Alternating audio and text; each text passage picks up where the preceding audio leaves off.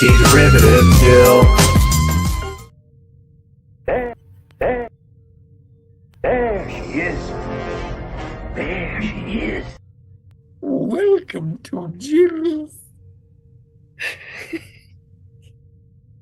You know, I really wish they'd let us play music up here.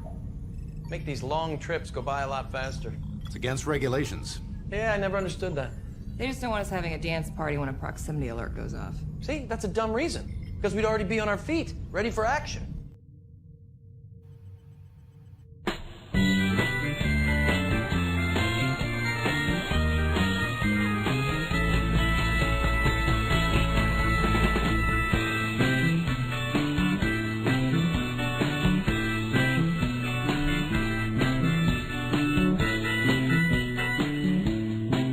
Saddle up. Lock and load. Greetings and felicitations. Hello and welcome to Shore Leave number 58. We're here on a Saturday night to hang out and talk about anything that the chat wants to talk about. And anybody on the panel, if you're in the chat and you want to be on the show, let me know. I can send you a link. Or if you don't already have one, if you're a member to this channel, you already have a link in the membership tab. So you can join us anytime you like here up here. If you want to say hi. I would like to hear what you have to say. But for now, I'm happy just to see you here in the chat. I am glad to see James Caserta, who said I did a great job on PCB. Thank you so much. I think I had some problems with my mic, which I have corrected. Maybe work on your elocution. Maybe I will. I do need to be conscious of that sometimes. But he says, you dazzled them with your cuteness, your strength, I think. Thank you. Yes, I brought all I could, all my love for Star Trek 4, which is a lot. I didn't even talk about everything. I didn't even talk that much about transparent aluminum, which I should have gone on a little more. But I know I only have a limited time on there, so I didn't want to take up too much time. And hello to DJ Play Nice. Thanks for hosting. You rock. And this, of course, is for you. We'll play this for you.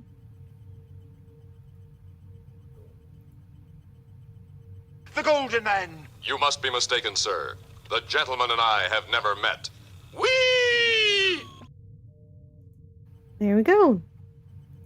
Just for you. Swift -1. Tau Tau. Pie. Mandelbrot. Eric's.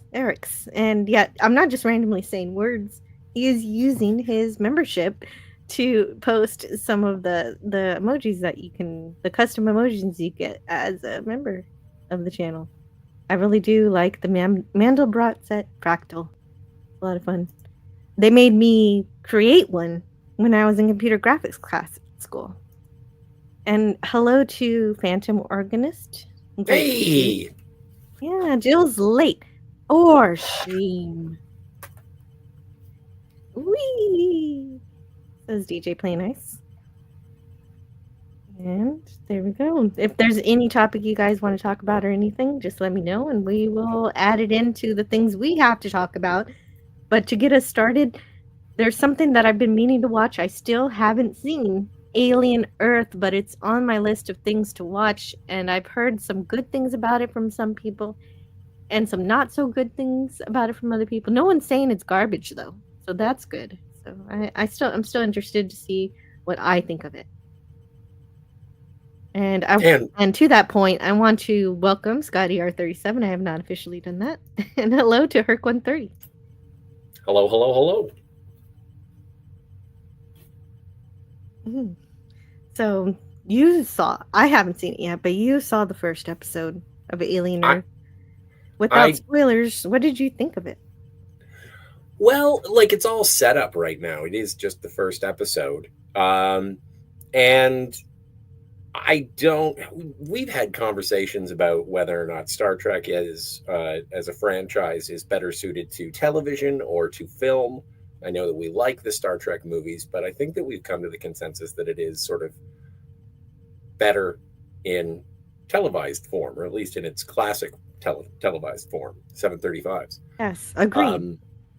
And when watching Alien Earth, I watched the first episode and I was like, oh, right, I'm going to have to sit through 7 more episodes of this. And I don't want it to sort of turn into like a Walking Dead situation. And it's also like in terms of making, oh, now we have the flashes of Alien because it's expensive to make the aliens work. I don't know how it's going to go. I'm going to check in on it, but it didn't really turn my crank. I thought it was a little heavy on the synthetic life. I have no problem with the introduction of another corporate power in the galaxy, but my heart is always with Wayland Yutani, and so this new they're one, making competition. they made another. There's another corporate group that has part of the Earth, and it does focus a lot on the synthetic life. And while I always found that interesting as a component to the Alien movies, it's called Alien, not Robot. So they're really playing with the synthetic aspect of it. And if they were going to sort of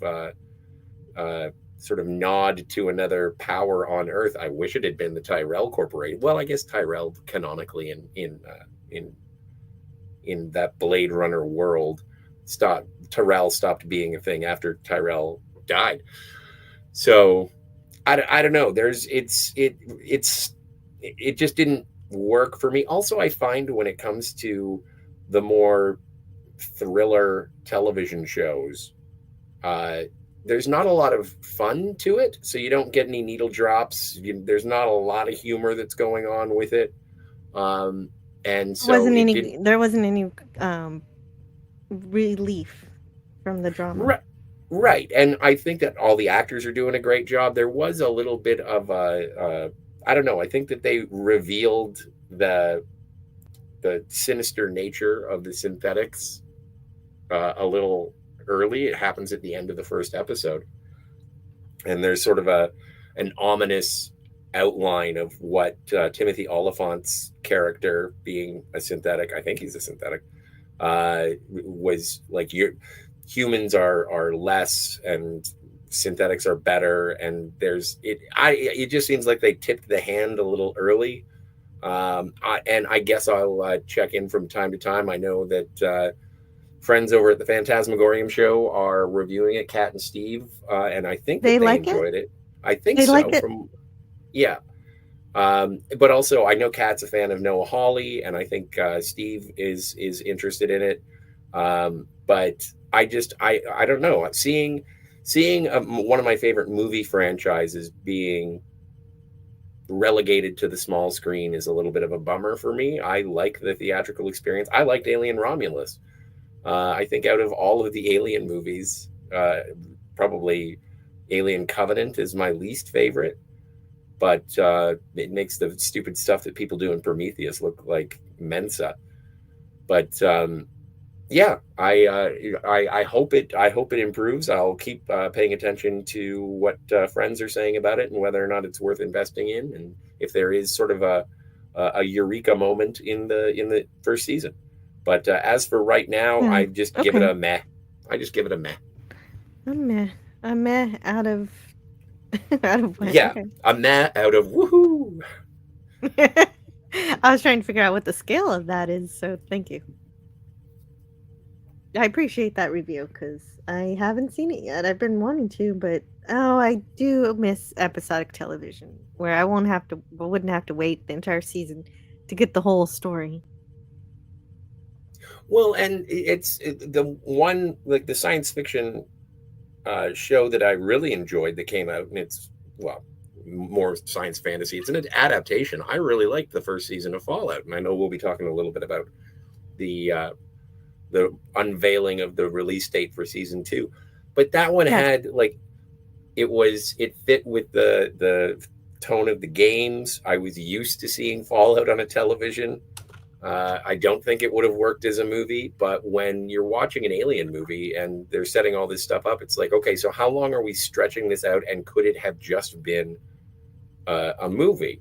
But then also I think of Noah Hawley, and I think of what he did with Fargo, and we reviewed that. Kat and I talked about that. the entire series thus far, and I really enjoyed that. So it wasn't a matter of a movie being downgraded to television, because I think that the stories were really great. I thought it was cinematic, but it was also fun. Like, there's a lot of quirky characters that you can get in the Fargo world, whereas if people are quirky in the Alien world, it usually means they're evil. Does it mean they're evil? That's unfortunate. Or they're gonna die. Or they're gonna die. I was gonna Yeah. say the engineers on the original ship were a little quirky. They were fun. They were always looking for their money. Right. I want to say hello to Sentai Ranger Donnie. Hello. Hello. Hope everyone is well, despite the passing of Super Sentai vocalist Nod. I'm so sorry. I don't know who that is, but I know it seems like he's connected to Power Rangers, and I'm sorry for the loss there. Sentai Ranger Donnie. You'll always have the work he contributed, though. It's true. Herc 130 says hello to DJ. I was working on the Mach 1 just a few minutes ago, restoring the charcoal canister for the fuel tank evaporation system. That is so cool. I don't know what half of that means, but I'm gonna put I gotta open up my. So what happened here is I had to do a whole complete reinstall on my computer. I won't go too deep into it or anything, but the end of the story is that I lost my Mix It Up bot, so I've got to reinitiate everything. So the bot doesn't know to post links right now. So I've got to find my. I don't even know where my document is. I got things missing. It's a scavenger hunt. Yes. And hello to Kimberly Ann Hart. Hello, Kimberly. Here's the link. So I'll be able to find Herc 130s. So I have to be manual tonight. I have to be my own bot tonight. You're a Jill bot. I am the chill bot tonight. Oh, where is it? I don't have it on this list. Dang it. Oh, and Ken Jack Ben. Greetings and salutations from Vallejo, California. Pumpkin be with you always. And Wow. a merry pumpkin to you. That's so sweet, Ken Jack Ben. Thank you for being here tonight. It's always good when you get a pumpkin from Ken. from California, from Vallejo. Vallejo. Big V. Yes, my MacBook is working okay. Well, I'm glad your computer's doing fine, Kimberly. That's good. And also here is... Oh, let's see. Now I'm eating popcorn and drinking Shiner Bock. Men.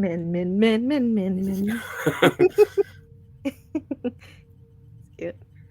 Oh, Lumberjack. No, okay. I'm not gonna sing that. That's cute. It is.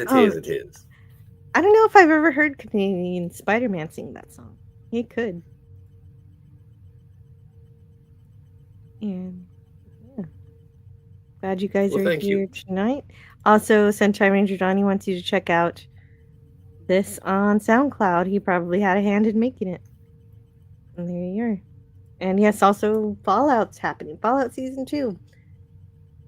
Yeah, released in December now. In December. Okay, I didn't know when that's coming, so that's important. Well, they just dropped a poster. Amazon Prime dropped a poster saying that the Season 2 is going to be premiering in December. And it is the picture of our 4 main protagonists, if you want to include Dogmeat, which I do. Mm-hmm. But it's got... you always include Dogmeat. Why do you even have to ask that question? Yeah, fair enough. But it's got Lucy and the Ghoul and Maximus and Dogmeat walking in front of the Lucky 38 with a new Vegas sign. So obviously we're going to be dealing with Vegas, and that tickles me. I'm hoping we're going to get some super mutants. That's why I want to play more of the games, because I want to see more of what what they're talking about here.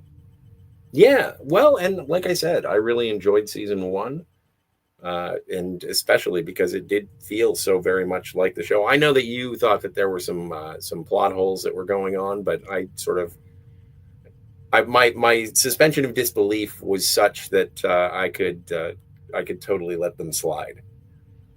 Yes.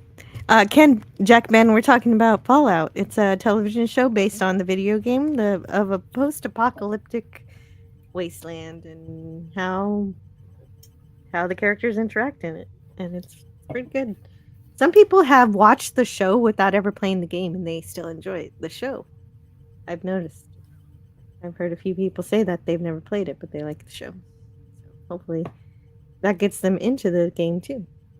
I tried to get someone else to watch it who had never played the game, but luckily they didn't. They weren't charmed by it, but they did like the music. So I figured that was a win. Okay, I guess it's something. That sounds like Donnie. If he doesn't like something, I like the music. Mm-hmm. I don't pay attention a lot to Emmy awards, but apparently it was nominated for a lot of Emmys. Did it win anything? No, it was just nominated, but that's good. Oh no, it did win one. It won for outstanding music supervision. So There they you like go. music too. How appropriate. That was a great accident. Oh, there's a teaser poster. Oh, that's the one you were talking about with everybody. Yes, on it. yes. I don't know if you want to throw that up. Sure. Okay. Oh, is that it? That's it. Ken says, okay, some people are saying that the show is good. Some people are saying it's woke trash. It's about 50-50. That's pretty much all we can hope for these days. Which one? Is that for Alien or is that for Fallout? That's a good question. That could go either way. Yeah, it could be 50-50. I could tell you that Fallout for sure is not woke because Lucy loses a lot. She's not perfect. So it is enjoyable in that regard, that she's not made into some kind of perfect badass or anything. So she's a Vault Dweller and understandably naive about a lot of what's going on and makes mistakes based on that and improves, and it's fun. Mm-hmm. And I didn't get any condescending social issues being tapped in Alien Earth. So I don't know. It's my running gag. Woke stuff.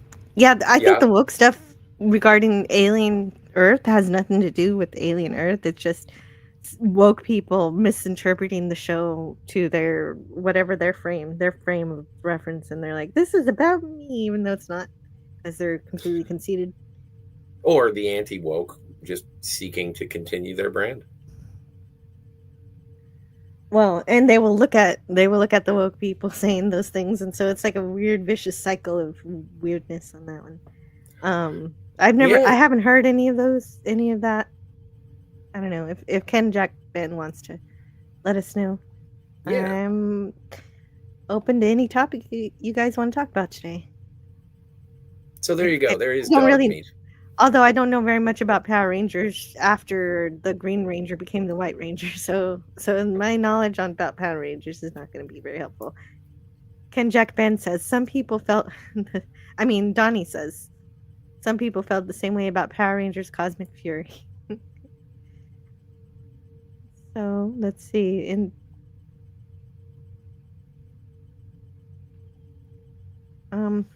He says, what I like about Power Rangers is the one where the dance crew does a dance about the Power Rangers and kicks Lord Zed in the junk. What? I missed that one. That's cute. That's kind of fun. Lord Zed is my number 2 villain in all generations of Power Rangers. Oh, I don't remember anything about the Power Rangers except there were not robots, but this transforming robot thing, and everybody got in their little dinosaur vehicles and came together into one giant. Sounds like Voltron. Giant robot thing. I always say that though. Yeah, I've never seen Voltron. No, I'm a big fan of Rita Repulsa. Yeah, she's cool. Yeah. Megazords, that's what they're called. Thank you. Well, that's as much as I know about that. But I'm interested in Fallout. Oh man, Did you haven't played Fallout New Vegas, have you? not yet. I'm still trying to finish Fallout 1. We're working on it. Oh, We're moving into end game soon. Next time we play, yeah, that'll be fun. I've That'll be a good I've got time. to. I'm on the way to defeat the master. There's pretty much nothing else to do. I ran out of things. Well, once we defeat the master, I think we are still able to go and wander the wastes if we so desire. Really, I think that's the end of the game. I think it just Is it a gives you the. hard end? It is, and I guess you could play it again, but you'd probably be left off where you're defeating the master again or something. And well, that's the way a lot of games work. I don't think it'll be like, oh, you defeated the master, now you get to enjoy the wasteland with the master defeated. I'm not sure that if that's how it works. I'm not sure. I don't know. I guess we'll find out. How many installments of Calto Fallout have we done? Let's see. Let's find out. Because I don't really know. We've done. I'd have to scroll just a little bit here. The last one we did 13, so the next one would be our 14th one. It is a lot. But I had a good time. My cell phone. What? Oh, Ken Jack Ben is having difficulty and he had to come out and come back in. Oh, I hope you figure it out. Well, thank you for wrestling with the technology to join us this eve. Well, they say that about most every show these days, so you can take your pick. Yeah. Okay. Well, you know what? That's a fair answer. It is. When you're partisan about it and you want to find the thing that you're looking for, you're probably going to be able to do that. You can accomplish it. His favorite Megazord is the Astro Megazord from Power Rangers in Space. See, I never even knew they went to space. That sounds fun. Wallace Ling is here. Oh my goodness, it's so good to see you, Wallace Ling. I am very limited in my knowledge of the Power Rangers. Me too. But I'm far better when it comes to classic Star Trek, the original series, TAS, and the first theatrical movies. Yes, I'm good at all Star Trek. Up until 2005, I'm pretty good at most of it. And where I'm not, I'll do some rewatches. Oh, it's always good to rewatch Star Trek.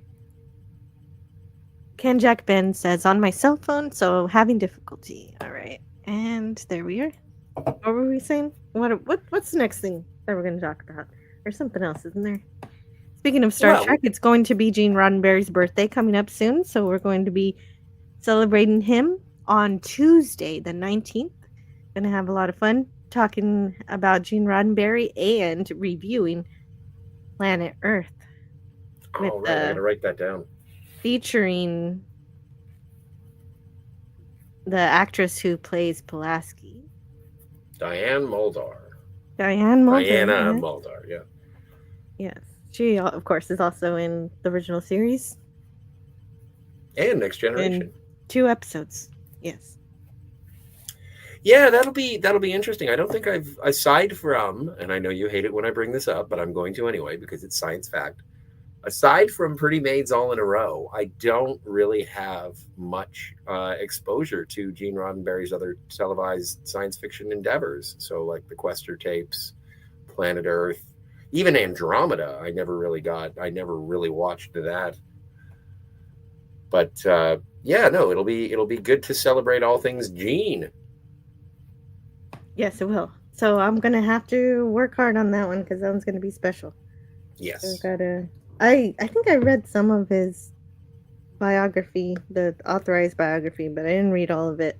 Maybe I'll read a little more and see what I come up with. It's so funny because when all of the sort of autobiographies were coming out in the 90s, and that's like Jimmy Doohan's Beam Me Up, Scotty, and Nichelle Nichols, and George Takei, all the main cast, obviously Leonard Nimoy. I don't think DeForest Kelley wrote a memoir, and then Bill's books, both Star Trek memories and Star Trek movie memories. But I never think I don't think Bill it's not Bill around. won't stop making books. He writes like 10 books a year or something. Yeah, well, thank you to Garfield and Judith Reeves Stevens. Yeah, I know. Sometimes he has some ghostwriters, but he's pretty prolific in terms of putting out books, and I enjoy them, especially when he does the audiobook. And when he reads it, Shatner reading to me is fun. Yes. Well, did you ever get a chance? Did you ever do like the Shatnerverse novels? I'm probably behind by a lot of things. Which one in 'Cause- particular? There's Ashes of Eden, The Return, Dark Oh no, I Mirror. didn't. I never finished those. No, I'm working on. I got Federation, and so I think that's the first one, and then I gotta just keep going. Federation is just a that's straight up Judith and Garfield without Bill. Without Bill, And- but that's where the whole story starts, is from what I'm understanding. Well, it's a sprawling story. Like it is almost if you, and I think you do, have any sort of hesitation when it comes to Star Trek Generations, Federation is actually a far better original series TNG crossover, because they're sort of dealing with the same mission and antagonist throughout the book, but you get to see it through the perspective of both the original series and the Next Generation, and it's interwoven. It's quite engaging. Yes. Yeah, and I can't complain about not having new Star Trek when there's so many books I haven't gotten to. So that's one True. of them. That's one of the series. I gotta get into that. But speaking of things that Gene Roddenberry had his hand in making, Kimberly says that he's seen Andromeda. Yeah, it's you've heard of Andromeda with Kevin Sorbo? I've heard of it. I haven't seen it yet. I think I've seen a handful of episodes, but I think it was also, I don't know what it is, but whenever Gene Roddenberry has a adaptation or a posthumous continuation, they always film it in Canada. Like that's what happened. That's what happened with these new Star Trek shows. They're all filmed at like 45 minutes away from where I live. And I think Andromeda was filmed in Vancouver. So there's something, there's a flavor to a Canadian production that I can almost sort of taste. Oh wow. So if I blindly throw a movie at you, you can tell if it's been filmed in Canada or not? Maybe not, because if it's a good movie, then they hide the Canadianness. Yeah, okay, I guess that's possible. Gosh, I'm not sure what else to talk about. Let's see. Oh, there's plenty. Like I see. Now we are on the tail end. We are in the second half of August, and so we've had our major. We still have summer movie season kicking. There's still stuff that's coming out. I think Nobody 2 just came out, but in That's terms right. of the big tentpole movies, Superman, Fantastic Four, Jurassic World of the 11th, like all the big ones that were coming out in July, that is behind us. Naked Gun is behind us now. And so I was curious about what else was going to be popping up. And I was really surprised. And I'm looking at movieinsider.com, moviepoopshoot.com. Oh, right. Oh, wait, what? Oh, that's the release to Lilo and Stitch is going Poop to shoot. Oh, be careful of that feces. No, it's a thing from Jay and Silent Bob Strike Back. It's the internet movie forum where they say that Jay and Silent Bob are stupid clown shoes. But it's basically the discourse of all current film is fairly accurate and predicted from that film.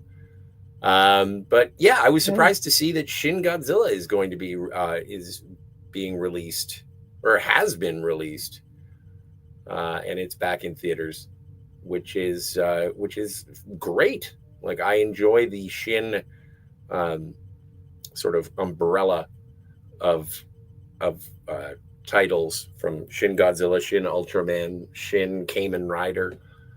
And That's right. so, We reviewed Shin Ultraman right here, and I'd never seen it before. I was completely delighted by it, and I enjoyed the meaning of the story. So, I would, I would enjoy. I would be willing to watch Shin Godzilla to see if I like it. yeah, well, and it's I very much enjoyed it. I know that Godzilla -1 gets a lot of the praise and the accolades, and I enjoyed. I'm not going to in any way take away from Godzilla -1, but I did kind of prefer Shin Godzilla in terms of it just being an allegorical science fiction story about the Fukushima meltdown disaster and the bureaucracy and red tape that was that had to be plowed through to try and contain and mitigate that in the same way that the original Godzilla was allegorical to post-atomic Japan, I guess is a pleasant way of saying it. Godzilla is always a allegory for nuclear destruction. Sometimes like what I was watching, because there's Return of Godzilla that came out in 1984, and it was much more back to the roots of it. It is one of the first movies that I can think of, because they do that now, where it's like, we're just going to ignore whatever the stupid stuff was that we didn't like, and this is going to be the real sequel to, and it was Return of Godzilla was intended to be the real sequel to the original, because it had gotten a little bit childish, and Godzilla was more like a big brother protector who sometimes busted stuff, but he was always defending against Mechagodzilla and Mothra and Rodan and all that. And so that was their attempt to sort of ground it back into, yeah, no, Godzilla's a bad guy. So I like it when when Godzilla is a threat and not, going into some WWE tag team up with Godzilla to fight, or with King Kong to fight something that's coming there. It's just, it can be silly and turns into just, oh, big monsters fighting, which I'm there for, but I do like the more serious implications of a giant monster crushing Tokyo. Well, there's a lot of crushing of Tokyo in Godzilla -1. True. So you get that. Yeah, I gotta see Shin Godzilla so I can really have this discussion with you to see which one I enjoy more, because I did enjoy they did good with the people stuff and the monster stuff with -1. But yeah, the reason I bring it up is because so I guess I'm interested to see if it's playing in a theater near me, because I would love to see Shin Godzilla in a theater on a giant screen. And there are quite a few re-releases that are coming out. I saw that Teenage Mutant Ninja Turtles is having a cinematic re-release. Same with Black Swan. What, the 90s one? Yes, 1990. Yep. Wow. Oh, I'd love to, wow. Okay, that's cool, because yeah, I'd love to take my kids to that. What? Okay, wait a minute. You might have made a family night happen. Oh, that's good. That's good news. And then, but later on, like September, there's going to be an Apollo 13 re-release. So I'm glad. I get excited to see all of those movies that I didn't get to see the first time around in theaters. But I would like to check those out. Yeah, well, that'd be great. I wish Star Trek would re-release some more movies besides the first two. I've seen the first two in theaters because they got director's cuts or director's editions, and they put them in the theater, and that was amazing. But now I need to see 3, 4, 5, 6 in the theater too, and I will be happy. Yeah. Oh, well, and that would be. What did I see? I've seen Star Trek 2, I've seen Star Trek 4, and I've seen Star Trek 6 in the theaters. In terms of the original cast films. Did I see? I don't think I saw the motion picture in the theater. But yeah, I've got to step away for just a minute. We'll be back. Absolutely. And yeah, Kimberly Ann Hart says even the Smurfs are coming out. Yeah, I did see that there was another Smurfs movie. My nieces just they were given an option between watching the Smurfs or something else, some other movie.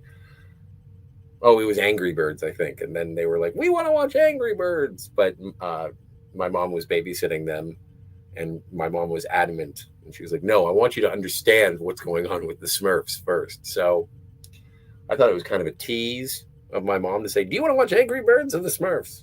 And they were like, Angry Birds. And then my mom was like, no, you're watching Smurfs, which, there are worse punishments.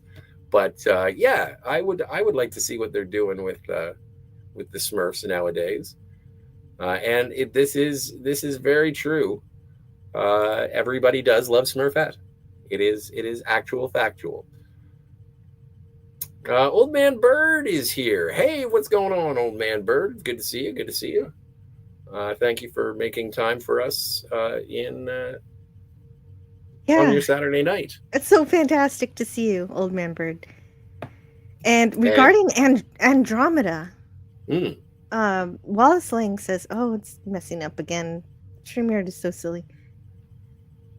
I believe that Gene Roddenberry created around 75 to 80% of that original series, but Gino Kuhn, DC Fontana, and Robert Justman build the remaining 20 to 25% of the series. Unless you're talking about Star Trek. I'm not sure about the production of Andromeda, but it sounds like you could be talking about Star Trek. And there's a lot more. There are a lot more people who helped make Star Trek. Yes. Anyway. And Ken Jack Ben says he likes the Final Contract. Kind of Earth Final Conflict, I think, is the Roddenberry. Oh, that's right. Okay, I haven't seen that. James Caserta with some blasphemy down there. We'll get to it though. We will get to that. Have Gun Will Travel is one of Gene Roddenberry's most excellent non-science fiction properties. Yeah, I still haven't seen any of those either. There's so much Gene Roddenberry I haven't seen.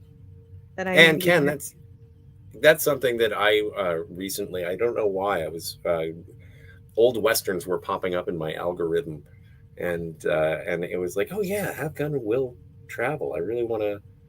I do want to check that out. And what was one I just found out? Wanted Dead or Alive with Steve McQueen. That looks like pretty cool, and so I'm hoping to sort of check in on my older Western viewing, and it might be interesting to pick up some box sets.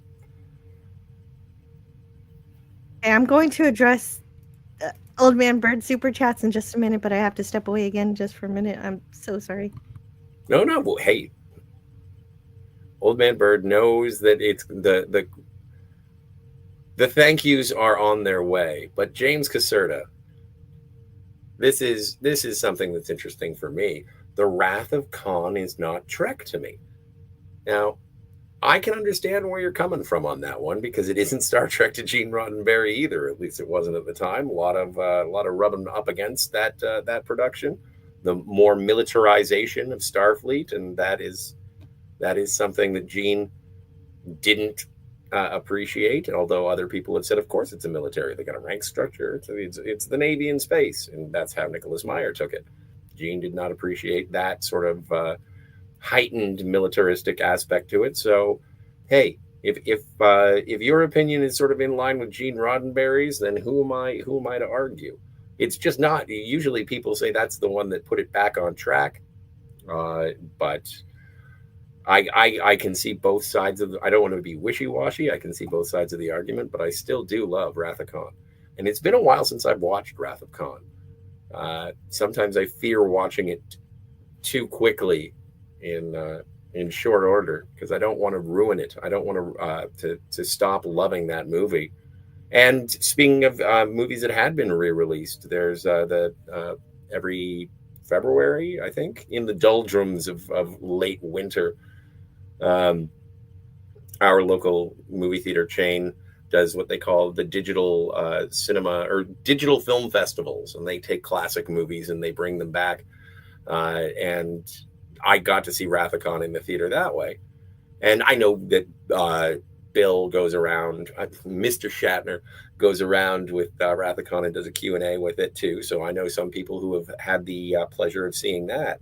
But watching Rathacon in the theater again, I don't know. Maybe it was because of it had my undivided attention and I didn't, get up and get snacks or whatever. But that is a gorgeous movie. And when you are sort of drawn into it without any other distractions, I do think that it does. It's captivating. It's captivating. It is. Wow, I can't imagine anybody going to get snacks during a Star Trek movie. A good one. Yeah, sometimes you get hungry when you're watching a movie and you're on the couch. You order a pizza. It's fine. Don't judge. Oh, well, that's different if you're at home. I meant during at the movie theater where if you can't pause it. Well, and that's the greatest compliment that I can give to the 3 flicks that I've seen so far this year or this summer is I did not get up to go to the bathroom or go get snacks at all in any 3 of them. Like I laughed all the way through Naked Gun. I loved both Superman and Fantastic Four, and I'm an old man with a bladder the size of a pinhead. And so I was like sort of rocking back and forth near the end of Superman. And it was like, nope, got to see what happens. So I enjoyed all 3. Ken says Star Trek needs to get over the ghost of Star Trek. Wrath of Khan can't move forward until it does. Well, and that's why I can support what James is saying, because it is something that everyone cribs or tries to take advantage of. And it while it is a great movie, it's unfortunate. I think it's not an unpopular opinion. I think it's fairly common, is that while Star Trek 2, Wrath of Khan is a good movie, it is also the downfall of future Star Trek, is because whenever they wanted to make another Star Trek movie, it was like, oh, then we have to have alien who wants revenge. Or we need someone. And that's not what Star Trek is. That's why my Exactly. favorite Star Trek movie is Star Trek 4, where there is no villain. Agreed. Mage Grey Wolf is here in the background. That's wonderful. Let's bring up Mage Grey Wolf. Let's see where he is. There he is. Hello and welcome to Mage Grey Wolf. How are you doing? Hello. Hey, Mage. Doing good. Saw these. Didn't you even realize I had a membership to this place? Yeah, Well, yeah. welcome. Maybe you were gifted, and so here I you guess are. so. Yeah, welcome. How are things for you? Yeah, not bad.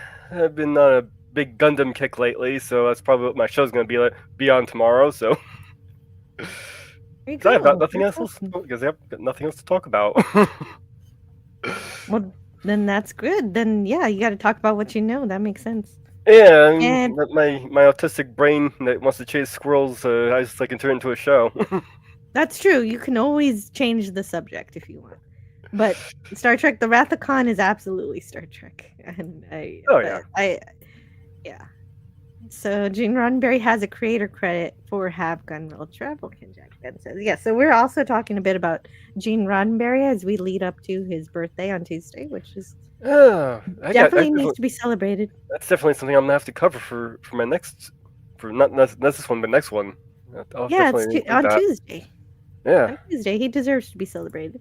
definitely. And Old Man Bird says the pleasure is mine in a $9.99 super chat, and in a $9.99 super sticker too, with the little game controller saying, "Wait, what is it saying? Level plus plus." Yeah. Oh man, I leveled up according to Old Man Bird. We've got to play some videos for him. Heck Yeah, that's fun. It's always good to level up. I always like distributing my points to my attributes. Have you gotten over 9,000 yet? 9,000. Over 9,000. What is that from? Is that from Naruto? Dragon Ball Z. Dragon Ball. Actually, the original thing was over 8,000, but the reason why it was changed in the anime dub because the lip movements fit 9,000 better than 8,000. Oh, cool. Yeah, it's strange how things Yeah. change in the dub just for aesthetics. Yeah, there's more Am I- there's more of a focus on lip syncing in dubs, in the English dubs, than they are in Japanese. Oh, I've got to pick one by random because my wheel. I'm not. Oh, where's that? Your wheel hasn't been reinstalled yet? Yeah, I haven't set up my wheel again, and I'm not gonna Let me figure guess. that out right now. Doing that kind of Tuesday. stuff live is not good. Yeah, we'll have the wheel back on Tuesday. I'll set that up later, but for now, I'll play just a few of these. Please, Spock, do me a favor. And don't say it's fascinating. No. But it is interesting. He's safe. And you're safe, my little green friend. How's that for a slice of fried gold? Yeah, boy. Yes, thank you again, Old Man Bird, for supporting the channel. And Wallace Ling says that I've seen Star Trek, the motion picture, 2, 3, 4, 5, 6 theatrical movies, but I have refused to watch any of the other movies ever. Wow. So you've never seen even the First Contact. I really love First Contact. Yeah, I like First Contact. Yeah. That's a decent one. My stopping point for what I consider real Trek is Nemesis. I don't consider it a particularly good movie, but I consider it a good stopping. It's a stopping point. Agreed completely. Yeah, that's Reports of my assimilation are greatly exaggerated. every now and then if I want to get frustrated, I'll watch Nemesis. Yeah. Yeah, that's a good call. That's a good call. Why would you want to be frustrated? I don't know. It would have been a good opportunity for them to bring back Tasha Yar, or his half Romulan daughter, or as the main antagonist. Well, and that was the thing, like, and because with the Star Trek movies, everyone says the even ones are good and the odd ones are bad, but then Nemesis is number 10, not so good. But after Insurrection, it was like, okay, so what are they going to do next? Are they going to do a Q movie? Are they going to do one with Sela? Are they going to bring someone else back? And then when they did, what they did, and they were like, what's better than one Picard? 2 Picards. It's like, all right, I guess. No, yeah, that was not a good choice. No. We have a whole review about that pain and suffering. I'm a little questionable about. I'm a little bit questionable about B4 as well. Instead of using lore. But... Yeah. Well, and that was I remember watching that, and then when they find B4, I was like, oh my god, it's lore. They got lore, and then it wasn't, and I was frustrated. But they never even mention lore in that movie. That's right. They act like he doesn't exist. But I guess they did, disassemble him. Yeah.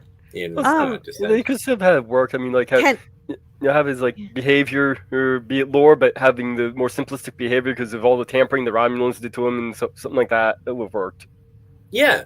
Then he comes alive and the lore is reactivated. Like instead of being the childlike vacant tabula rasa, he was more. He was like, I found this switch. Oh, it turned it evil mode. Yeah, that would have been interesting if it was lore the whole time pretending to be B4. Oh, that would have been more fun. Oh, here's a problem. You have to switch to evil. Exactly, like the Krusty doll. Herc130 says I have a flat wheel. What happened? How did that happen? Oh, it's a flat tire. Your wheel for the super chat. Thank you. Oh, that's right. Yes, it is flat. I need to reinflate it. TOS is so much better than what comes after, even though the stories that come later were great. Yes, I agree completely. I'll play this for you, even though I don't really agree with it. I just really love it. I just really enjoy this clip. I would never live in the 24th century. I fucking hate the next generation. Only the original series, only classic. So funny. I love Free Enterprise. Yes. Kirk 130, when I was 14, when I saw Star Wars A New Hope in the theater, it was life-changing, so awesome and exciting.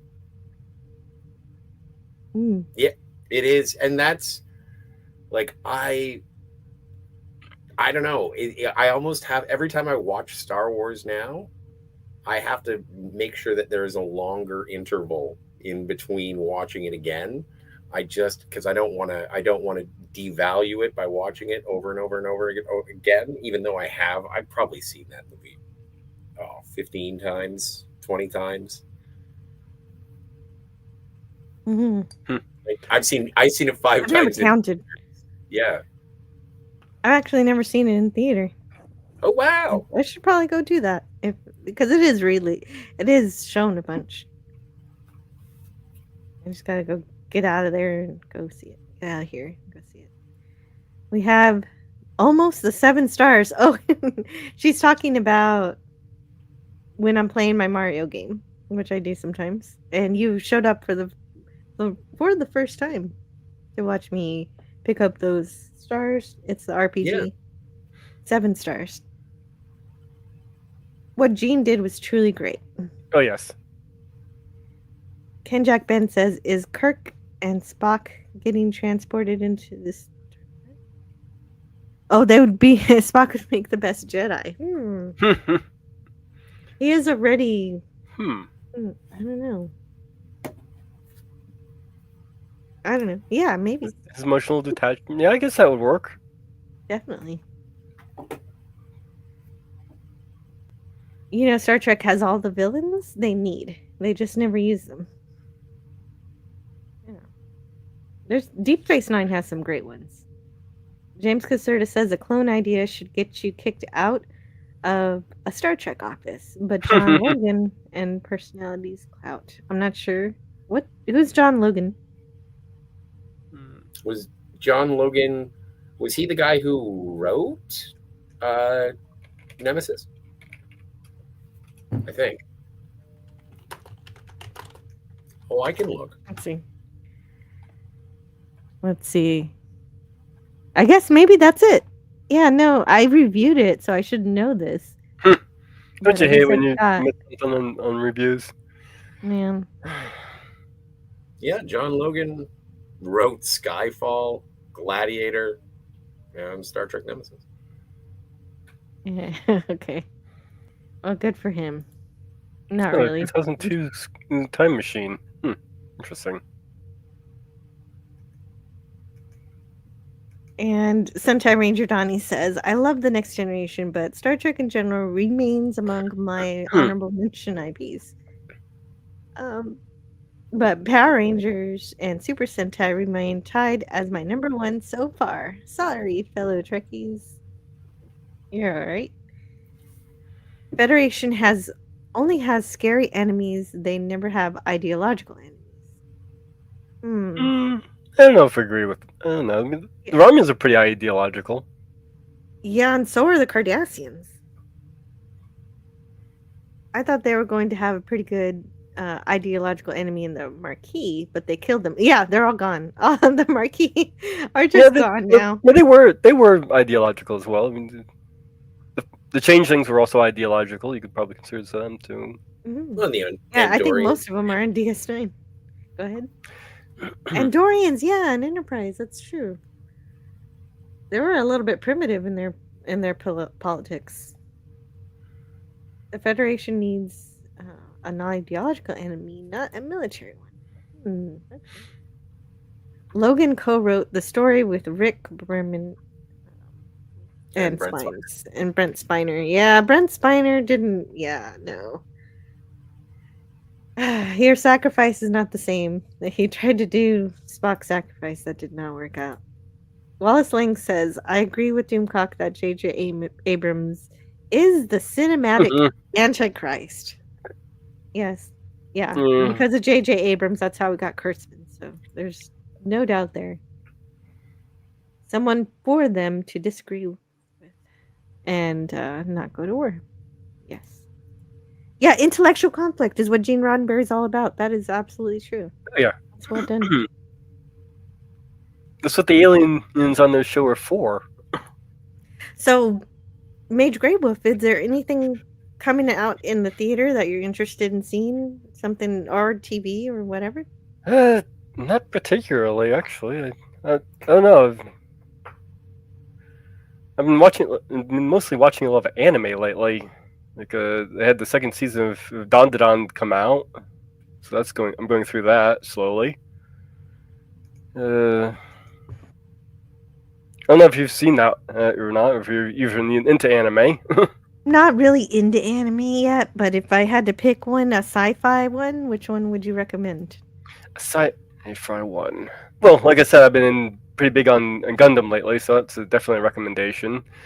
And for starters, on Gundam, probably want to go with the original Mobile Suit Gundam. And they have a 3 movies that kind of condense the entire series. He's down into these 3 movies that you can watch to kind of get caught up if you don't want to watch the whole. I think it's like 40 some odd episodes. Oh, okay, that's nice to just watch some movies and stuff. Yeah, you can just watch 3.5 hour movies instead of the whole. Yeah, 45. that is what the intimidating thing about anime is. Is there so much episodes? Like someone will tell me, "Oh, this is a great series," but there's 700 episodes to watch. Yeah. Well, usually the series will be broken down to about 50 episodes, so it's not too hard to get through. And some of these later ones are only down to like 12 now. So. Cool. They recently did one which I'm not even sure how to pronounce. That apparently it's like an alternate version of if Xeon won the war, from what I understand. Yeah.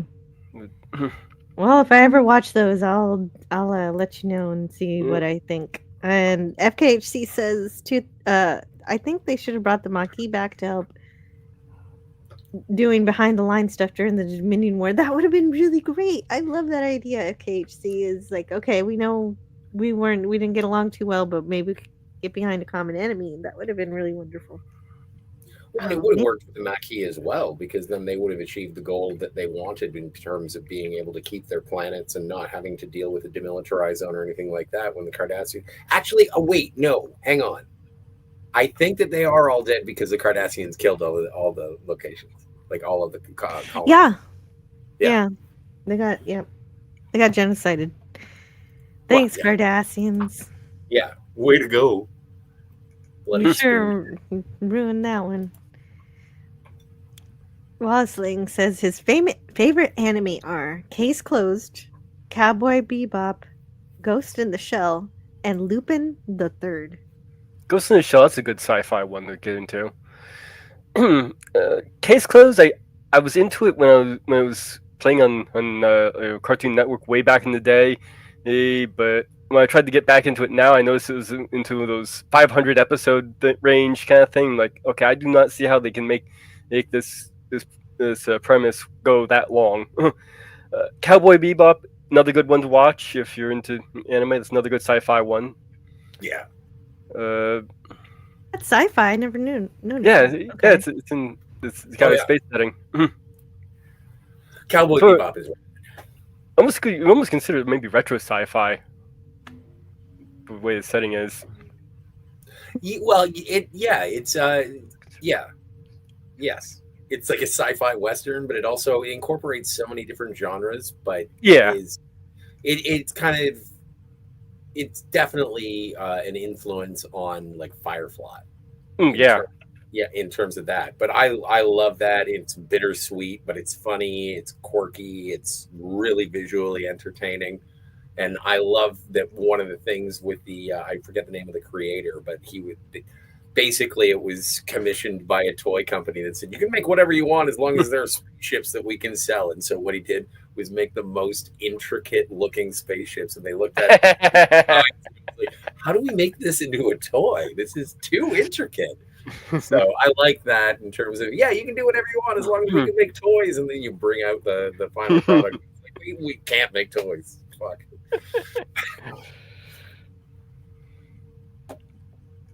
Oh no, the whole reasoning was to make toys. Well, And no, they he didn't didn't get want what to they make wanted. toys. The reason that the people were giving him money is so that they could make toys. And there But are they like didn't. there are Cowboy Bebop spaceship toys, but they are very. I've always found that anime models and stuff, like I was into BattleTech when I was a kid, and then I was going to a cottage for my summer vacation, and I was given a BattleTech model, like, you know, crazy glue and plastic model, and oh my god, I gave up quick. It was too much for my little hands to deal with. I would recommend, though, not to watch the live adaptation of Cowboy Bebop. Avoid that. No, I know. I watched a little of it, and then I was just like, why am I wasting time? I can go and watch more Cowboy Bebop, Yeah. like real Cowboy Bebop. And that was Well, the yeah. delineation. I would The one call with- there's Cowboy Bebop, and then there's Cowboy Bebop. And Yeah, that's though on the flip side, I would recommend watching the One Piece live action adaptation. I've heard that's okay. No, that was actually really good. And the creator really had his thumb on the whole thing, and he continued to do so on this. Apparently, the second season is going to be coming out. So, well, and that's a Netflix thing too, isn't it? Yeah, it's a Netflix thing. So, well, hey, thank heavens Netflix didn't arbitrarily cancel it after the first season. Yeah. The Don Don you can also find on Netflix as well. They did a weird thing of, it looked like they did it for 24 episodes, but they decided to cut it in half. So so the first season ends on a cliffhanger. It just doesn't make any sense. I don't know really when I'm ever going to get into anime because there's still just so much Western stuff from the past I need to catch up on. But when I do, one of my concerns is that I've been hearing they've been censoring the subtitles. How can I avoid censored subtitles? That's interesting. Kind of can't. Like that's. I'm actually in a worse position because I kind of have to rely on the dubs because I have difficulty following the subtitles and the action on screen. Yeah, and that is. Oh, I forget. I remember hearing something about how the dubs were regionally sort of edited to make it more, I don't know, culturally sensitive or something. Yeah, sometimes you'll get some dubs that are really well done, and sometimes you get really garbage ones, and it's kind of all up in the air. And that was the problem with Shin Ultraman, is when I think it was the first physical release of it came out, and people were like, don't buy it because it's like auto dubbed, and it was dubbed from it was subtitled from the American dubbed, not subtitled as a translation from the original dialogue. And then there was finally, I forget who released it. I have it, and I forget the name of the studio that released it. But then it was like, thank God, this is the version with the actual dub. And so I know that, or with the actual subtitles. And so I do, yeah, I can understand that being frustratingly lost in translation. So the Blu-ray, there's one anime called Zombieland and Saga that's actually pretty good. It's a pretty good one to get into if not into anime yet. You just want to kind of get into. It's kind of a good gateway one, and it's a comedy. He's a girl who ends up dying, comes back as a zombie, and becomes a zombie idol singer. Cool. It's actually not really a genre I tend to get into, but it was definitely a good one. Well, and that's right. Yeah, and the Blu-ray dub is actually pretty good. They do make some changes, but the changes actually improve it if you actually look at the subtitles versus the dub. I like this answer because Ken Jackman, it's funny and it's true, but it's like, oh, that's really difficult. How do you avoid bad subtitles? Learn Japanese. Yeah, it's about all you can do. And sometimes in the bad subtitles can be a lot of reasons. Sometimes it's not that they're intentionally mistranslating it. It could just be the way they translate or interpret what's being said could be off or poorly done. Or like in the whole well, over 8,000, over 9,000. They're just doing it because it fits the lip syncing better with the dubbing. I'd like to say hello to Part-Time Planting. He's here. And Hey, what's going on? PT. Zardon. Zordon. Wait. Zordon. Zordon. Okay. That's what James Caserta says. More Power Rangers going on in the chat, I guess. Yes. Summoning a teenagers with attitude, the evil wizard Zordon, has gathered them to destroy Earth. Standing in their way is the Mystic Mother and her menagerie of creation, is along with the good Green Ranger. That's my Mirror Universe version. Oh, that's a good recital. It's all like, but when getting into anime, that's something I've been hearing for, what is it, Battleship Yamato? Is that, yes. Yeah. How many episodes of that is there? I'm not sure. Like hundreds. I think that's like maybe even like over 1,000, over 1,000. But like it is. It's such a long. There is one that is such a long running series. One Piece. Is it One Piece? One Piece. How many episodes does One Piece have? Oh, that one has over 1,000. Yeah. See, Battleship Yamato has only 26 episodes. Oh, okay, then never mind. I'm gonna write that one down. But that's when I get really daunted with it. It's like going into like Doctor Who. When you say, oh, you should start watching classic Doctor Who, and it's like, well, if I take a university course on the subject and there's going to be a quiz, then sure, I will. If I have a couple of years to get through the binge it. Yeah, exactly. Yeah, I think I estimated if I was to binge all of One Piece from start to end, it'd take me something like 2 months. But that's amazing. It's like when you can look at trying to, I've heard this is a good show. I think I will investigate this. And does that include sleeping? Job. No, that doesn't include sleeping. Oh gosh. James Caserta says, I wish Star Trek was more like Zardoz. Zardoz? Good. Zardoz is such a freaking trip. Evil. Oh my god. Let's see. Another one. That's such a trippy movie. I really love it. And it's so messed up. I want to. I don't think I've ever watched Zardoz. I'm gonna have to do that. Yeah. If you'd like your jaw to drop on the floor, just plug that movie on. It's not going to be anything you can imagine that it is. It is not. It is. Okay. So go in with no expectations. Got it. It is the 70s. Zardoz is the kind of deep philosophical sci-fi that I love. It is the 70s. Yeah, it is pretty good.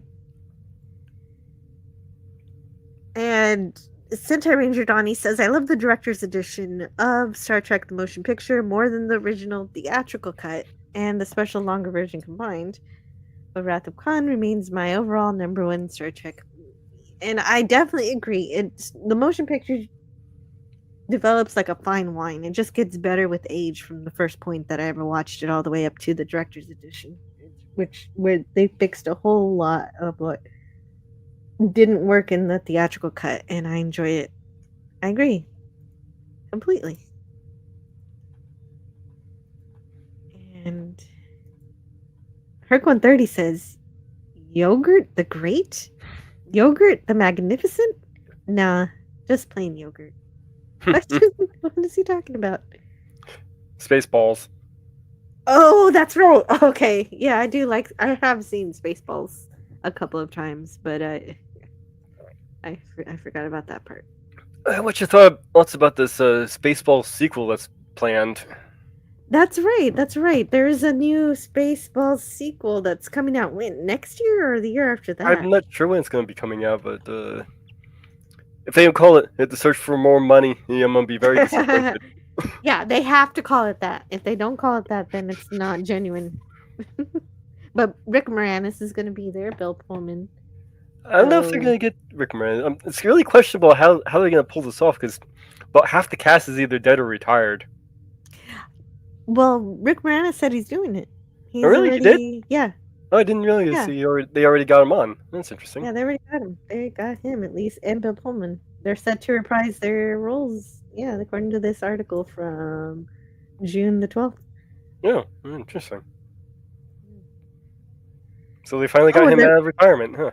Yeah, they did, and apparently they're going to put in Bill Pullman's son. Although I've never seen him act in anything. Apparently, he was in Thunderbolts, but I haven't seen that. Have you seen that?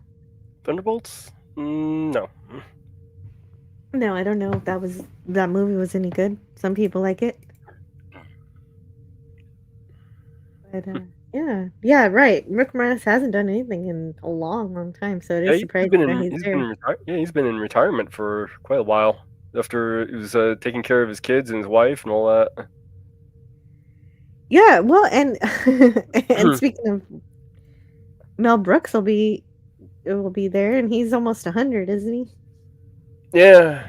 He'll be yogurt again. Kind of wondering how he's going to pull that off. Yeah. Well, maybe they'll reenact Yoda's death scene with yogurt for it. Or maybe he'll just be on the screen all the time, like it's like he'll be on a Zoom call, but it'll be they'll make it a view screen. I don't know. There's plenty of material they can riff on with the sequels trilogy and everything that's been done. So who knows? I don't know. I mean, it depends on how they get the humor. If they make fun, they've got to roast what's been happening with Star Wars. Yeah, it doesn't make any sense. Definitely. Maybe make the new antagonist, an over-top emo kid or something. James Caserta says Jill is part normie. This is true, especially with concerns to comic book stuff.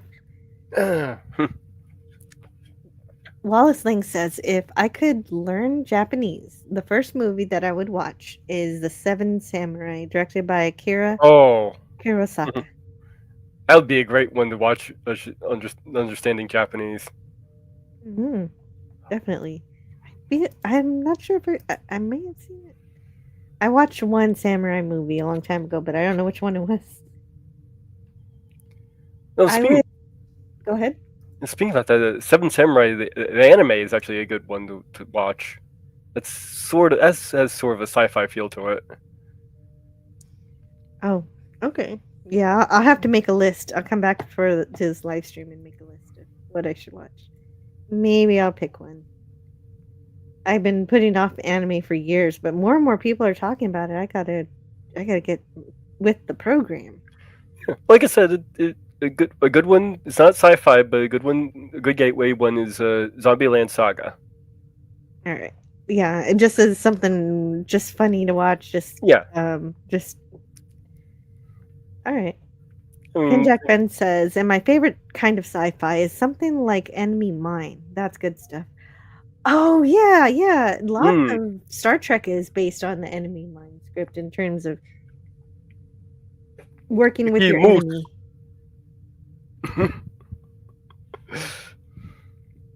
Yeah, I need to. Yeah, definitely. That would be a good one to cover too. I'm gonna put that on a list. Definitely. Starting more notes. My friend is in Thunderbolts. Is FKHC 2005. Oh, cool. Sentai Ranger Donnie is waiting for it to be on Disney. Well, I think it's out of theaters by now, so it'll be on streaming next. I kept it in theaters for almost 100 days, from what I hear. Mel Brooks will be 100 next June. I was thinking he was approaching 100. I wasn't sure if he'd made it yet. Mel, after 40 years, we ask what the fans want, but instead we're making this movie. Yeah, that's definitely Mel Brooks. Ewok spelled backwards is cow. Yeah, true. Yeah, I've had this idea of Mel Brooks stuff crossed with Game of Thrones. Like, oh yeah, that wouldn't be a bad idea. That could be fun. Definitely medieval kind of dragons and jokes and stuff. That scene with Khaleesi, as the guy stripped naked in front of her, and she's just kind of sitting there admiring him. Of Mel Brooks pop up. It's good to be queen.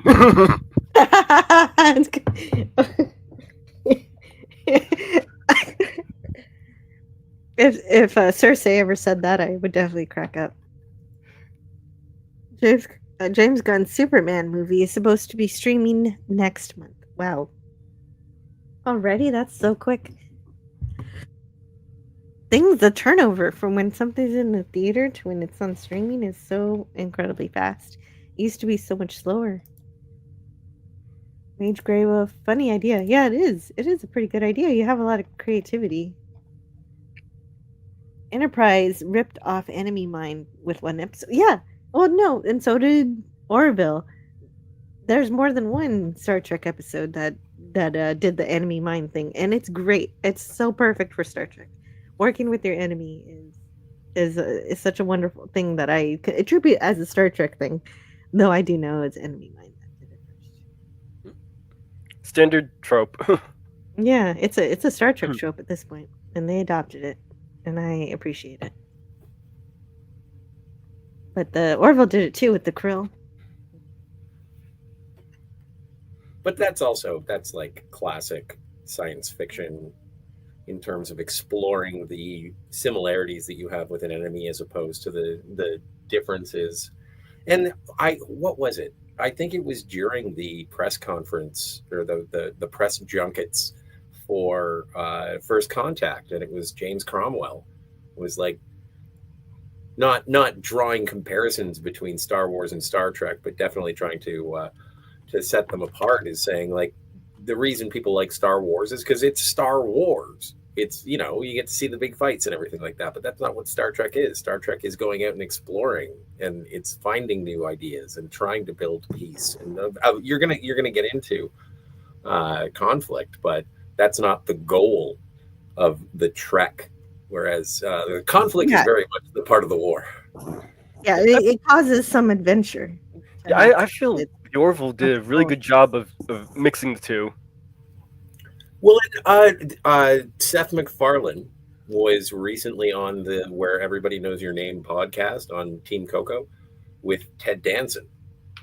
And he was, I think it's just in the just as it's ending, just as the podcast in the last 10 minutes, last 5 minutes, and he's talking about the nature of entertainment today. And he says that there's a lot of dystopia, there's a lot of cautionary tales, there's a lot of everything is all effed up, but it isn't like the 90s. And he specifically says you're not getting the same sort of hope or sort of blueprint of how to be better. You're not getting a lot of Captain Picard nowadays. And he says that a lot of it is the responsibility of Hollywood itself, and a lot of these, dour, dystopic stories. That's what Hollywood's churning out now. And so when something is hopeful, it's either, it's just not getting the same sort of traction. And he did, and I think I mentioned this to you, Jill, is that he did say we are yet to make a fourth season. So he's still even rolling out the red carpet. He's still holding out on it. There will be more. And that's another thing.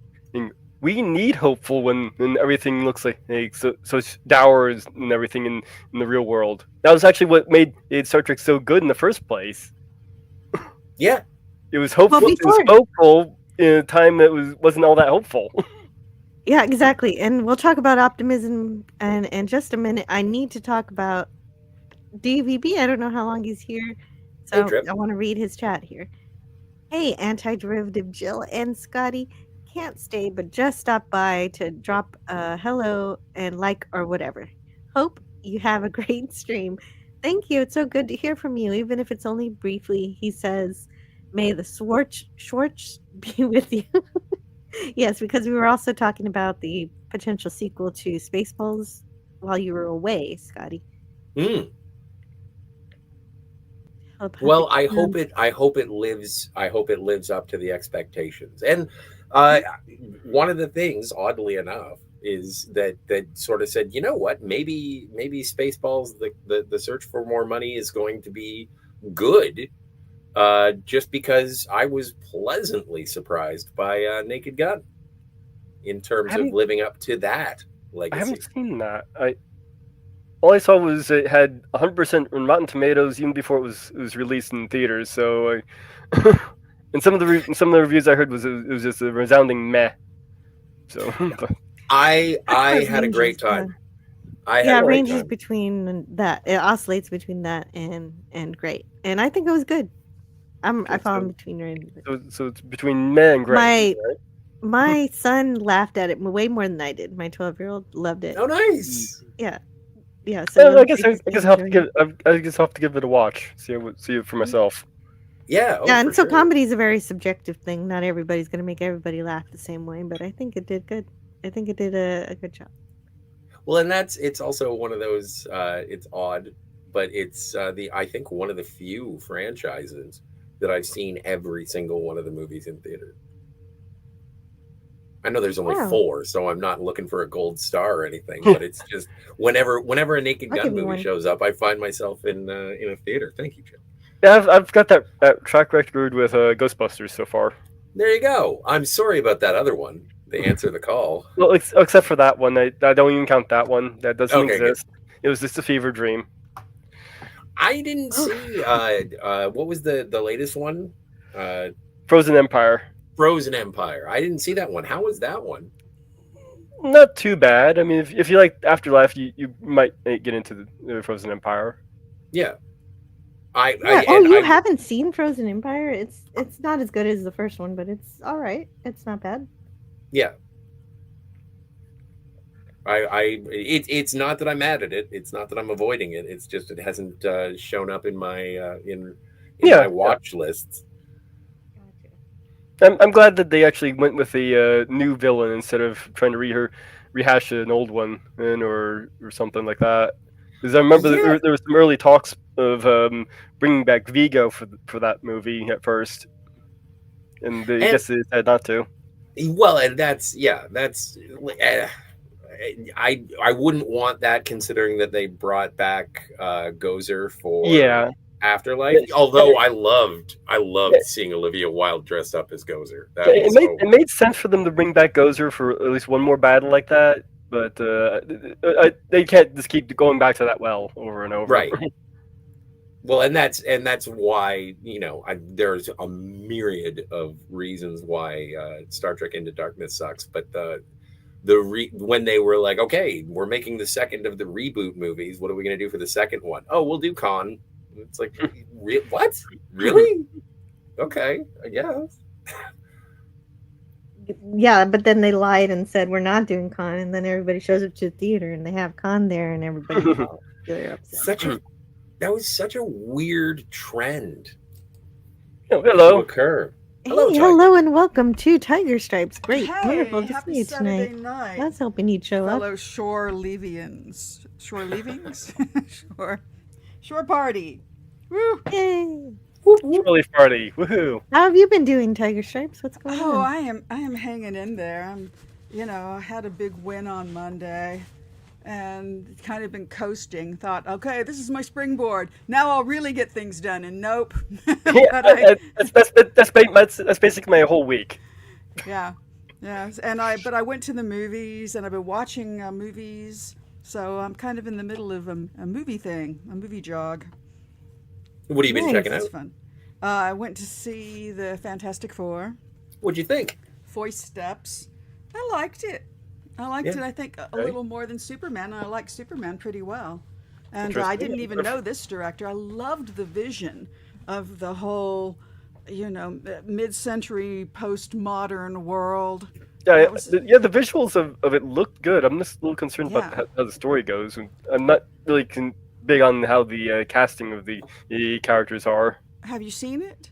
I've seen the trailers and all that of it, but like I said, I'm not big on the casting of like Pedro Pascal for Fantastic and all that. I'm sick to death of him. What is it? Somebody out there, I don't know who. I feel like it was maybe Mexican Iron Man. Somebody out there did a very short video. They're at the movie theater, And they had, you know, how they have posters arranged on the outside of the theater, and they said, "Gee, which movie am I going to go to tonight? The one with Pedro Pascal, the one with Pedro Pascal, or the one with Pedro Pascal?" And then he kind of, you know, put the camera on every poster, and it's just hilarious. But you know, he's good in this. He is a good actor. You know, Yeah, he's a good actor. As a person, he's a good actor, and he is good in this. And I was kind of prepared to go, he was good. Everybody was better than I thought they would be. Yeah, his acting is good. That's not my complaint. He's just not right for the role from my perspective. Who did you want? I had some people. I can't think of the names off the top of my head now. Yeah, well, everybody was kind of crazy for John Krasinski because he played it in the last Deadpool, briefly, very briefly. And so everybody. I thought it was Doctor Strange 2. Was when he played Reed Richards. That is a good call. I think you're right. I think you're right. Good call. I wanted it's well known. I wanted John Hamm, but and I went into the movie with like bracing myself to be like, I wish you were John Hamm to every time I saw Pedro Pascal, and I think he did a great Reed Richards. Like, as a fan of the original books, as a fan of the early 2000s movies, I think that Pedro Pascal actually did a good job at that sort of timid but also bold. Like, it's a weird space to have to play where he's a nerdy egghead, but also a leader and confident. And I think he did a good job. He did do a good job, and I thought the writing was good. I loved the fact that it was a linear script, and we didn't have to flash back to anything or flash forward or go anywhere else a la Tarantino. It was just a linear script. Thank you. You don't see that too much these days. Boy, no, that's Quentin's fault. I blame him. Well, I think it works dependent on the movie. But everybody does it these days. I'm glad that they didn't do that. And also, both for Superman and Fantastic Four, I think it was wise to deal, like with Superman, you don't really have to work with the origin story too much because I'm pretty sure everybody knows. But with the origin story of the Fantastic Four, I don't think as well known an origin story, but they really do a great job in terms of summing it up through sort of a media press kit because they're like, it's the 4th anniversary of the Fantastic Four. And that's a good way of summing it up. Yeah. And all of that gave you a really good vibe for the era that they were creating, the fictional, non-realistic, parallel universe era.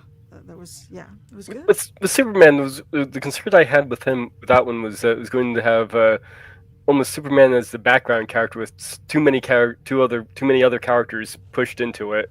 You saw it? Is that no? I didn't see it. I'm just wondering, is that how it turned out, or? No, I don't. I think that it is with the Superman movie. I think it is something where they were trying to have a pre-established DC world, and it's still in its foundations. Like in this one, I think it's only been 3 years since Superman was on Earth, or Superman started being Superman. And so there are other powered people. There's a bit of a text crawl at the beginning that says super powered people showed up on Earth such and such a time ago, and Superman showed up such and such a time ago. Okay, and, so it does cover it. Obi2 says no. Superman movie was fine. Okay, that's how I feel about both of them. I think both of those movies were fine. I actually though can't wait until Superman comes on streaming because there's a particular clip in it that I want to use because I take my coffee like Lois Lane. Oh, nice! Wow. Yeah, it's with ungodly amounts of sugar. Yeah, I did hear that the Superman and the Lois there was really good. Were really well casted. Yeah, no, they were incredible. I'm a big fan of her anyway, because of Marvelous Mrs. Maisel. That she was the title role, and so I adore her. I should be able to think of her name out of the top of my head, and I'm Rachel Brosnahan. Brosnahan. Thank you. Yeah, and he was he was, I think, physically, he was my favorite Superman, I think. He really just looked more like him than anybody else ever has. Oh, that guy's I'm just still chef's kiss. My soft God. spot for Chris Reeve. You gotta love him. Yeah, but this guy still just looks more like the character. But anyway, Gunn did a real mistake, and this is total spoiler. It's a tiny spoiler. I'm going to spoil. Tiny spoiler. Lois and Clark are having a romantic moment, maybe the only one in the flipping movie. Well, maybe there's more than one and a half. And Gunn does that thing that he did at the beginning of Guardians 2, where he puts a battle in the background. And unlike Guardians 2, where it's, it opens up and it's playing, behind the credits even. And, and it's amusing because of that. And this just it's a distraction, and it's a really unnecessary distraction. And he's already done it before in a different movie. So I thought, you dropped the ball there, James. That ain't good. I don't like that. That one didn't bother me too much, except for the fact that he's like, oh, they got it. And no, you're Superman. Go get it done sooner. Yeah. We'll join the battle. I want to see them have their moment. What are we, like 5? Mush. We can't take 2 grown people being romantic for half a heartbeat. Please. Yeah, Please. And I am looking forward to seeing it again so I can find out what they were talking about during that scene, because the entire time I was just watching what was going on in the background. It was distracting. It was distracting. I do kind of understand doing that, because one of the, like, they sort of lampshaded in Marvel movies where, like in Ant-Man, where it's like, I think we have to call the Avengers, and it's like, why doesn't Thor do this in someone else's movie? And the answer is because it's not that kind of movie. But with this, it does say, it's like, well, why doesn't Superman just show up and fix it? And it's like, because Superman sometimes is like, nah, they're good, they've got it, and I'm fine with that. I'm fine with that. But it didn't have to be there at that moment. No, not at that moment. In terms it's a of James Gunnian thing to do, and he's already done it before. And it's like, you're going to do it again someday? It's like, come on. It just reminds me. I want to make sure that we've said hello to Gavin Blackburn and Obi-2, Wrath of Kenobi. Hey, you guys. Gavin, Obi-2. Old Man Bird. Wallace Lang. Hey, you guys. Obi-2, Wrath of Kenobi. That's funny. But go ahead. Oh, sorry. No, go ahead. Go ahead, Scott. I was just going to say, just to put a button on that, the Superman thing. Have you ever watched a YouTube video where they put text on screen and then they say something different from the text that is on screen? Well, no, that's happening everywhere constantly now. And I'm just like, okay, so do I have to pause the video, read the text, and then hear your contextualization of what you've put on screen? Like, it's very distracting, and I can't read and listen to you at the same time. And so, are these people who caption their work, or do you have the captions on? No. This is something like someone will have a quote attributed to somebody, and it's like a paragraph, and then they're saying, and so when this person said this about that, the idea that they were attempting to convey was that this was doing that. And it's like, okay, well, I need to know what they said first, so I do have to pause the video, read their quote, then go back and find out what you think about that quote. Yeah, God, I hate like that it's rubbish. So it divides my brain, and maybe that makes me stupid because I can't listen and read. No, that's the kids, because the kids only have an attention span of 20 seconds these days, if even that. And they're not paying attention to that anyway. It just flies by. They're also very good at pausing because they play the video games. I always have to back something like that up 5 times before I can click on the point where it pauses properly so I can read it. Aggravating.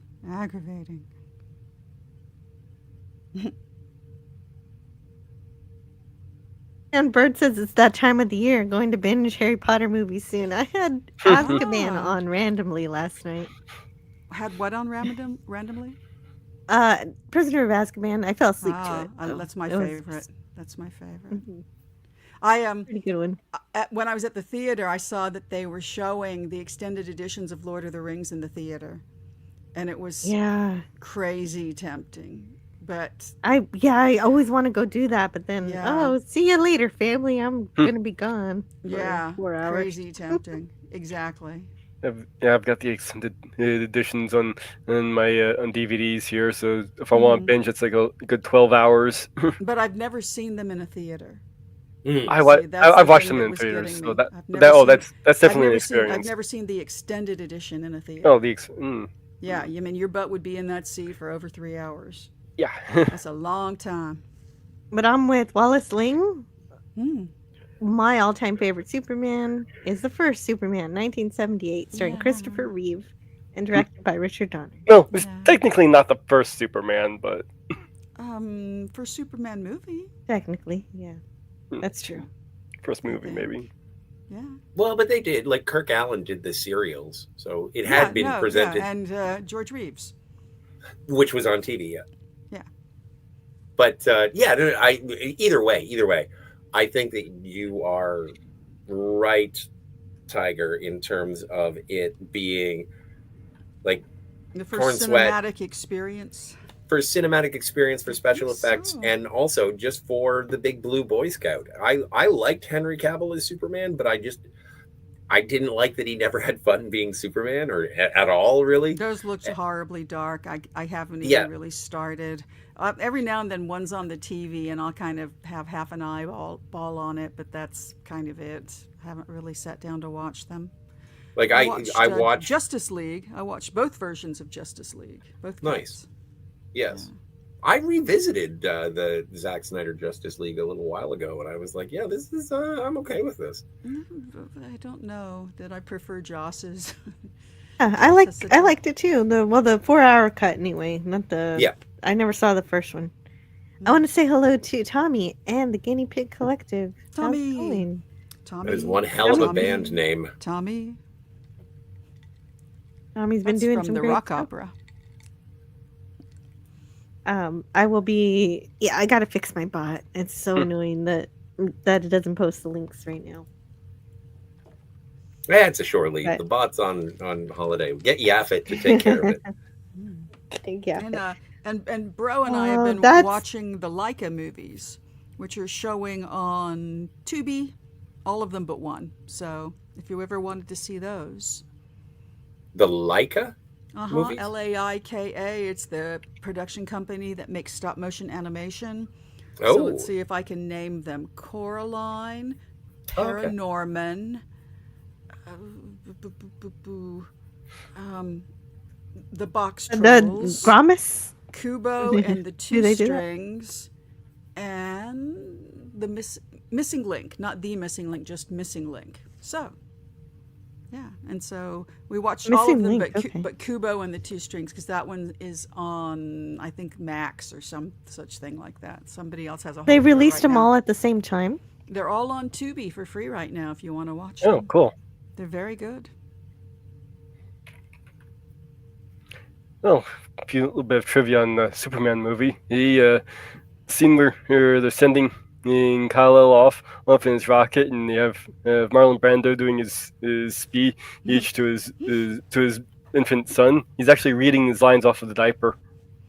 Yeah, that kind of changes the whole thing, because he didn't memorize his lines, so they had the lines written on the diaper. So he's actually sitting there reading lines off the diaper. Yeah, Marlon. And another interesting is before Christopher Reeve played Superman, and they were looking to get Clint Eastwood. Yeah, well, there were a couple. Imagine that. Just imagine Clint Eastwood as Superman in that movie. But even if you look back on people who were potentially going to be Superman, can you imagine Nicolas Cage as Superman? Have you seen him in the suit? Yeah. Oh, yeah, he looks good. No.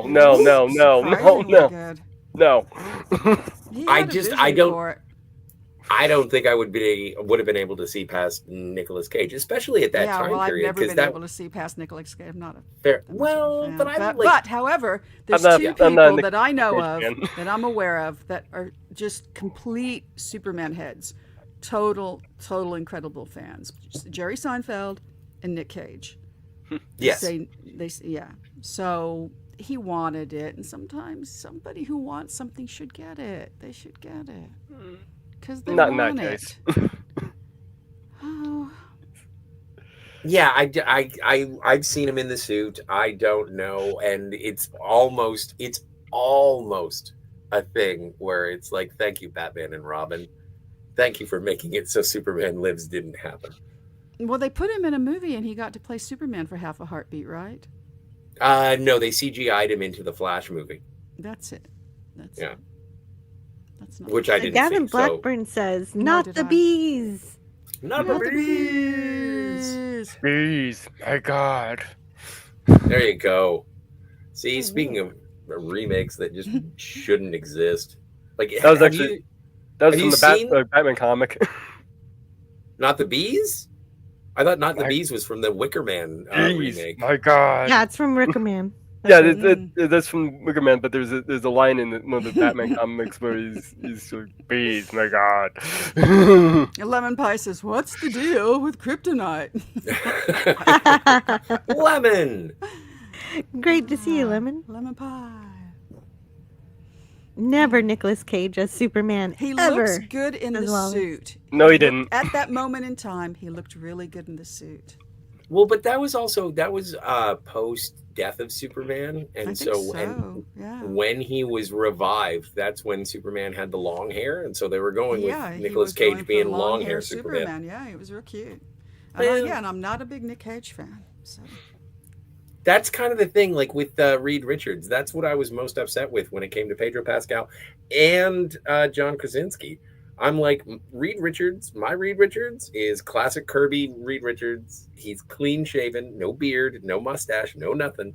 And so with John Krasinski, I didn't get him as being Mr. Fantastic, but I think Pedro Pascal did.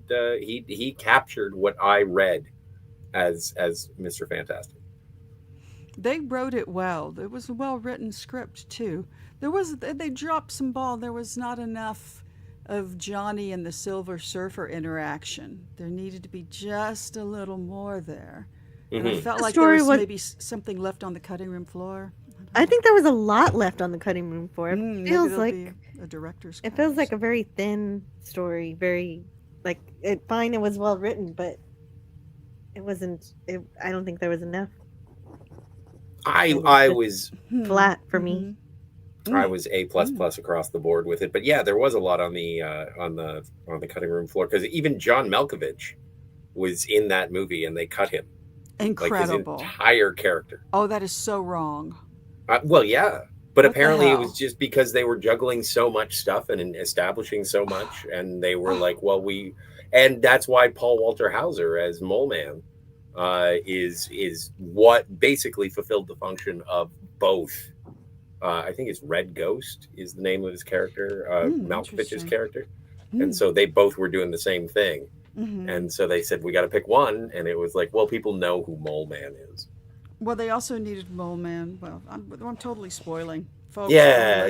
Don't listen for the finale. Yeah, let's leave that one just in case. Yeah. I'm sure most people have seen it if they want to see it, but let's just give the people who are waiting for streaming. It just feels That's longer. True. And some people do wait until streaming to watch it. Yeah, my financial situation is I have to wait for streaming. And I did. Fair enough. I did like Mole Man. I get it. So I want to go back to this old chat over here because it's something that I've been meaning to watch. There was a movie about an autistic girl who writes a Star Trek script and tries to enter it into a competition in Hollywood. And I definitely want to talk about this movie. Wow. What? I don't know when.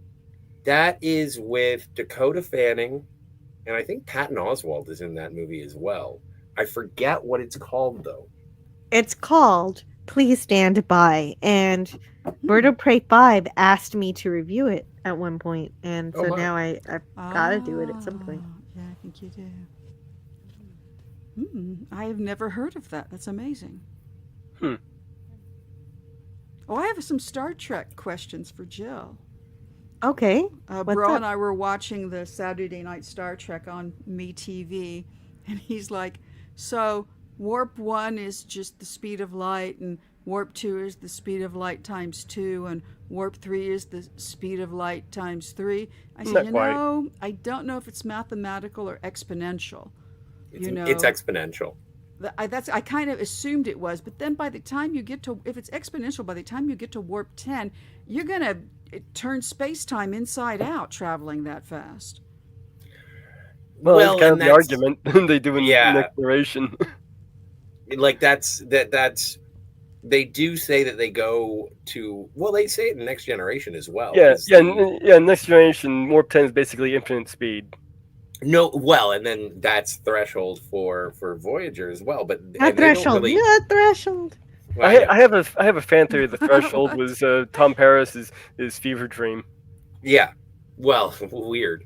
That was his fear and loathing in the Delta Quadrant. But no, like in the Star Trek: The Next Generation technical manual, they say that it is impossible to go to warp 10. It is like that. That is the speed of light for us now. It's like you can go warp 9.9999, but you can't go warp 10. But then at the end of Next Generation, when the 3 nacelled Enterprise comes in the future, it's like, okay, we're going to warp 13, and it's like, okay, I guess they did something. There could be argument that they're using a different scale there. That's true. But true, they do say it's different. TOS and TNG do calculations a bit differently, I think. Yes. Yeah, and also a lot of the earlier Star Trek Next Generation stuff, and then later on, like in Voyager and Deep Space Nine, it's a little bit different too, because the Voyager and Deep Space Nine, you notice, is actually closer to the original series calculations, but with more of the overlay of Next Generation stuff. Yeah. I would say that's accurate, and that's why TOS, DS9, TNG, Enterprise, Voyager. Because the math works with like in Voyager, where they're talking about how long it's going to take them to get home. The math works if you use the TOS calculations. But yes, if that it is, from what I understand, it isn't a matter of multiplication. It's a matter of exponential increase. Okay, it says here warp 5 is 125 times the speed of light. Yeah. Okay, so RRTNZ says warp speed is exponential. If it wasn't, it would have taken Voyager 700 years to get home. Sure. Warp. There's a warp 9 barrier, 9 point something probably. Yeah, it's 1,500 times the speed of light. So let's see if this calculator agrees. Oh, I don't know how to use this calculator. Oh, 729. It says. TOS went to warp 11. They're, like I said, they're using a different scale. That's right. That's what I mean about how like in Voyager and Deep Space Nine, they're using more like the calculation from TOS, but with the overlay of Star Trek Next Generation, with the warp 10 being the that one barrier they can't cross. Yeah, no, part-time planting is correct. It is 1,500 in TNG, or it's 700 in Cochrane. Just straightforward mathematical. Yeah. Mm-hmm. Okay.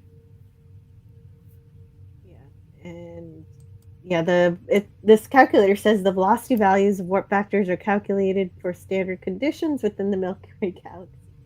Actual vessel performance may vary considerably, depending on factors such as interstellar gas and dust density, electric and magnetic field strength. Your mileage may vary. Yes. That's adorable text to add there. Love it. RRTNZ says if warp wasn't exponential, it would have taken 7,000 years to get home. Okay, that makes more sense. In real science, the proper time traveler feels is always at the speed of light, instantaneous. The multiplier should be for people staying put. Yeah, that's right. They don't feel it. The people who have to encounter them later will. But not in Star Trek, because the warp bubble keeps that from experiencing time dilation, so they don't have to experience that. No, it's the whole thing about warp. Yeah. TOS went to warp 11. That's what I was just talking about with how they overlaid the next generation warp 10 in barrier on top of the TOS scale. Yeah, so warp 10 is not the same as warp 10 in TNG, so that makes sense. Yeah, so warp also, 11 is would be like warp 9 points to whatever. Also, James Caserta says it's just a TV show. Well, sure. Never good an argument. I'm never going to use that as an argument. Yeah, me neither. I will. We seem to care about that though. We care about the TV show. Okay, yeah. Real world, yeah, it's just a TV show. They're just doing it for because it sounds good. But we gotta work with. Let's work within the universe. How does it make sense in the universe?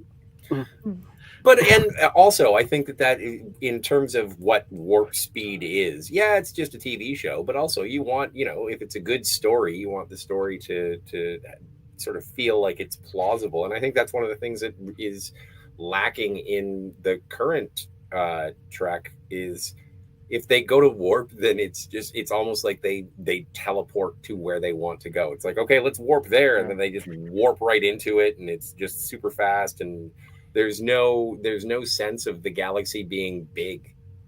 There's no sense of, okay, we got to take a while to travel here, and you just end up popping in, and it's jarring. That's apparently that's apparently a big issue with Enterprise too. Well, I didn't feel that with Enterprise because there were long episodes where you did get the sense. That was a complaint I heard of Enterprise from some people back in the day. So that's what this kind of gets in my argument of how this newer Star Trek with like Discovery and all that is basically taking everything that the fans have complained about and put it into one show and cranked it up to 11. Yeah, well, but also I think it's a matter of it's what audiences don't like about entertainment in general, in many regards, in terms of like legacy sequels or reboots and doing it poorly. Then also the ham-fisted morality that they tend to put into it from a certain period of time. Hopefully that period is waning. But yeah, hopefully. It's the same, like when Enterprise came out, everyone, I know I did, when I found out it was going to be a prequel, I was like, and that was after the hangover of the Phantom Menace, and I was like, oh, a prequel. Why do we need more prequels? And so it just seems, I don't know, maybe the creativity of it was following a trend, or maybe they stole it. I don't know, but it just seems Discovery is too reflective of the time in which it was released, and that's another thing about Discovery is people are, the Star Trek nowadays is so woke and all that is. Like, well, yeah, and it's TOS and all that. They were always woke when back in the day. Like, well, okay, yeah, they always did deal with the social political issues, but it's not so much having the social political issues in the story. It's how you're telling the story. That's the problem. Well, see, those issues, progressivism is not the same thing as woke. Woke requires being discriminatory towards certain. It essentially requires discrimination. I like the point. I like to point to the Orville as a good example of how to do it right. Yeah, Star Trek has always been spoken out for diversity, but they just do it. They don't tell you you're an awful person and you can never change and you'll always be terrible. They show you everybody on the bridge working together, getting something done. And yes, the Orville did carry on that tradition really well, and very appreciated. It's like it's like that was the episode where they had Abraham Lincoln, and he's like surprised to see Uhura, a black woman, working on the bridge, and they'd be like, "Yeah, what's the issue?"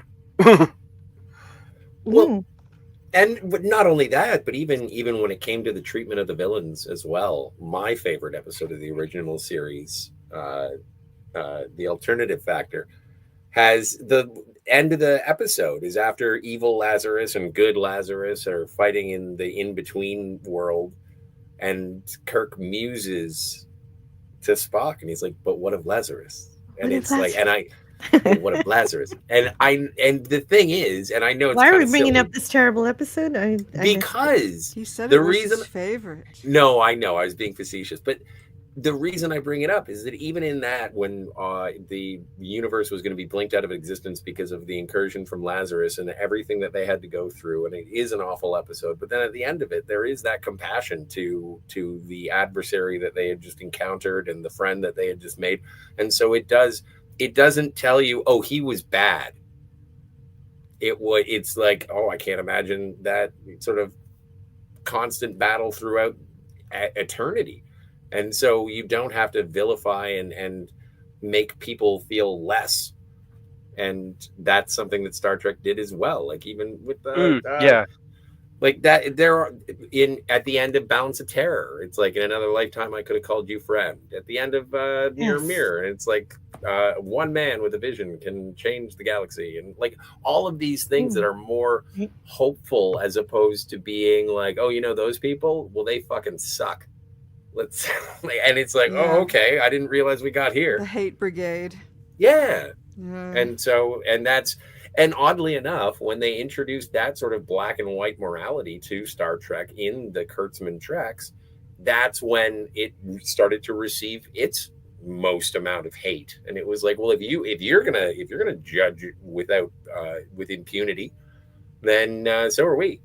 And that's how the vitriol. I think that's why they do that anyway. They do it anyway, no matter what the fans think. They're there for an agenda, and they're going to proclaim whatever they want because they're using Star Trek as a platform for their political discourse. That's true. But also, I think, and it is probably, it's one of those chicken and the egg situations. Actually, it's not a chicken and the egg. Well, no, it is a chicken and the egg. It's like Star Trek does that, and then it sort of revolts against the fans.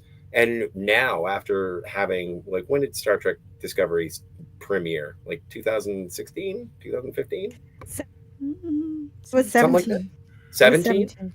And so we've dealt with 8 years of that, and the fans having felt attacked from favorite franchises. And now you have things like, Superman or Fantastic Four, and the fans are active. Like, there are people who claim to be fans who are critical, unfairly critical of Superman. Like, I'm not saying unfairly critical as in, if you have an opinion and you don't like it, then that's fine. But if you have like this whole bean counting ticker on how much money it's making and therefore it's a fucking flop, it's like, why are you just enjoy the numbers? Well, it's a weird. But then, what was it? I ex-commed something the other day, and it was like Alien versus Predator Requiem, which is arguably the worst movie that had either the alien or the Predator in it, was made for $30 million, and it ended up making $140 million. Does that mean that movie is good? If we're just going on, the box office, it's like the box office does. Blade Runner bombed. Blade Runner 2049 bombed. Casablanca bombed. Yeah, kind of like how 2049 was a piece of garbage, though. Yeah, kind of like how I covered Mystery Men last week on my show, and that was a box office bomb. I saw Mystery Men in the theater. I liked it. Mystery Men's awesome. I love Mystery. Yeah, that was a total bomb in the theater as far as money goes. Like, so how something does in the box office doesn't always reflect whether or not it's going to become a cult classic later and people are going to love it. Yeah. But now there is. Oh, sorry, Canadian Spider-Man is here. I gotta say hello. Yeah, Canadian Spider-Man is here. Hell, chat, please hit the like button before we send the Borg to assimilate you. Oh wow, we have that power here. Thank you. Your compliance is appreciated. Resistance is futile, by the way. You will be assimilated. Well, not if they don't subscribe. If they subscribe, then we won't assimilate them. Wait. It's irrelevant. Self-determination is irrelevant. You must comply. What is that? Is that a Christmas ornament? It's a little toy that I got. It's a little thing that sits on my desk. It's a Borg cube. It has a little button on the bottom, and you press it. It has all these different phrases. Way cool. Very Borgy.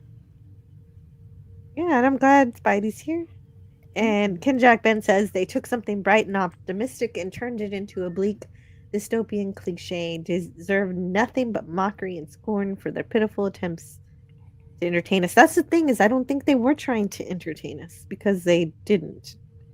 Oh, I haven't. I will never watch that. I was looking at the Hugo nominees and my heart just sank. There's 2 episodes of Doctor Who up for best, media presentation, and 2 episodes of Discovery. And I'm like, really? Really? Really? Yeah. You got nothing better than that. Really? Just terrible. Terrible. I've said it before and I'll say it again. When you start your Star Trek show with a mutiny and war crimes, you lost me. Like immediately. Yeah, that's right. And war criminal became captain. That doesn't make sense. Hello to Rod Thunderheart. Hey, Rod. James Caserta says Section 31 was a giant FU to fans by the Mediocrity Mafia. But you know what? I think that one blew up back in his face, because even the people who enjoyed New Trek hated that. That's the funny part. Ken Jack Ben says, I'm not saying that I hate Star Trek Discovery. Well, I am. I hate Star Trek Discovery. Yeah, I am I'm saying that the people that made Star Trek Discovery hate Star Trek. That's true. That's true too. So in media articles, they also say that they hate the fans. Right. Yeah, and that's another thing. They've taken a number of jabs at Gene Roddenberry in that show too. They have. Well, they made him the janitor. They made him the janitor, yeah. Basically, Roger Wilco from Space Quest. I hear that Strange New World has been mocking Gene recently in recent episodes. I haven't seen it. God. I haven't watched it. Like I am a Star Trek fan, and if I see something that looks like it's going to be terrible, I'm not mad at it. I just haven't watched it. Discovery actually made me angry, so I stopped watching that because I wanted to keep my blood pressure down. Yeah, I like Strange New, I've been entertained by Strange New Worlds. I'm not mad at it. I just haven't watched any of it because I don't want to get invested in it. And then usually I go and I watch reviews of shows that I like because I like the online community and discourse. And unfortunately, whenever I don't like the people who like New Trek and I don't like the people who hate New Trek. So I'm just lost and I'm like, oh, I'm going to have to sit alone with this with my thoughts. And I don't want that. That's not why I watch Star Trek. I want to watch Star Trek. So I watch Star Trek so I can be inspired. Good Star Trek from the 90s, 2000s, and 60s, and the movies. They inspire me to want to be a better person or do something with my life. Like I watch an episode of TNG and I'm like, damn, I should do something. I'm supposed to be inspired, and nothing that they've made. Well, we can have them do a whole musical episode and an episode with Muppets and that Muppet. I'm not even making any of this up. No, I know. The music. It's just musical all episodes. Gimmick episodes this season. Yeah, but look at Fistful of Datas. Yeah, but that was one episode out of 24 episodes. Not every episode was a goofy fun time in TNG. No, but I understand. And I know that they've got more Goofy Fun Time. And they have an entire series with Lower Decks that is Goofy Fun Time. And then they're doing this. I could not get into Lower Decks. I went about the episode and noped out. Yeah, speaking of a show that openly mocks Star Trek, that is one of them that does that. Yeah, if you listen to the creator of Lower Decks, he's told the fans to go to hell.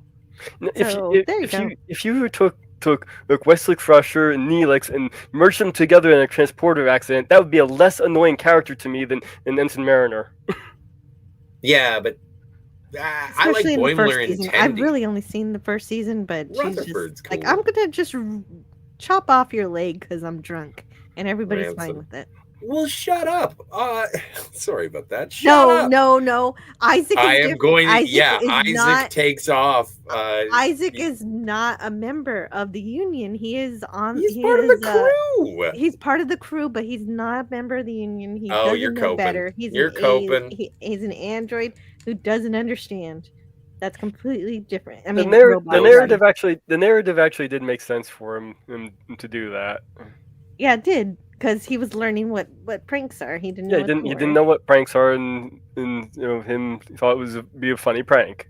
He didn't quite get the humor. So it actually made sense. It's the same setup and payoff. We're going to cut off your leg, but you can get it back on because it's the future. Like, I don't see the difference. Yeah, but I guess Boimler has to get a fake leg, doesn't he? No? Does he actually get his real leg? I don't know. Does Malloy have a fake leg? I don't know how. Because didn't Nog have to get a fake leg? Yeah, Nog had to get a prosthetic leg. Now here's my deal. Okay, after you go through the transporter and your molecules are completely taken apart and restacked again, how can you still be you? Well, that was actually a question that came up in Enterprise at one point. I don't trust that. Neither did Dr. McCoy. That is an interesting philosophical question. Well, I've heard people say that you go in the transporter, it's not you, it's a copy of you, exactly as every memory and every atom is repeated. So from my understanding, I don't know about that. From my understanding, it is basically the same material being reconstructed as the way the transporter works. Yes, exactly. That's what I thought. Because you go in the buffer, your whole self goes in the buffer. It's not. Mm-hmm. You're not destroyed. It's basically like matter energy conversion. So because in fact I remember correctly, they even mentioned that the replicators were based on similar technology. If they mentioned that at one point. Yeah, except for replicators, those items are destroyed to make something new. But in the in that case, it works a little bit differently, but it's under similar principles. Yeah, in transporters, you're not destroyed. You're just put back together. You're just taken apart and put back together. Thanks for being here, buddy. Yeah, it's really great to see Rod in the chat. Klutz resents Trek for a good reason? Wait, what's the good reason? I don't think there is a good reason. I think it's because let's do a bonfire stream while we can. Hopefully tomorrow evening. Ooh. Sunday night fire time. Something fun Fireside might happen tomorrow. Or Scotty, what were you gonna say? Oh, I forget. I got really excited for fire. I know, me too. Always. I love fire streams. I'm saying, hey Kimberly, I'm throwing it out there. Yes, I'm angry Paramount too for allowing Secret Hideout to destroy Star Trek the way they have, and the only solution is, of course, to get a different production team to make Star Trek. And I think I've been watching some videos that say that they're thinking about allowing other people to make Star Trek, allowing different production companies to do it. So hopefully that's the case, or they take back production themselves. They used to make Star Trek. Why can't they do that? Well, and with the Skydance, the merger and everything like that, apparently there is a prioritization towards theatrical releases. Yikes! They don't say that. They don't really. Well, come on, Jill. It's like ebbs and flows. I know it's not ideal televised Star Trek, but it's been 10 years of televised Star Trek, and they want money. And they are they're also more interested, like Paramount Pictures is more interested in paying attention to the theatrical experience. And so for that, I'm like, okay, they have been talking about continuing on the Kelvin timeline. I don't know what else they could do. Good God, I hope not. But what would they like? And just as an open question for everyone, if they were to make another Star Trek movie and it was completely devoid of Kirk, Picard, Sisko, Janeway, Archer, anybody, like we're talking new crew, new ship, Star Trek. That's what I want. I don't think that the general audience would go to it. Are we following like Discovery and all that, or are we following along with where we left off with Star Trek? Well, at this point, it's just a bastardized mishmash of so much. It doesn't matter. Yeah, like I considering how far down the Secret Hideout path we've been, and I'm only casual, and like as a Star Trek fan, that's a shameful thing to say, but also again, I like my blood pressure to be low, so I don't go out and actively choose to watch things that I hate. But I just don't know if you would be able to market something that is a brand new iteration of Star Trek to a broad audience. Yeah, you can do it. You just need to establish the characters and have a good story. I suppose, but then at that point, like I guess it would have to be a recognizable, aesthetic, and then it would also, I think, it would be reliant somewhat on star power. You can. That's what they did with Star Trek Next Generation. Exactly, Mage Grey Wolf. They made it. They made a new Star Trek with a new crew, and that looked like Star Trek and had adventures. And I think it could be done again. And people go to the movies to see. They loved Guardians of the Galaxy, but I know that was a pre-made comic. But most people didn't read the comics. Actually, there were a lot of changes from the comic too. So I don't think you have to grave rob the past in order to make a good Star Trek movie. No, I think that might be a problem with what they're doing nowadays too, because they're trying to get too much. Yeah, exactly. Well, I don't think they need. They think they have to do that. Well, and it's the same situation that happened when I was when I heard about Enterprise was going to be a prequel to TOS. When I found out that Discovery was going to be a prequel to TOS. When I found out that Strange New Worlds was going to be a prequel to TOS. What is with all these fucking prequels, yo? Yeah, I'm very much against any prequels, and that's including the Enterprise for Star Trek, because it's not conducive to the way what Star Trek is about in the first place. Well, and this is also the same reason. Like I finally watched from cover to cover Enterprise, and when Discovery was on, because I was like, well, I don't like this, and I haven't seen that, so I might as well watch Enterprise instead. And I really enjoyed it, and I got over it. I think the same thing happened with Star Wars when the sequel trilogy came out, and then I saw The Last Jedi, and I was like, well, I don't like this. Maybe it's about time I went and revisited the prequels, and I like the prequels for the first time by, virtue of comparison. Yeah. And so that's how I think it sort of goes now, is like you get to go back and revisit. Even, what is it? When we did the review of the animated series, Jill. And it was like, well, I don't like what they're showing on TV now, and they have an animated series of Star Trek basically, now. they've lowered your standards. Yeah. Oh, of course. No, but an animated series is great. I love most of it. It is great. Yeah. No, they had the original cast. That's pretty amazing. I'm not being. I'm not 100% agreeing with that. It's lowered my standards. It's that there were things that I had not yet encountered, and I was avoiding because I was like, I don't want to watch that. And then they released something, and I was like, okay, I don't like what they're releasing now. Maybe I'll go back and see what the original. Oh, so you never saw it in begin with. Yeah. Then you went back. Okay, that's a different story. The original creators, like again, even with the animated series, as you said, Tiger, like they got the original cast, and then you go back to Enterprise, and you still got Rick Berman and Brannon Braga, and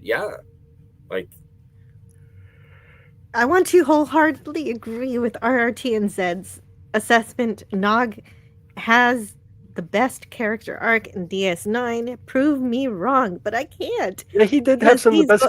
Well, he was also a child. He started out a child, and that's a hard transition to make. Yeah, he had some really good character growth. I gotta give him. Yeah, he goes from a delinquent who can't even read to a Starfleet officer, and he gets promoted during the war because it's wartime and everything. But it's still great. It's still wonderful to see that evolution. I don't want to be like my dad. That was such a good scene when he gets...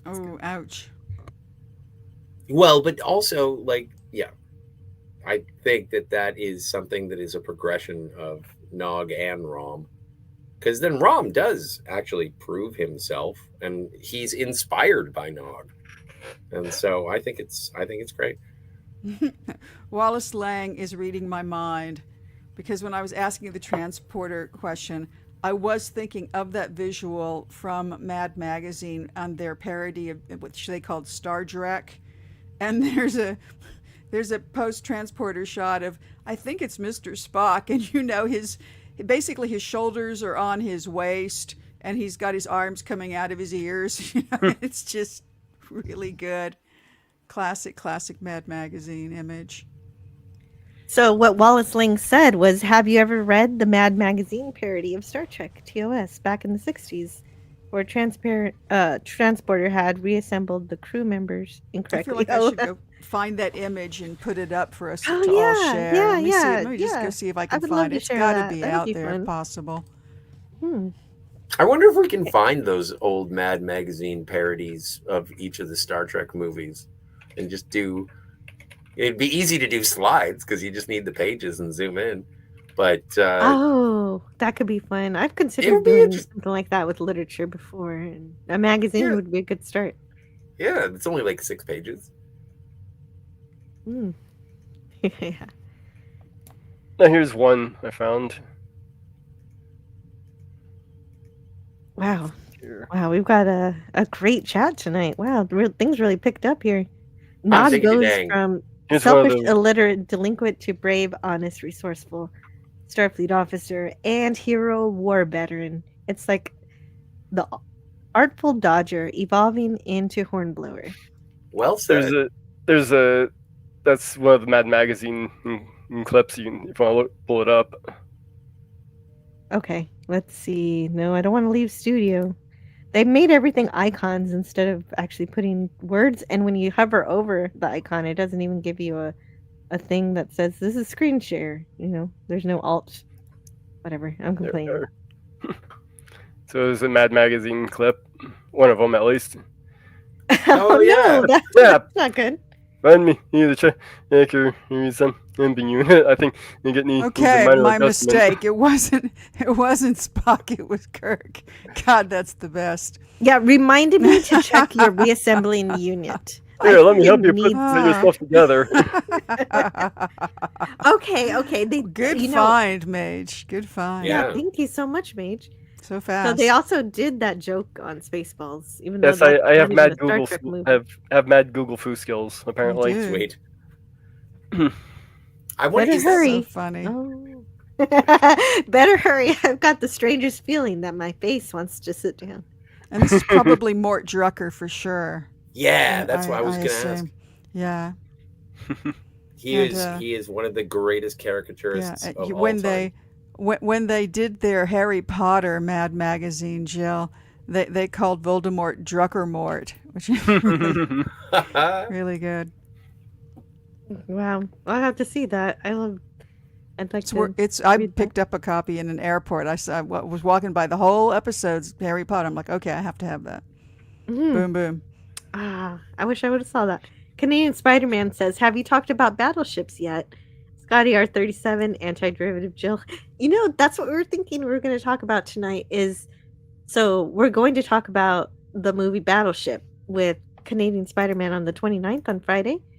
And, Scotty left. But this week on the 23rd, because we're basically streaming every Saturday now for important reasons that personal reasons. And we want another Battleship to talk about, but we're not sure which one to talk about. And so if anybody has any recommendations, let us know, because we're going to do another one this Saturday. If anybody's got any, let me know, and we'll collect those as we talk about other stuff. A new crew, a new ship, a new mission. That's exactly what I want from Star Trek, is something in the future after Deep Space Nine.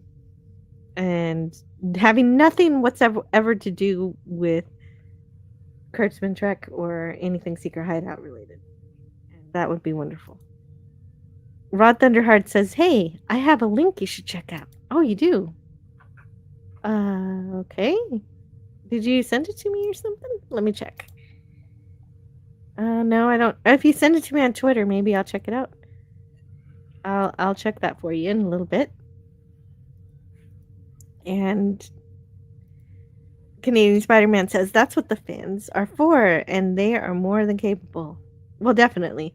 And I say there was no good Star Trek after 2005, but that's not entirely true. Of course, we have Star Trek Continues, but that's not official. But it is. It should be canon. And welcome to Canadian Spider-Man. Hey. Hello, and thanks for having me. Hello, Tiger Stripe, Mage Grey Wolf, and Hello. Scotty R37. Good evening, Jill. CSM. Happy Saturday. Yeah, and I'm sure Scotty will return. Yeah, happy Saturday. Welcome here. Now, does Battlestar Galactica count as a battleship? Do you think? It is a battlestar. Well, I need a movie, but yeah. Yeah, I count it. The cartoon. What about Star Blazers? With the space battleship Yamato. You know, that might be good. So you're looking for just science fiction specifically? It doesn't have to be science fiction. It could just be regular battleship movie. It has to be a battleship, though, huh? Yeah, some kind of battleship. Oh my god. the space Tora, battleship. Tora, I guess is. I don't know. I never really saw that one. Let me see. Okay. But you haven't seen it, but you're recommending it. It's a funny memory. It's a funny memory. My dad and my brother and I went to a movie theater, and I was like all, teenage angst, and I won't go see a war movie, so I went to see a dirty movie instead, which my father had to talk to get me into on my own, and then Bro and Dad went to see Tora Tora Tora. So kind of weird. With right on. Okay. John Wayne, I think, is it not? I think it's got one of those cast of thousands. I didn't see it, so I don't know.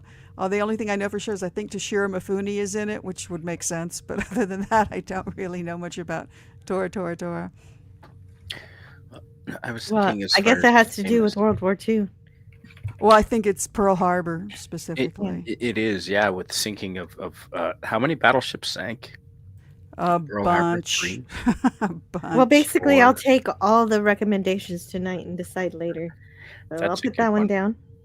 And I'll put down Yamato. I've heard people talk about Yamato before, so that might be a good contender. I think it is one of the most famous or well-known battleships, the space battleship Yamato, and it's got a giant laser cannon that shoots out the front, so that's always good. Even just a meme, like I'm sure you could find that's a famous meme of the entire front of the ship lighting up, this giant laser beam shooting out of a battleship in space. I mean, that's a cool little clip to have for Battleship Month, I think. So too. I could try and find that. That could be fun.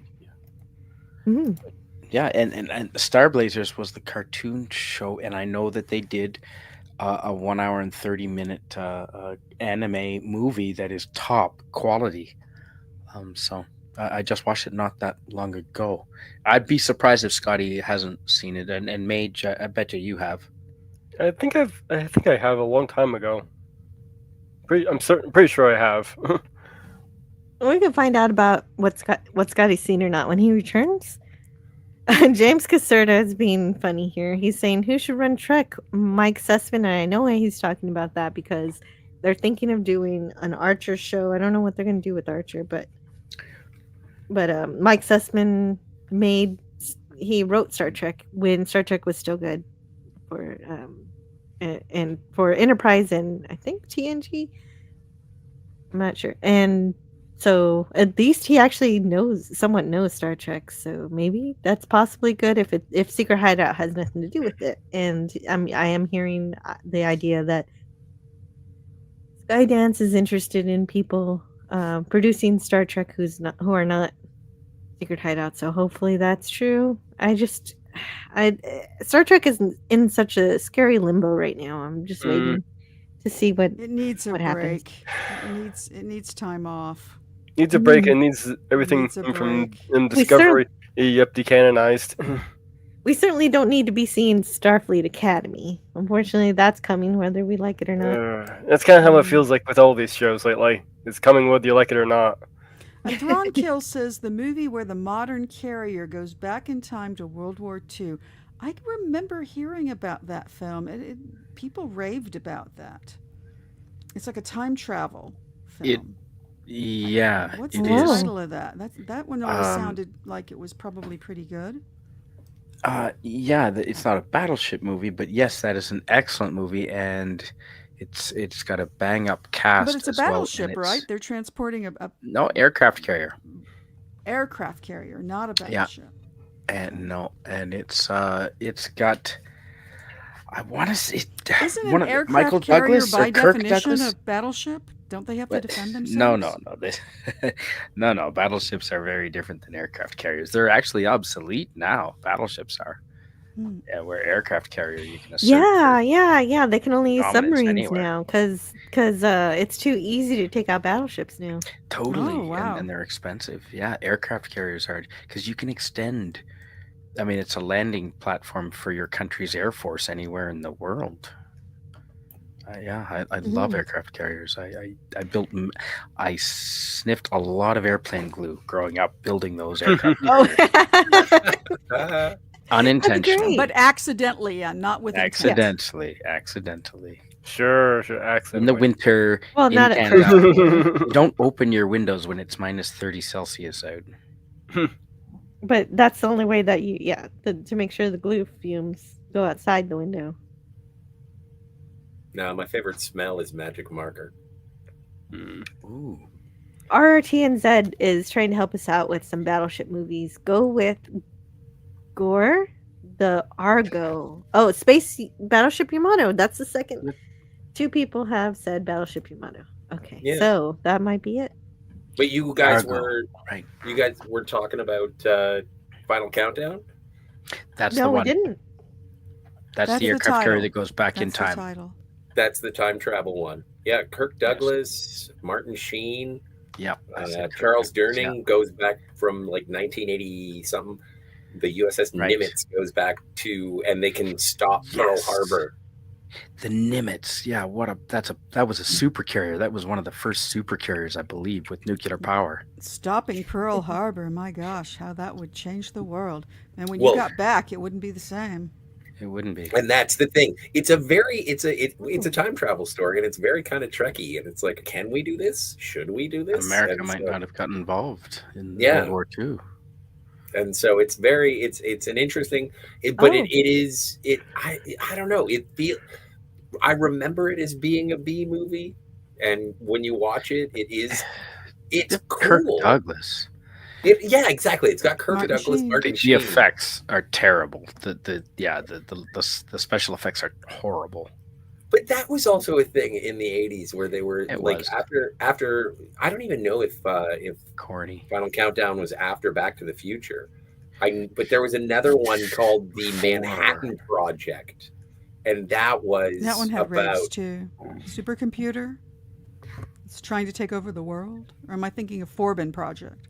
You're thinking of the Corbin Project. Yeah, I haven't seen the Forbin Project either. I want to. Corbin Dallas Multipass. Forbin Project, I think, was made for TV. Colossus. Yeah, Colossus. The Forbin Project. Got it. Yes. Right. Yes. That's a great movie. I'm just that would have sad ending, but it's good. It's good. Did you say another Battleship movie, Scotty? I want to have a list. Did you say no? Just the Final Countdown is the one that I was thinking of. I'm excited. But Spidey says it's an aircraft carrier, not a battleship. Not the same thing. Not at all. Well, okay. And isn't it funny? The previous comment was right. The Argo was what they called the space battleship Yamato. Over here in English speaking America and Canada, they didn't call it the Yamato. They called it, because I guess that was like too painful since the World War II had just ended, 30 some years ago. They changed the name. They called it the Argo in Western. Well, speaking of Battleship, DJ Play Nice seems to be playing Battleship in the chat here. F7. Nice. E7. Miss. That's kind of maybe my only problem with Superman is I felt like it felt like it was the villain Lex Luthor was playing Battleship to defeat Superman. Oh yeah, the way he was using Black Noir to attack Superman was I found it very Street Fighter. It was like he was yelling the combo codes. Yeah, exactly. The Philadelphia Experiment. Okay, I've never heard of that. You ever heard of this? I've heard of that one. So it wasn't the Manhattan Project. It was the Philadelphia Experiment. My mistake. That's the one. Easy to get confused. Yeah. Michael Pear. Paré. Paré, I think. Excuse me. Oh, About maybe you've given Invisible it name. Battleship. There it is. Ooh. Invisible Kill. Battleship. You Right. sunk my Can't move battleship. The Philadelphia experiment. That's Oh, right. yeah. I'm gonna They get some use- commercials for when we. That's right. Yeah, that was a good one too. Are there any YouTuber channels where you can go and watch people playing Battleship live? Oh, I don't There know. should be. Let's start one. I was just Well- going to say, I'd volunteer to help. Yeah. Well, it depends on how long it takes us to review the movie. Maybe at the end we'll play Battleship when we have any time. It was Because always it the wouldn't take Battleship long. movie. That was a crappy movie, but I liked it. It was, yeah, it was cheesy, but I liked it. I knew what I was. I expected what I was getting. Yeah. I enjoyed it. It was a fun time. it's one of those turn your brain. Yeah, it's a shock movie. Yeah. I mean, how else do you make a movie out of the game Battleship? You know, really. I don't know. They made a movie out of the game Minecraft, and I don't know how that worked out. So, but apparently it was really good. There was a chicken jockey and everything. The kids loved it. It Yeah, was okay. Apparently. Apparently, he hit the right audience. What? Chicken jockey! That's a trigger now. You can't say Yes, that it is. anymore. People lose their minds. No, They're throwing it's like, popcorn everywhere. it's just like every other meme. It's funny for about 2 weeks, and then it's like, oh, it's so old. What are you, a boomer? Kind of thing. I Oh. see. I am looking forward to hearing you guys talk about Battleship. I haven't seen it. I want to, but the only reason I haven't seen it, and I complained to Jill about this before, is that it has Liam Neeson in a movie where he should have said, "You sunk my battleship," and he doesn't. He doesn't. You're right. And it's like, come on. Right, that's not good. But we're gonna Why- play a commercial of that over and over during the stream, so Why we'll do get it you- in there.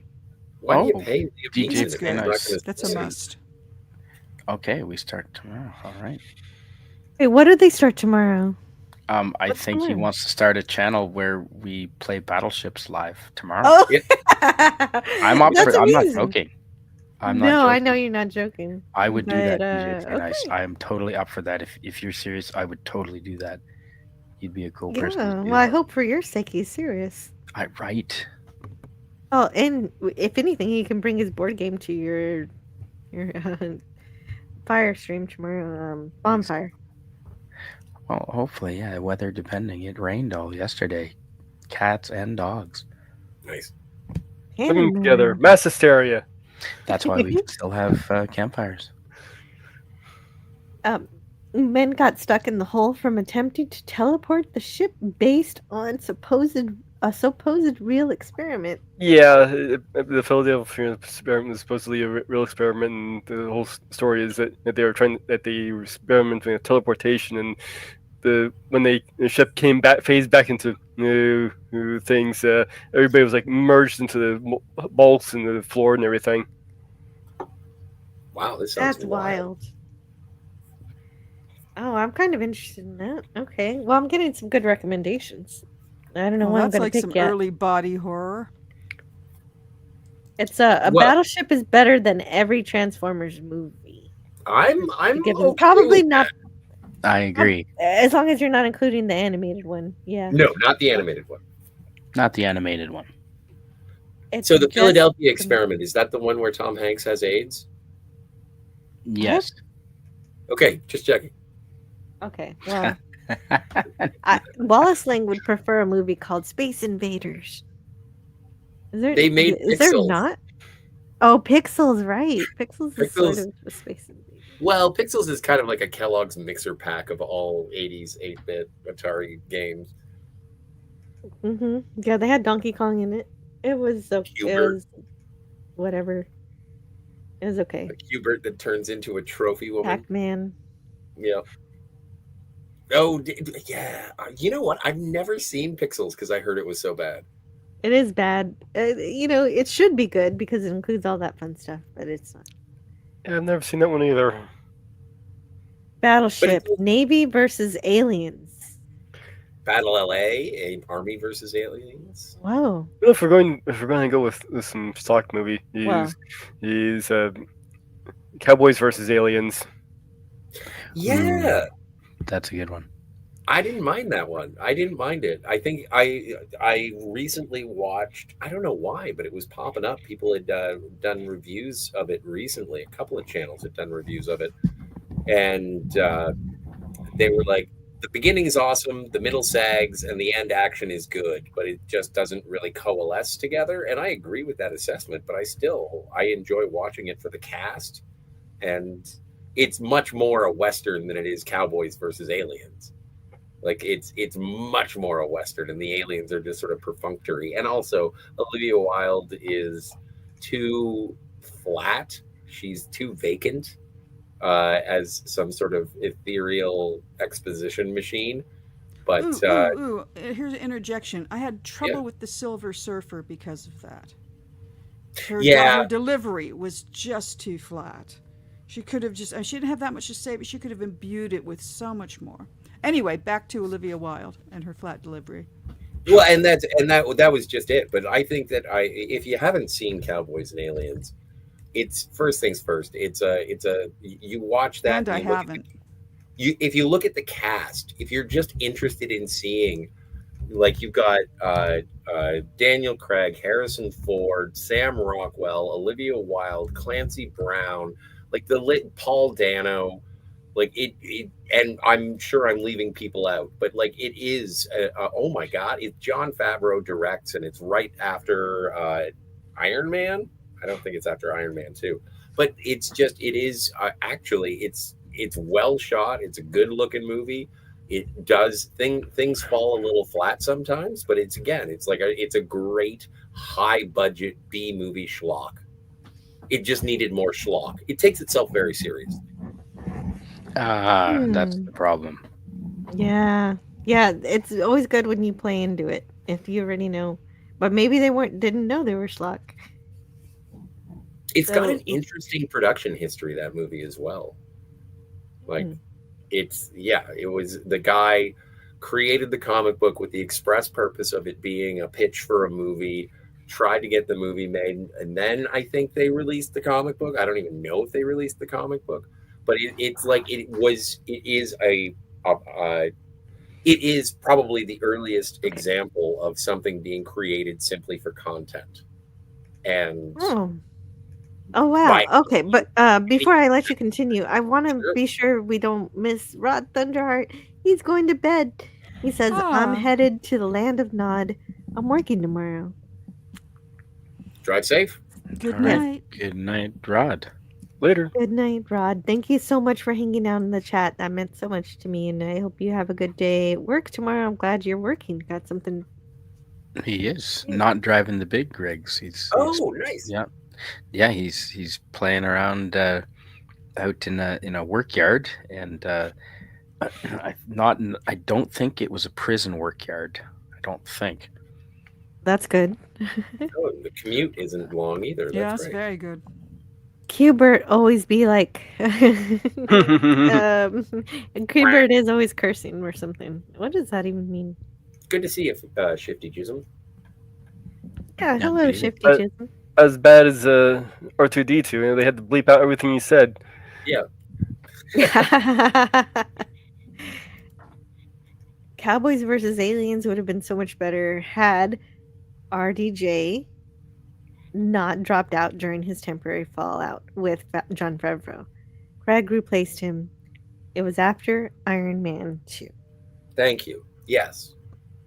Absolutely. And yeah, I think that it was a difficult thing to try and convey, a man who has no memory of who he is, and so you don't really get a sense of his character because he doesn't know his character. And apparently it was rewritten from when Robert Downey Jr. was going to be in it, and it was a completely different character. But then when they got Daniel Craig, they shifted things and made him sort of more of an outlaw. And actually, I think it would have been great if Harrison Ford had been the lead I think that would have been interesting. It would have been sort of like an Unforgiven versus Aliens. You've got aliens in the movie. You got my attention, so I'd check it out. I have not seen No Cowboys battleships versus Alien yet. Yeah, no battleships. But speaking of battleship, well, okay, so where is it? It moved on me. Would Master and Commander count for being old battleships? Yes, but I've already reviewed Master and Commander. That was a fun live stream. It would definitely count, yeah. Oh, that's interesting. Then we can do like old seafaring battleships. I didn't think about that. That might be a fun alternative. Are there any other fun battleship movies from olden times? I don't know. Do you want to count the Pirates of the Caribbean? No. Yeah, Okay. that's not exactly. I mean, they do battle, but pirates, I don't know. They're not battling for political reasons, just for economic reasons. That's a genre in and of itself is pirates, and I think that's where I'd put Pirates of the Caribbean. Yar. Did they not make a movie? Is there not, and we might have history buffs here, like DJ Plain Eyes, did they not make a movie called The Monitor and the Merrimack? Oh man, that's old days, I think. Yeah, that gives me woof. That tickles my noggin. The first ironclads in America, and I think they were part of the American Civil War, maybe going that far back, and that I believe those were the names of the two ships, the Monitor and Merrimack. Merrimack is also a song by Great Big Sea, which is fantastic. Oh my God, the Merrimack! Yeah. I was not expecting to hear that phrase today. That's a great song. It is a good song. If you don't know it, you'd love it. It's like Irish slam dancing. You're darn right it is. Oh wait, slam dancing. What was the name of it again? Merrimack. Merrimack. By Okay. Great Big Sea. Yep. Merrimack, marry me. Okay, I'll check that out later. Oh, has anyone seen the new season of? I assume it's started already. The new season of Wednesday.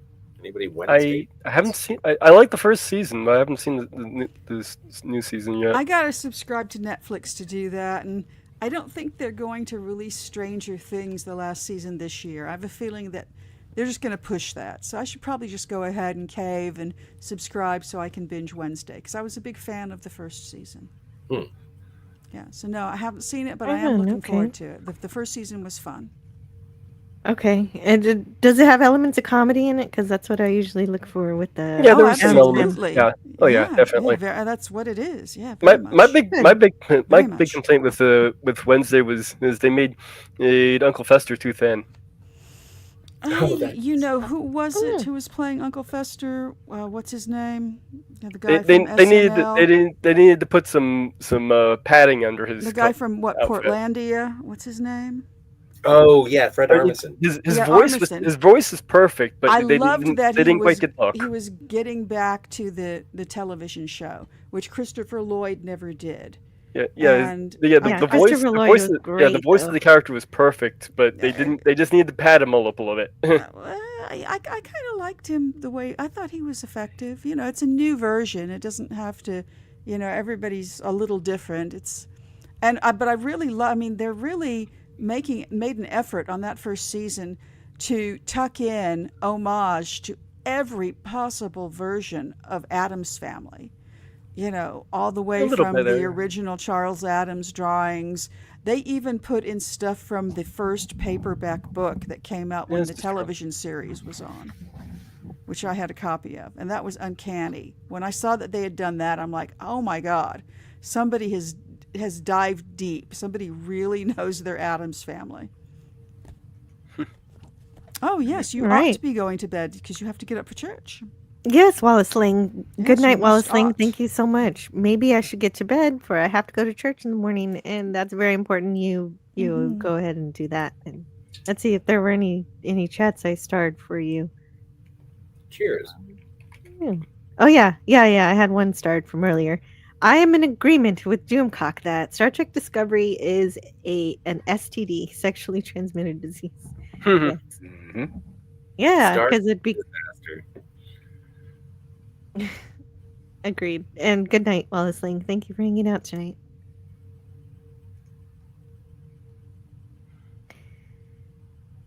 And and Wallace Link says good night to Rod Thunderheart too.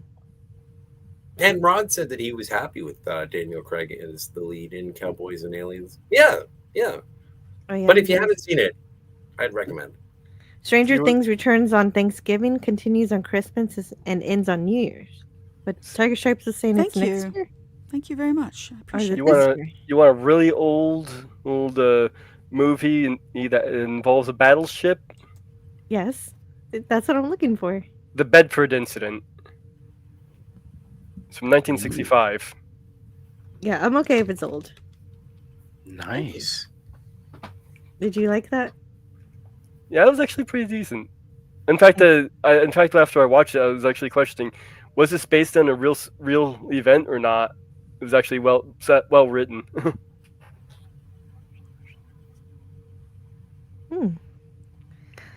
Let's see. I'm checking out the chat to see what's going on here. Okay, so Wallace is going to bed. Merrimack is the ironclad sub built by Southern shipbuilders, and yes, so submarines are. When you think about battleships, you also think about submarines. So when I was telling my husband what I'm doing with my channel with the battleships this month, he made me watch Down Periscope, which was kind of funny. That's awesome. That is really good. Yeah, with Kelsey Grammer, of course. Yes. Lauren Holly. It was good. Rob Schneider was a little out there in that movie. The movie parodies from The Critic were absolutely hilarious. Bring that show back. Oh, yes, absolutely. Yeah, The Critic is awesome. I'd Lovitz needs the work. Yeah, why not? Yeah, we need that kind of snark nowadays too. I agree with that. Definitely. Old Man Bird says Christopher Lloyd's Fester was my favorite. Yes, mine too. Great. Oh no, Jackie Coogan for me. Mostly because he was doing homage to Curly Howard. Oh. Yes. Kim, what did you think of Wednesday season 2? Hey, Sashi. Sashi's here. Hello. Hello, Sashi. Great to see you. Sashi. And Ken Jack Ben says, I'm not a fan of Wednesday making it all about her instead of the entire family. I think it is a mistake. Agreed. Well, they're taking it, to where she's gone to boarding school. And your family doesn't go with you to boarding school. So it makes sense in the context. But why? Like, why? Well, I mean, otherwise you're just going to keep her in sort of perpetual suspension as a child. I saw the musical, which was good, and that's sort of Abby's Irish Rose. She's getting to the point where she's got a boyfriend, and her father's worried, and there's other things going on in that story too. But it's just a development of the story that makes it's a logical progression. And also, the first thing just check it out because Raquel wanted me to watch it with her, Raquel SSG, and I didn't. And so now I'm thinking everybody seems to be interested in it. Maybe I should have given it a chance. Well, but I also want to say, I just want to say hello to Stark of Iron, Tony, and he's here, and also JT Kirk is here in the chat. It's great to see you guys here, and I hope you have a good night. Check out Stark of Iron's shorts that he's been doing with the Skeletor stuff.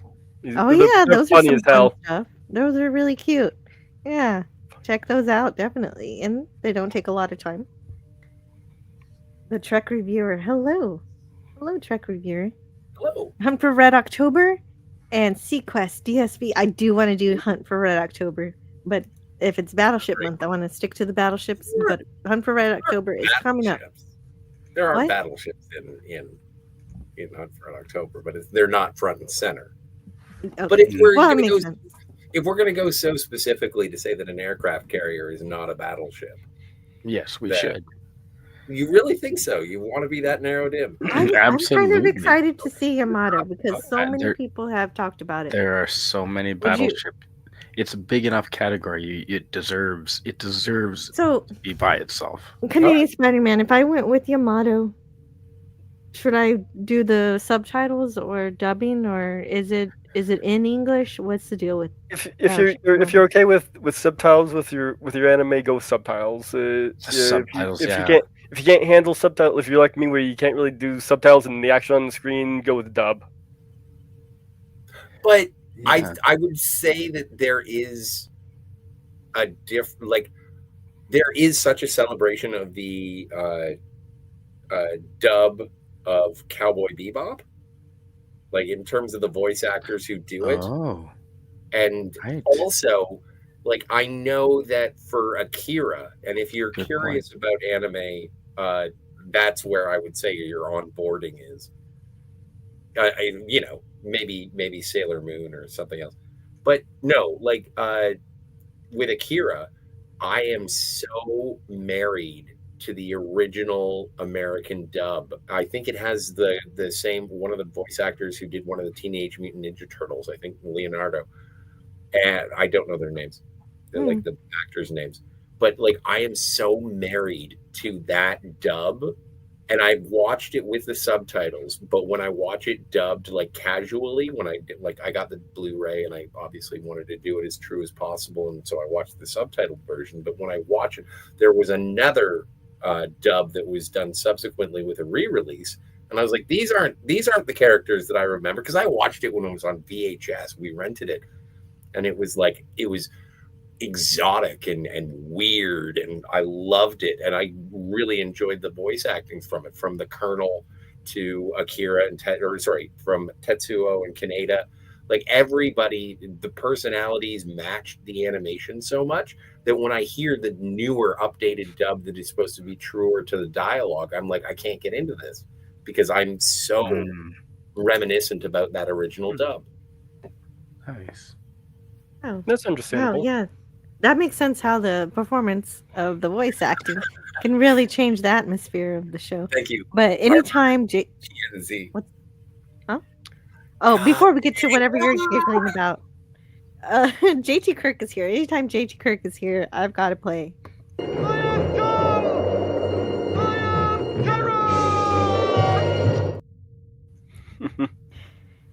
Cheers, JT Kirk. Cheers, JT Kirk. I hope you're having a good night. And Tony Starkmeyer, thanks for and Tony through.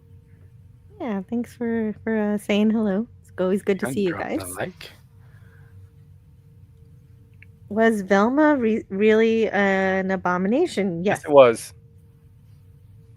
I never Anybody watched. No, actually, I'm going to take that back. It was beyond an abomination.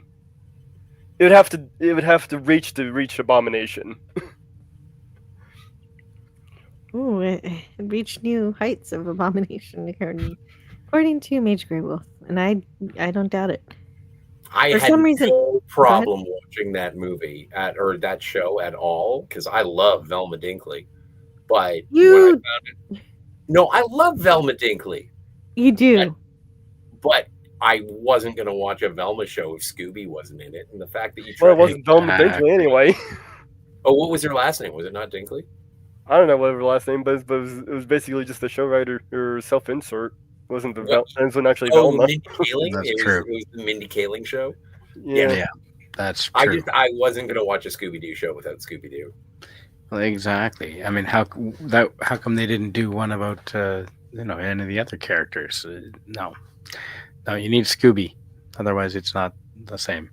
Yeah, it's just a bunch of kids. It's like, well, it's what was that? What's the name of the live action Buffy the Vampire Vampire Slayer ripoff with Archie and the gang? What is that called? Riverdale, I think. Oh, yeah. Yeah, and it's like sure. My God, no. What did you do to these characters that I knew from my youth? This is not Archie and Jughead and Veronica. Betty? I've noticed they've been doing a lot of horror with the Archie stuff. Yeah, that's the thing, is that they turned it into Intentional. Buffy the Vampire Slayer. It was stupid. Or at least I found it to be stupid because I'm going to be right back. I think this is what you're giggling about. Please explain. I'll be right back. Well, this is and also I'd like your opinion, Mage. Do you think that it is a situation where if you want to get people to sort of appreciate anime, do you think that Akira is an appropriate sort of invitation? Yeah, that's a good one to start with. Because it's adult oriented, like in terms of the pacing, in terms of the presentation. It gets graphic and gory at points. It really is jarring. I think that it does represent some of the heights of what anime can do. Yeah. In fact, I think that might be one of the first anime movies I've watched when I was younger and getting into it. Like, it's up there with Ghost in the Shell. Hmm. I think that's what I've heard in terms of reputation. But I do want to say hello to Brogu. Brogu's here. Yes, hello, hi. What's going on, yo? Brogu. And also, I will reiterate this to Jill, of course, but I thought I saw Donnie had to go. Donnie was headed out. Donnie Sunshine Ranger. I'm sure I saw it somewhere, but hopefully I'm not telling tales out of school on a live stream. So, Canadian Spider-Man, have you been checking out any of the new theatrical releases that are going on? No, I haven't been to the theater in 3 years. Okay. No. Is there anything coming out that you're looking forward to? Aside from Battleship. Yeah, no, not in particular. That's probably why I haven't gone to the theater. There's nothing that really warrants the hour drive into town and the $20 layout and just nothing at all. No. Fair enough. Not Tiger, is there anything on the slate that's coming up that you're looking forward to? What's the next thing that you It was kind of a big deal for me to go see Superman and Fantastic Four because I don't go to the movies much anymore. I used to be quite the moviegoer not that long ago, pre-pandemic, and I just it's gotten too expensive. And there's so much on streaming now, and also just on regular broadcast. Watched Night of the Demons last night on the movie channel because they play scary movies on Friday night, and of course they cut all the swears and the boobs, but and I'd never seen it, and it was quite good. So for a little B horror movie, that's cool. Yeah, so there's just so much. There's so much to see. I don't have to go to the movies just to see something, something kind of garbagey. I do think Leica is coming out with some sort of new stop motion animation film, and I hope I go to the theater to see that just to support them. I'd like to support, independent makers, and and I'm currently kind of looking through Alex Garland's Urv, and watching his stuff and things I haven't seen and things he's even just written. You recommended one of those that I have to watch, Sunrise. Is that what it's called? Sunshine? Sunrise. Sunshine, no. Oh, yeah. Sunshine. It's written by Alex Garland. Yeah. And I gotta watch that. That's on one of my streaming services. I mean, it's like a world of stuff to watch, and I also have a life to live. So. Wait, you have a life? Yeah, well, I got so much to do. Mm-hmm. What is it they say? God put me on this world to achieve a certain number of things, and right now I am so far behind that I will never die. So yeah, true. Well, and that's also something that it's not necessarily stuff that's coming out in the theater, but just something that's piqued your interest and you want to check out at all. Like, I like the old Tom Savini quote, and it's like, it's not an old movie if you haven't seen it yet. It's new. It's still new. If I haven't seen it, there's it's old new to me. movies that I will True. watch every few years just because I love them so much, like all of the Thin Man movies, which have been playing on the movie channel this week. But I haven't because I watched them just last year, and so I need to take a year off or so. I don't think I've ever seen any of the Thin Man movies. They're so great, particularly the first two, which are sequential. They kind of happen story-wise, one right after the other, and they take place over the holidays, over Christmas to New Year's. And they're wonderful, just wonderful. Kimberly Ann Martin is saying Freaky Friday with Lindsay Lohan. Oh, God, it looks just too freaky. And I watched the first one again on broadcast just a week ago Sunday on The Wonderful World of Disney. And I had never seen it before, so it was good to see. I'm glad I have that under my belt. But this new one, I'm like, what if they go woke? What if they go woke? And I just can see 1,000 ways they could do that. And I'm like, right, yeah. I think I'm happy. I think I'm good.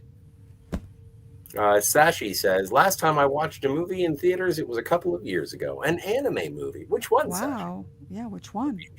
Oh, and Broku says, Sinners is the best movie that I've seen this year. If it doesn't win Academy Awards in many categories, then there's something seriously wrong. I've heard that so far the two movies that were like Hollywood movies by established directors and stars and all that jazz are Sinners and F1 so far. But we'll see how things go. It'll be interesting. I'll skim the nomination list and then say, oh, the Oscars are on. I guess I won't be watching that. Mage, is there anything for you that's coming up that you're looking forward to checking out? Like across the board. As I mentioned, I'm looking forward to Fallout. I'm looking forward to Coyote versus Acme, but that's not till next year. So I'm not sure if there's any particular Oh yeah, movie. I want to see that. That'll be great.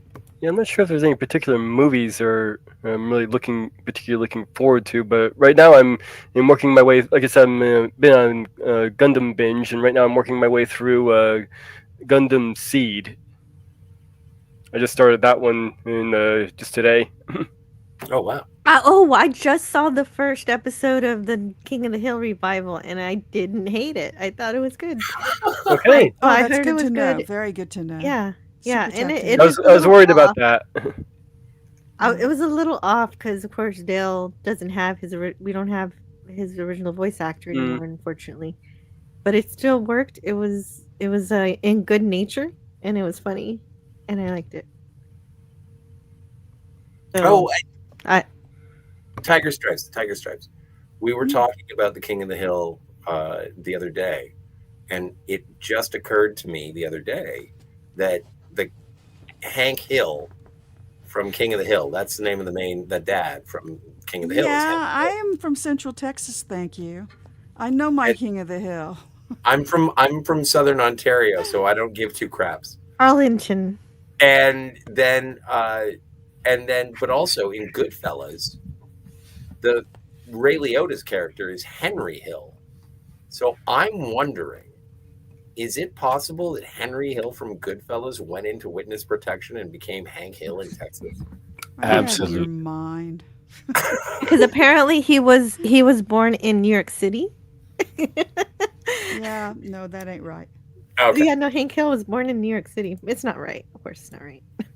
It's just Senator Ranger Donnie's going to bed. Good night to Professor Senator Ranger Henry Donnie. Hill. We can take this all the way back. Let's keep going. That is a cool theory.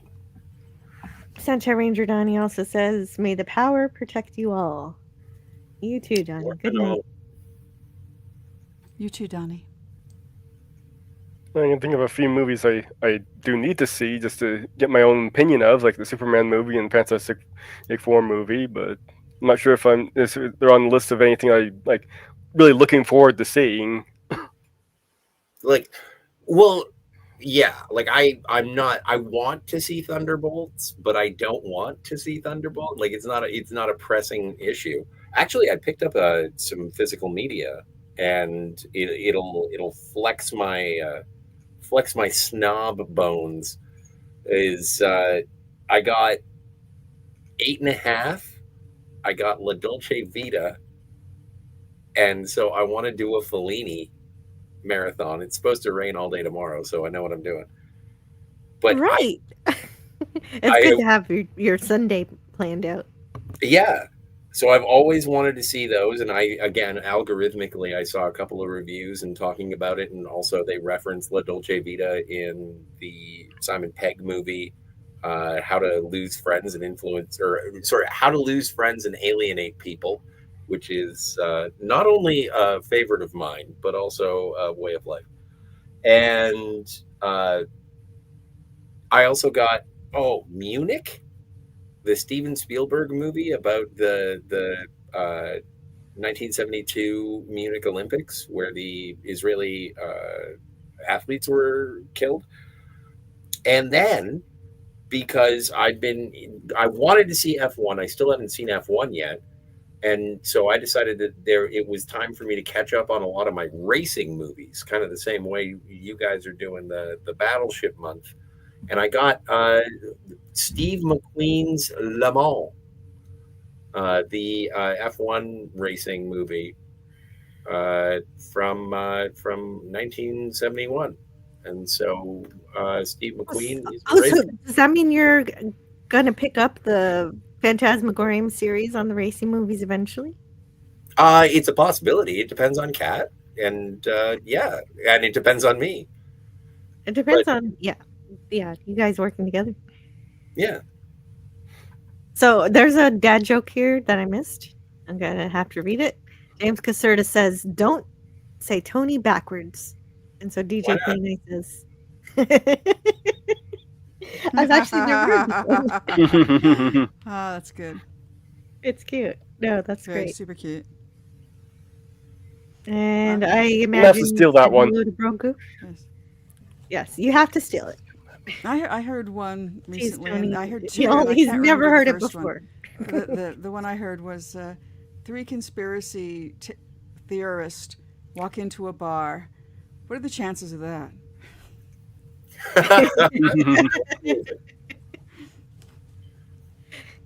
Oh, that's a good hello to question. Broken. What's your favorite conspiracy? Wow. Oh boy. There's so many. My favorite conspiracy is that we've entered a different dimension because of the use of the Hadron Collider. Yeah, that's a good one. I like that one too. Ooh, And that's that one really is directly creepy, related scary. to the Mandela effect So as you well. think we're in a, there's like a name for that. William Gibson's most recent trilogy. He needs to write the 3rd book. Write that 3rd book, Bill. Is about spin-off realities that are called stubs. I don't want to live in a stub. A stub? Oh man, no, I've never heard it. Yeah. Name that. Yeah. I gotta go to the library. It's been a while since I picked up a Gibson book. They're good. They made a series out of they made a series out of the first book, and it started off solid because it was following the frickin' books, and then it just dived right into the crapper. It pulled a total skibbity toilet. It was so bad, and it ended horribly. Oh my God! You just referenced something my children want. Well, yay me! Yay! So I cannot recommend that television series, but the books are wonderful. Agency is the name of the 2nd book. Oh my God, they named the series after the first book's name. I'm pulling a blank. Anyway, but yeah, I do not want to live in it. But that's a fantastic theory, Jill. Oh, it gives me the maybe that's a theory. Maybe that's a theory and not a conspiracy, because nobody would have done that on purpose. It's just a side effect of. Oh, you don't think people would do that on purpose? In the book, this Gibson book, the idea is that there are people in the future who are doing this on purpose, so largely just for their amusement. Wow. Yeah. That sounds really good. I would need to read that. He's the best writer. He's the best writer. The truck reviewer says the last movie I saw in theaters was World War Z. Wow. That would have been going back, man. Yeah. 10 years. That's 2013. But wow. yeah. Holy. Yes. The last one I saw was Frozen Empire. Ghostbusters Frozen Empire. Yeah, Naked Gun for me. Yeah, me too. Yeah, that was just a couple days ago. I saw, but I saw a joke about after. that. How we're gonna remake Naked Gun. Get me Leslie Nielsen. He's dead, sir. Well, give me somebody whose name sounds like Leslie Nielsen. Yeah, that's exactly what it was, wasn't it?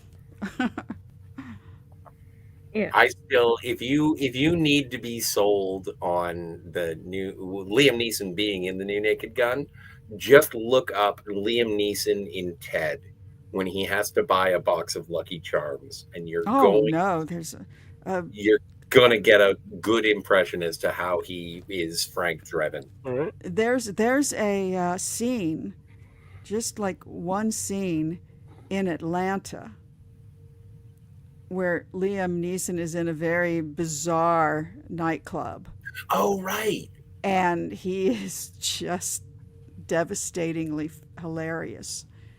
And apparently it's kind of based on something he said IRL that was considered sketchy and interpreted. Yes. Yes. But it's so funny. Ooh. It's so funny. Yeah, he does. And it's he does just really like, well. 3 minutes long, this scene, maybe 5 minutes. It's really great. Does he refer to when he wanted to Yes, go? he does. Yes, he hunt does. ethnics.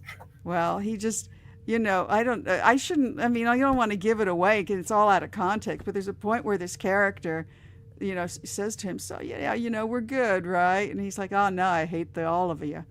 Oh, It's no. just, oh my God. Wow. And he's also very good. He's also very good in Love Actually, where he's able to say these devastating lines to this tiny boy playing his stepson, and he just says things. He talks to the kid about bringing Claudia Schiffer home, in theory, and because the kid's sort of urging him to find a new wife, and he says, so he says, well, I'll be around, and he's like, oh no, son, you'll have to leave. Because we'll be wanting to have sex in every room of the house. It's just, oh my God. Oh my God. Yeah, that's so a crazy funny. thing to say to a kid. Oh yeah, a kid's so tiny too. That's awesome. Oh dear. Well, yeah, he's good at delivering. Yes. Deadpan. Yeah. So, but I didn't mean to not have you guys tell us your favorite conspiracies. If anybody has any other everybody else go. I have to think about it. There's so many, and they're all so great. Yeah, that was an idea that Scotty had, and so I was I'm not sure if I have any. I don't think I have any favorite conspiracies. Oh come on! Of course you do. That's okay. You can skip if you want to. It's all right. I was just. I mean, come on, Roswell. Everybody loves Roswell. Of course. Yeah, Kennedy. That one's the lone gunman. I loved those guys. And I just love that name for them. It just says everything. Yeah. Yes, yeah. With one letter, with the change of one letter. Well, and everybody went crazy recently and went to, well, not recently, it was years ago, where they went to Area 51. And it's like, nothing's at Area 51 anymore. So it's all yeah, they're going to have a a Naruto run, into the base in Area 51. And I think only one guy showed up to do it. But no, they had more people show up, and no one actually ran into the facility. Of course they didn't. Of course not. Yeah, nobody wants to get shot. What? I want to see a new epic, but if the target audience is today's young folks, scratch his head. Well, I wonder what else is out. I know they're doing Frankenstein or something at some point, but I don't know if that's in theaters. So, I have a question regarding conspiracies for you. One of the first conspiracy theories that I was introduced to was that, of course, back in the early 80s when I was a boy, that Elvis was not dead. Also, that Jimmy Hoffa wasn't dead. And there always seems to be conspiracies about various famous people that, oh, they're not really dead. And I'm just wondering how far back that goes. Like, was there quite far floating around? Like, Julius Caesar's not dead, man. Yeah, that actually does go quite far back. That kind of thing. Like, Jesus isn't dead, man. Like, In fact, I have, and since you brought that up, actually, I have heard some people suggest that may actually be the case with how that worked. Oh yeah, some people really speculated that Jesus wasn't dead. I mean, there's whole lore on that, big lore. Yeah, and Julius Caesar, well, all of the famous people, I suppose. I would, unless you see them in front of your eyes, yeah, that's hard to say. Hulk Hogan, how do we know? I don't know. Obviously, Elvis and Marilyn Monroe's hanging out with Tupac at some gas station. Naturally. I don't really know about these conspiracies where people say dead people are still alive. There's there's a obviously bunch with Elvis there are a lot of impersonators, so people can. Yeah. The funny mustache man wasn't, is still alive. Didn't That kill one himself? floated around. I think he definitely did off himself. Oldman Bird says that people are dead and have been replaced, like Paul McCartney from the Beatles. Wow. Oh yeah, there's a replacement. That's a great conspiracy theory. The body double replacement theories. Yeah, I've heard of those. Yeah, I don't even think that was a conspiracy. I think that was a joke the Beatles were playing. I think they did that with intention. Mm-hmm. Yes, most likely. Oh, wow. Okay. I'm not sure about it, but that's interesting. Well, they've admitted to it, but I think they might have been joking at the time. Oh, no. Well, I mean, yeah, Paul was on SNL and Farley said, so the thing like where they said you were dead, that was a joke, right? And Paul's like, yeah, right. And he's like, that was great. So... Yeah, but he says, yeah, it was a joke, and again, could have just been for the gag, but and I think John admitted it was a gag. It was something that they'd done with intention.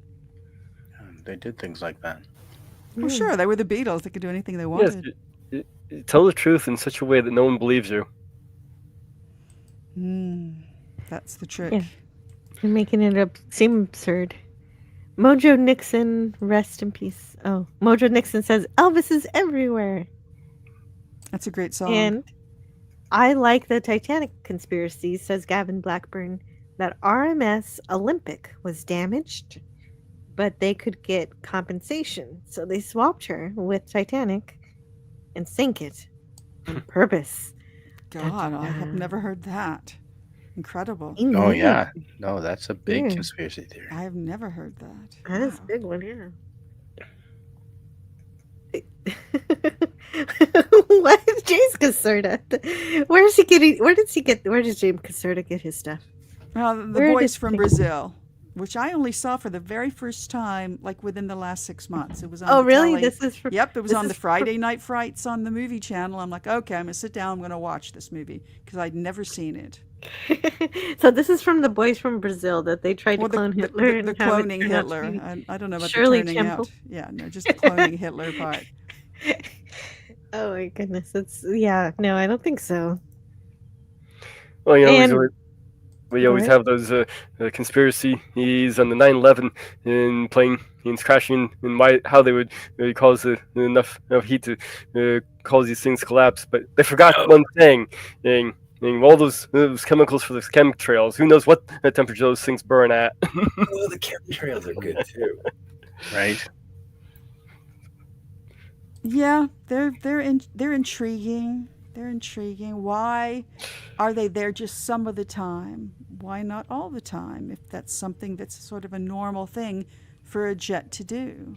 I think it's altitude. But It's about sometimes it's they about do air and sometimes going. they don't. I think most jets probably all fly at the same altitude, I imagine, except when they're landing and taking off. Well, I live right. Not at That's all. what makes them so jetty. Well, interesting. No, there's interesting different. interesting There's many fact. different flight levels depending on how far they're traveling. Well, interesting little fact on the whole 9/11 thing. I live right near the airfield where they learned how to fly. And, What you have Microsoft Flight Simulator? No, the terrorists from 9/11. I live right by the airfield where they learned how to fly the planes. I'm only maybe about creepy. 10-15 minutes away from that airfield. I like. I'm a big fan. I don't know if it's so. Flat Earth is a conspiracy theory. I guess that's so, a but it's joke. just stupid. It's not a conspiracy It's not theory. worth mentioning. Well, it is worth mentioning because the people who subscribe to it, I can't quite get behind it. They have to be aware that it's just a joke. So why such intention? I've had arguments in real life with people who have asserted that the flat Earth theory is real, and I've been like, yeah, but what about pictures of Earth? It's like fake. Were you at a convention at the time? I was working as a bartender, and someone came in and they wanted to strike up a conversation at the bar. And I have been, and I know I'll knock you over with a feather.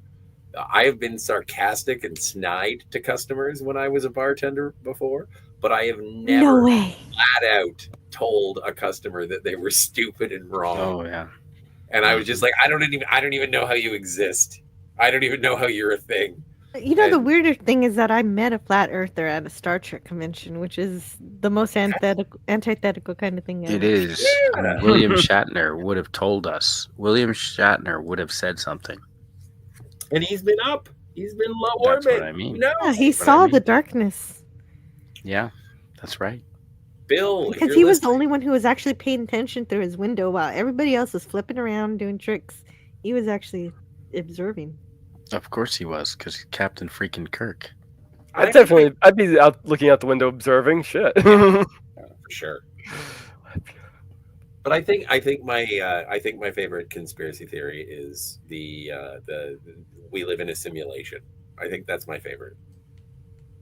Again, that's like being in a stub. Then you're like a non-player, right? What they call that? What the video gamer kids call it. NPCs. Non-player characters. I don't. But I don't know. It's matrixy. There are certain things. I like that. I don't believe it, but I like that. I don't believe it either, but I like it too. I love the phrase, "There's a glitch in the matrix." Yeah. I just think that there's something interesting about the idea that it almost gives credence to the idea of like a god, a creator. Someone had to create the simulation, so it flows into theism. It explains like the Fermi paradox to a certain extent. It's like, oh no, this is just an earthbound simulation. That's all. And so there's something about it that is intriguing to me. I am aware that I am not in a simulation, as much as I wish I could blame all of my hardships on playing a video game. Have you seen the cartoon Pantheon? No, I have not. It kind of gets into the whole everything's a simulation kind of thing. I think I hear the beep. It looks like we are being graced with the appearance of Max Redstone. Hello and welcome to Max. How are you? How's your night been going? Yeah, okay. Hello, Max. Hi, everybody. Good to see you. Okay, it's been doing okay.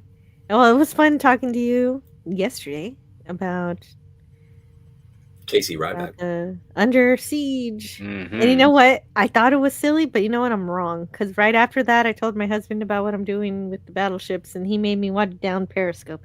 That's silly. Well, that's different. That's a different Kelsey story. Grammer is awesome. Yeah, no, but I enjoyed it though anyway, but it was really weird. I don't think you can just toss out Rob Schneider just because I don't think he was mutinying. I think he was like, oh, you're not following the rules. Right. I'd like to add that no one in the Navy has ever been court-martialed for following orders. Yeah, exactly. Okay, you know that movie too. I think that's the first movie that I actually saw Kelsey Grammer act as someone differently than Besides Frasier? Yeah, me Frasier. too. I did that just yesterday. Or It Sideshow was Bob. so weird. I'm like, where's Miles? Well, there's an interesting conspiracy theory that how does The Simpsons predict everything in the future? Yeah. That's Oh, a that good is a one good too. one. I like that. Oh, but like, is the Mandela effect? Is that a conspiracy theory? That's a conspiracy theory. Yeah, that's a conspiracy theory. Well, unless it's an actual scientific theory. No, it's a conspiracy theory. It's probably what you're getting is false memory. He's going on, and then people will say, "Oh no, it's not actually a false memory. It's that you actually existed in an alternate reality at one point, and where that stuff actually happened. So you're remembering it correctly. It's happened in a different reality." Sure, because our memories are just spot on all the time. Well, that's another problem, and some people say the Mandela effect is just you forgot. He who controls the past controls the present. But he who controls the present controls the past. He who controls the past controls the future. Yes. Michael J. Fox. I heard that in a 1984. yeah. It's in 1984, and then Rage Against the Machine put it as a lyric in their song. Oh yeah. Too. Yeah, they took the 1984 and sang it. See that? Kenjack Ben. Oh, go ahead. Yeah. No, please. Zero of the Mandela effect of exploits false memory in order to make people believe something that is not true. This podcast is a simulation. That's the conspiracy of the hour. There's some interesting. There is some interesting studies on false memories. I mean, like for instance, they got some people to remember being lost in a mall when that was a completely fabricated false memory that they actually implanted in with people. That's why so many psychics are believable. Right. Cold suggestion. Reading. I remember learning how deja vu is. They've got scientific research now that deja vu is merely when it's a malfunction with your brain. Instead of storing it in your short-term memory, your brain misfires and accidentally stores the new experience, the new memory, in your long-term memory. So I've heard that. Deja vu. So much of the way that we interpret the world, we think we got a good bead on everything, but like there are limitations based on physiology, based on chemical, like neurological chemical reactions. Like we are just beasts that have grown a brainstem and learned how to interpret things to one another and to ensure the camcorder.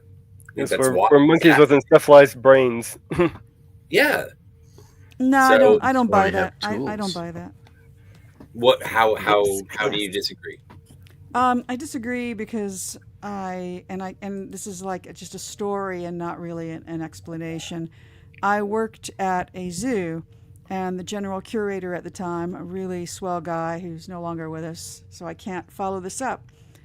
I was like, standing on the edge of a conversation, and at some point he's like, well, us and the animals, And I just stepped forward and I said, I thought, because that's what I was taught in public school. I thought people were animals. I thought we were animals. And, well, I'm telling a story. Keep going. Right? Said the wolf. And I said, I thought we were animals. And he said, no, we're something else. And he was a general curator. And he really knew animals. Mm. And I don't think he said something more. I think he said something else. And I never followed up. I really regret it. Well, I think I can't put it down because he really knew animals. I think I've encountered disagreements as such as well, and I think at a certain point, I think it does become theological. I think that it is something about man being made in his image, if you will allow. And it is the separation because God said that man would be master over all of the animals on earth.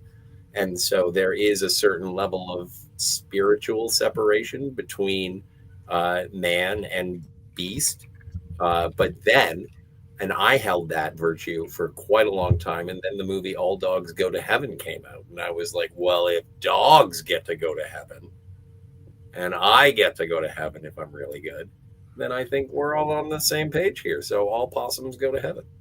We're all animals, and I think I've probably said that before. Yeah. I would present to you the case of Signalman Jack, a baboon who lived in South Africa in the 19th century. He was a pet and assistant of a double amputee signalman named James Wild, who worked for the Cape Town Port Elizabeth Railway. Now, James had been known for jumping between rail cars until an accident where he lost both of his legs. To assist him in performing both of his duties, James purchased Jack in 1881 and trained him to push his wheelchair and operate the railway signals under supervision. Despite initial skepticism, the railway decided to officially employ Jack once his job competency was verified. He was paid 20 cents a day and half a bottle of beer each week. It was reported that in his 9 years of employment with the railway company, Jack never made a single mistake. Well, if you're a multicellular eukaryote that has an internal digestive system and breathes oxygen, you're by definition an animal. Well, and also, like, not to get all up in orangutans' business, but or I forget what branch of that particular monkey tree it was, but there was a lady who had like a baboon or an orangutan or something like that. And that's not a good idea. No, Never a good idea. It was, the thing is that she kept it for like 5 or 10 years, 5 years, and it was absolutely docile, absolutely fine. Everything was totally cool. And there is a 911 call where you can hear the lady who had trained the monkey. No, not a monkey, an ape. Whatever. I'm using we are great. They are different. Yes, I know there sure are was not differences. I didn't know I was on like New Wilderness. What is it? Yeah, we're all disciples of David Attenborough. And so whatever. And so yeah, so this ape is like ravaging a woman, eating her face. Oh yeah, no. Once they hit puberty, it's all over with. Yeah, exactly. So Tiger dangerous. stripes. They're wild animals. So dangerous. I'm the only proper say way. it was a chimpanzee. And it might have been a chimp. That sounds like a chimp. Impossibly strong. Yeah, you cannot imagine how strong they are. Oh yeah, They're so much stronger than we are. That's right, and that's why it's best to leave it to to the professionals. Yeah. Leave your To fantasy deal for with wild animals. leave your fantasies for Project X. Yeah, exactly. Dude, I've never seen Project X. Dance your monkey with the monkey. So if you're gonna keep chimpanzees at home, folks, make sure you chain them up properly. Yeah, Shot exactly. collars. Shot collars, people. Well, Shot collars. they belong either in the wild or in a zoo, in an proper appropriate environment zoo. in a zoo. Yeah, that would copy their real habitat. Hopefully, People, they still can't really, but orangutans. That's where the monkey business is at. I wonder if you put 100 chimpanzees on a battleship, what would happen? Oh no! Do chimpanzees know how to operate weapons? I mean, They could be. If they can operate railway signals perfectly, you sure as hell know that they can operate 16-inch guns. Just who wants to be the idiot who hands an orangutan a fucking revolver? Here, try this. And then I don't know. I mean, Sashi's just cracking wise constantly. I swear, the guy's so funny. We should every time he's golden. And DJ left turn Clyde. I love it. Oh yeah, worked in a zoo. I didn't realize you were in retail, Tigers. That's all right. Now, can you teach a monkey to count cards? Well, yeah, no. Probably could. I remember a little while ago, it was like, Scott, why did you buy a monkey? And I was like, to teach it to smoke, duh. Poor monkey. Hello. Monkey. Good morning to Nim Nim Nim. Hey, Nim Nim Nim. Num, num, num, num, num. Greetings Londonistan. from London. Oh my God. Reprobate. Speak for yourself. For yourself. I'm fine with being a reprobate. Him too. Separation is an illusion. If you ever ask yourself, why do people tolerate crap from Alec Baldwin? Just watch the opening scene to Glengarry Glen Ross. That's all I have. Well, it's not the opening scene, but it is in there. Yeah, no, Alec Baldwin. Isn't that the opening scene? No. Oh, okay. Just watch the Alec Baldwin scene from Glengarry Glen Ross. That is why people tolerate Alec Baldwin's shit to this day. Oh, but that's not Alec Baldwin. That's the writer.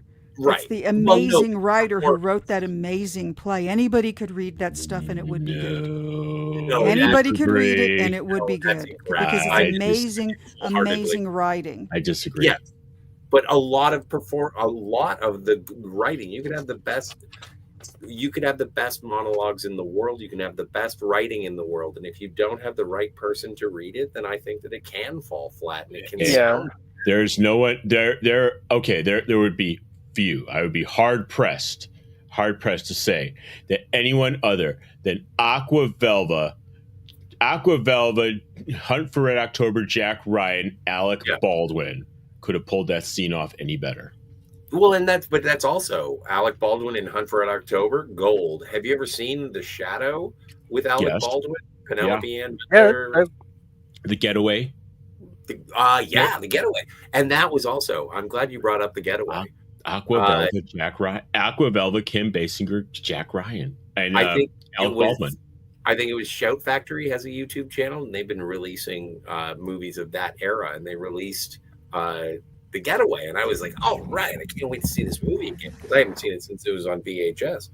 And then I tuned in, and it was on YouTube, so it's like no swears, and as you said, Tiger Stripes, no boobs. And like they were making it, and it was just like, oh my God, I feel like this is when I watched Seven on TBS. It was 20 minutes long, and it was awful. You can't. You gotta. Oh God, what's the point? Hey, hello, Mr. Miles is here. Hello, Mr. Miles. Mr. Miles. Great to see you. You're amazing, Ryback. It's a shame you aren't cooking for us. And Ken Jack Ben. Oh, where is it? I wanted to read something from Ken Jack Ben. Hold on, let me find it. Gosh, where is it? It's up there. It's under the couch next to your keys. I don't agree. We are not great apes. We are not that. And so, but we're hominids. We're primates, and we're just kind of in the taxonomy of primates. Yeah, hominids we're are very a close subset to them of great genetically. apes, and great apes Very are a subset of monkeys. Great apes couldn't have developed nuclear weapons. Obviously not. Obviously, the other ones are not as evolved as we are, because as you say, they don't have the dexterity to operate the trigger of pulling a handgun. I have not. They're evolved differently.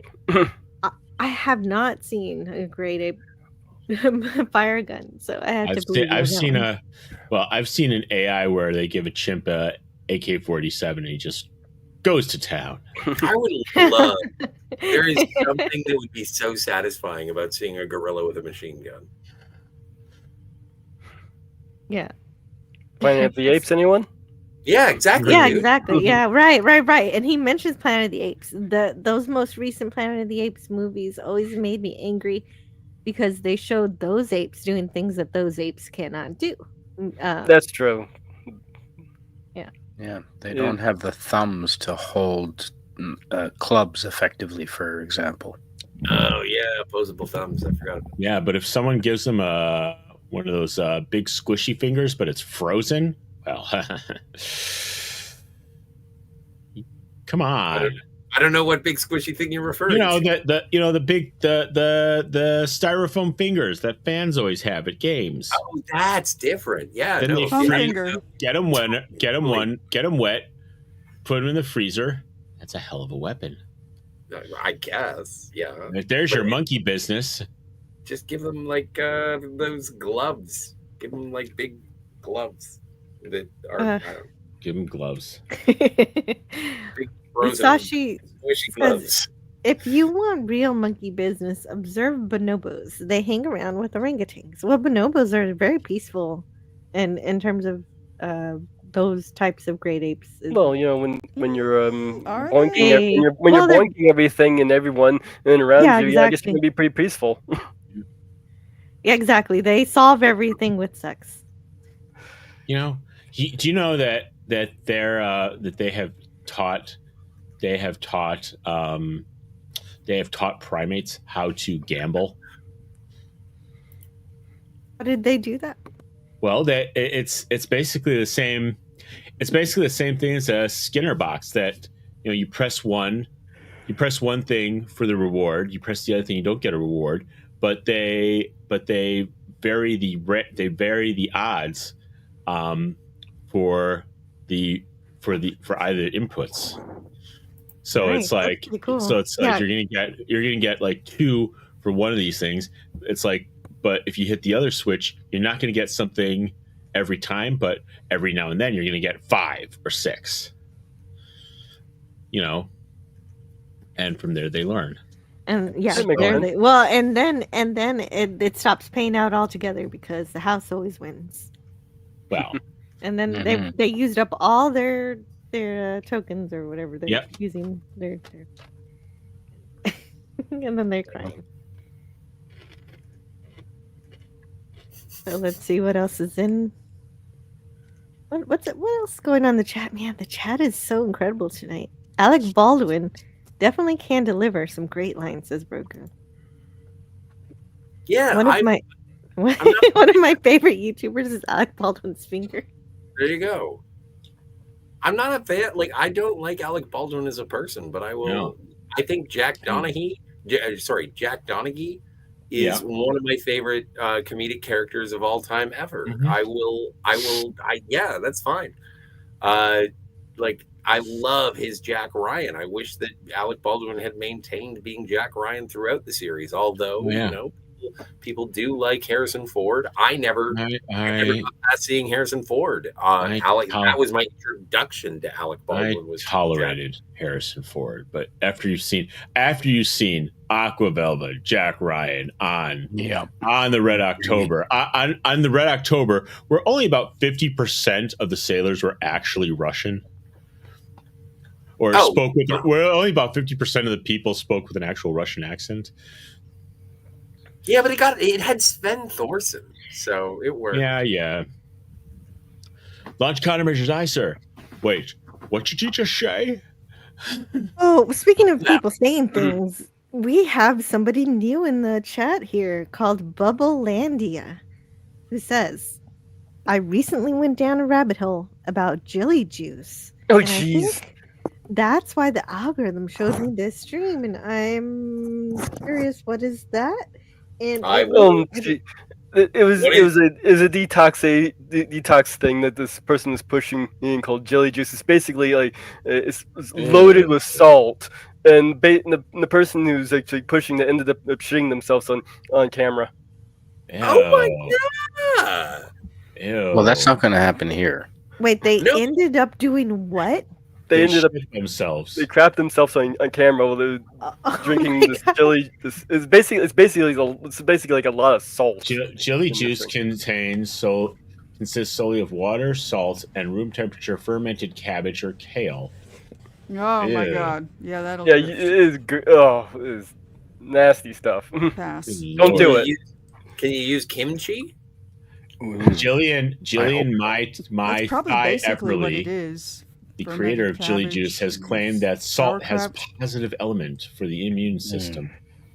Wow, nobody ever do that. No, don't. Sounds like a bad idea. It is a bad idea. Well, it might be a good idea if you're sitting on a toilet at the time, but you don't want to go public with that. Okay, if you have embraced doing an OnlyFans and it really pays or something, I guess I don't know. If you've embraced skibbity toilet as a lifestyle, yes, please do that. But elsewhere, don't. Please don't. Followers of it have been dubbed the poop cult. Yeah. Bubblelandia, I can believe that. Thank you for coming here because of the rabbit hole, because you have just introduced us to a whole new rabbit hole. It's like, I found this rabbit hole. Do you guys want to go into it? Yeah, let's find out. Really, you guys weren't familiar with jelly juice. I didn't know about this. That's a big thing. Like 10 years no, back. I had no idea. Didn't know, didn't want to know, didn't need to know. If So there's, I you heard- know what, Jill, I think that if there's like any sort of commercial or infomercial that is available for clipping for jelly juice, oh my god, that would fit in. Well, so DJ well. Play Nice, I'm all right with electrolyte replacement, but when it comes to that, I like snake juice. Well, That's what I go with. If I want electrolytes, grave. I'll go for Gatorade. That's what plants You can make crave. snake juice yourself, Brundo, and it's so really plants cheap. crave. You know, once you've bought the ingredients, it's Coconut really super water. cheap, and We were it's thinking just the as same good as thing here. Gatorade. I mean, you know, if you're into fasting, Yeah, that but kind of thing. kimchi, yuck. Doesn't taste all good. that You all have to that kinda like- fermented food though is supposed to be really good for your belly brain. You And know I what? don't care for fermented food by and large, so it's You know, that's I tough have for me. Never I been have a a fan. thing of kimchi in my refrigerator. I've had it for years, and my mom's like, "Is that kimchi gone bad?" It's like, no. You know what the great thing about kimchi is?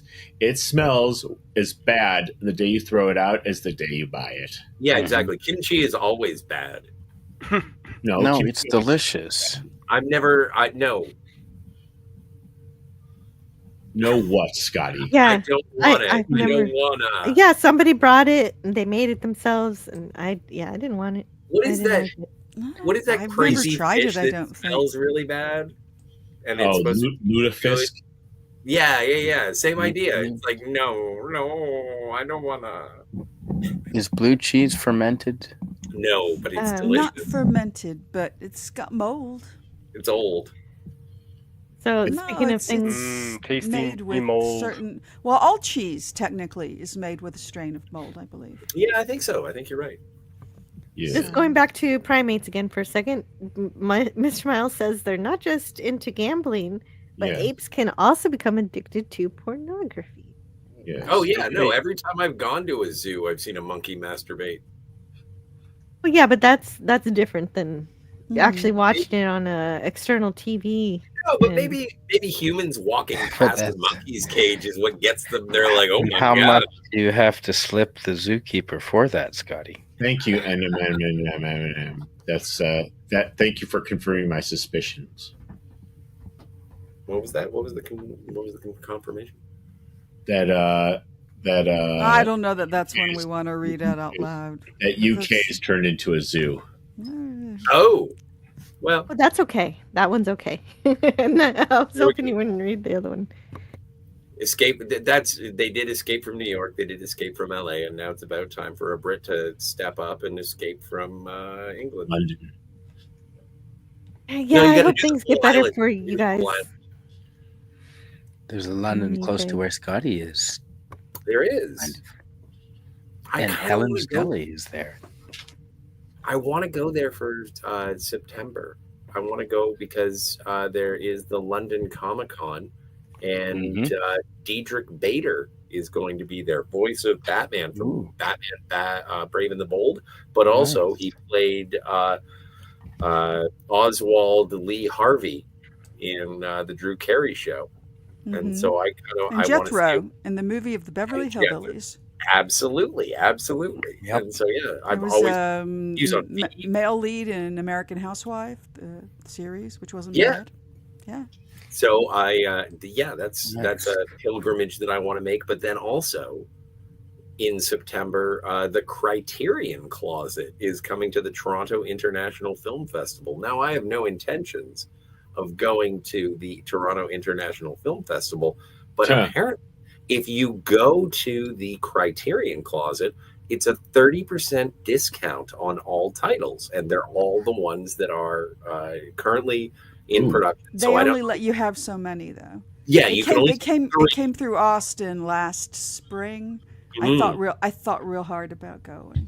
And I'm thinking really hard about going, and it's 30% off. And so there's a couple of David Lynch ones that I want. There's a couple I just want to go to the closet. You only get it's not like your celebrity. There's a time limit on the time you can spend in there. It's like 3 minutes.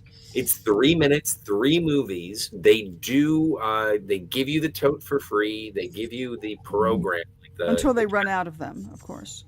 Well, I'm sure, but that's the thing, is that I'm really intrigued, and they do film it, and if you want it, you can have your own sort of Criterion Closet video. So that's why, because I am very fond of the sound of my own voice, and so I would definitely walk in there and do my own little Criterion Closet. Yes. It would be, especially Thank if you. I'm definitely not going to the Toronto International Film Festival. What do they charge for that? It's free to get in. Yeah, it's oh wow! I'm sure you have to wait in a line, and it's the perfect price for you. Go do it. No excuses. I want reports. Okay, all right, sure. You talk about doing cool stuff, and you got to do it. Damn TIFF. You're not going to. Somebody was saying they're not going to the film festival. Well, okay. There's a movie called The Road Between Us, The Ultimate Rescue. It's about October 7th in Israel, and it has been dropped from the Toronto International Film Festival lineup. What? Yeah. You know what the reason was? The lawyers thought the lawyer said, "Oh, you're using Hamas footage and you don't have approval for that." Because they might sue you. Yeah, Hamas might sue you. Yeah. But I think they have since reversed that decision because they were very embarrassed upon public outcry. I think they just reversed it this morning. Did they? Okay. Well, I was in synagogue. So just this morning, I think. But yeah, the audacity. Yeah, bullshit. Yeah. I as much as I may make fun of you, my neighbors to the north, I kind of weep for what's happening to your country. Well, send the Marines. Send them now. Okay. We'll make sandwiches. Like, what are you doing? It's like, well, Canadian Spider-Man told me to send the Marines. Who the hell is Canadian Spider-Man? It's like, whoa, do you guys not talk to each other? It's like, okay, look, you're coming to territory. You're coming to territory. You're going to be citizens. You're not going to be a state. It's going to be fine, okay? It'll be fun. And we're sending the East Coast to Europe. Yeah. They're all going to France. You guys are crazy. Look, you guys wanted a change of government. You guys wanted to get rid of Quebec. No. This is a win-win. William Shatner is now our new leader. Yeah, that would be ideal. Or Wayne Gretzky. Ooh, that would be a hard. Who would win between that vote? Ooh. Leading our country, Wayne Gretzky or William Shatner? How old is Bill? How old 94. is Bill? Yeah, 94. so that's not. I love Bill, but I'm not voting a 94. He's never gonna die. Shut your mouth. All right, fine. He's never gonna die. He may. He is never. but a beast. No, I don't know. No. Canada does not want to change in government. That's why we just got. What would happen if Justin Trudeau was 10 years older or 15 years older and qualified at something? Not this job, but something. Anyway, this is a political conversation in the middle of a pop culture one. If Justin Trudeau were 10 years older and qualified or something, he'd probably be running a Tim Hortons. Well, people who run Tim Hortons can't even run Tim Hortons. But you're right. I did entertain it for a little bit because it is, well, an interesting point of conversation. Unfortunately, we do need to move on. Although Nem says, come over for London Comic Con, Scotty. I have a safe house where we have boarded up the windows and have a secure perimeter. We have some spam left. Why does this sound like the end of the Blair Witch Project? I don't know. Come over to my haunted castle where no one can see inside, and I'll give you canned meat. You'll be fine. Are there battleships? Well, Are I bought a button today for my pin jacket. I went to the vintage sale with Mrs. Tracy, who's in her 90s. She's like an auntie, family friend. And I took pictures of these buttons because I was really kind of just like, which one of these do I really want to buy? And I showed them to her while we were sort of sitting down for a while. And one of them made her laugh harder than the other ones. So that's the one I bought, even though she's older. And it says, first show me the candy, then I'll get in the van. I'm not stupid. So, oh my God. I know. She laughed and laughed and laughed. That is awesome. That's fantastic. I'm sorry. You're selling yourself short. You need to hold out for the puppies. Yeah. The puppies. DJ Plain Nice has a question for any Canadians. What do you think about the hiking ban in Nova Scotia? Are you shitting me? Yeah. No, that's the thing. Yikes. Yeah. Really? What else is there to do in Nova Scotia except eat, die, and hike? Well, you can always go see the monkeys in the zoo. They're just seeing how often they can control people's movement, and as it turns out, I understand all the monkeys aren't as often as they want. Every day you meet quite a few. Every time there's an emergency, their reaction is to control movement. It's all up to you. Yeah. You could be swinging on a store. Good Lord, no wonder you people screwed up Tim Hortons. No, we just have to stop lighting fires. We do like fires. That's the Americans love lighting fires. Tim Hortons, and so you fucked it up. So don't get mad at me. They did. We used to make, every shop used to make the donuts in house at each Tim Hortons, and then the Americans bought it. I think it's the same company that owned Burger King as well. So it's the Burger King that messed it up. Okay. We've got a couple people leaving. Sashi says, all right, I have to start my drive home from work. See you guys. And safe also Brogu. Yeah, safe travels. And Brogu says, good night, everyone. Enjoy the rest of your stream and enjoy the rest of your weekend. This is the way. Bye. This is the way. Good night, Sashi. Good night, Brogu. That is the I'm way. not calling you that. Okay, well, okay. You know what? Okay, I'll agree. You know what? Okay, let me rephrase. Let me rephrase. You people should never have let us take it over Tim Hortons. That was your national treasure. Well, we are. That's a good rephrasing. We would have sold it to the Chinese if not you. Yeah, exactly. We weren't going to keep it. We would have privatized it and sold it. I take back my rephrasing. You people are reprobates. We sell out at the drop of a hat. It's an interesting history just in terms of the formation of Canada, is that when we were a British colony and a French colony as well, but specifically my experience with understanding of the British colonization of Canada is that a lot of the people who were sent over here were sort of yes, we'll do what the crown says in terms of the monarchy, the English monarchy. And so when we were tasked, when my ancestors, Canadians who founded this land, they were like, okay, you got a job to do over there. You got to go do it, and you do it. And then you follow our rules and you do it from over there. And we were all those Canadians, those early proto-Canadians were like, yes, we will listen to everything that you tell us. We will do. Rooftop redcoats, eh? And so the thing is that the early Canadians were very, very placid.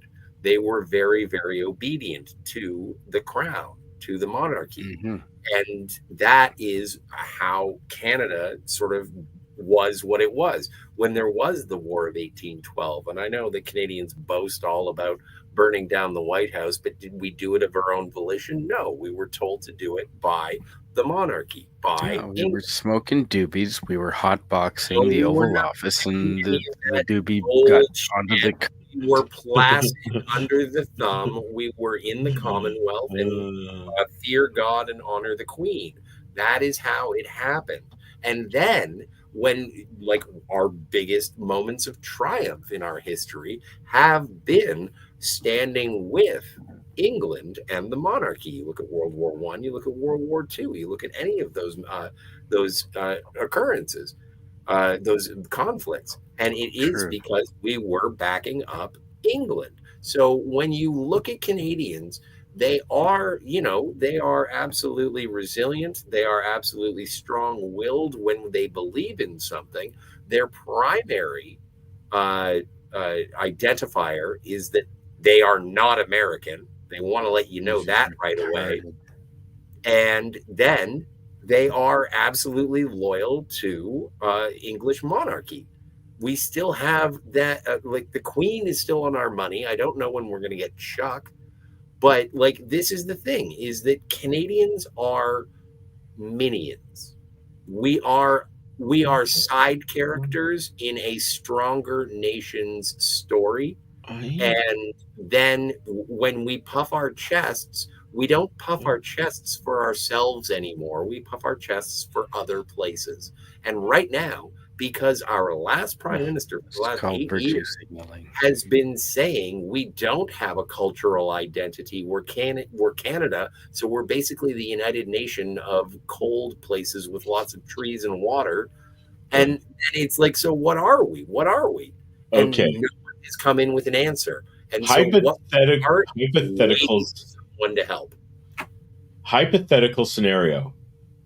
King Charles takes the reins and sends Prince Andrew to be the regent governor of Canada.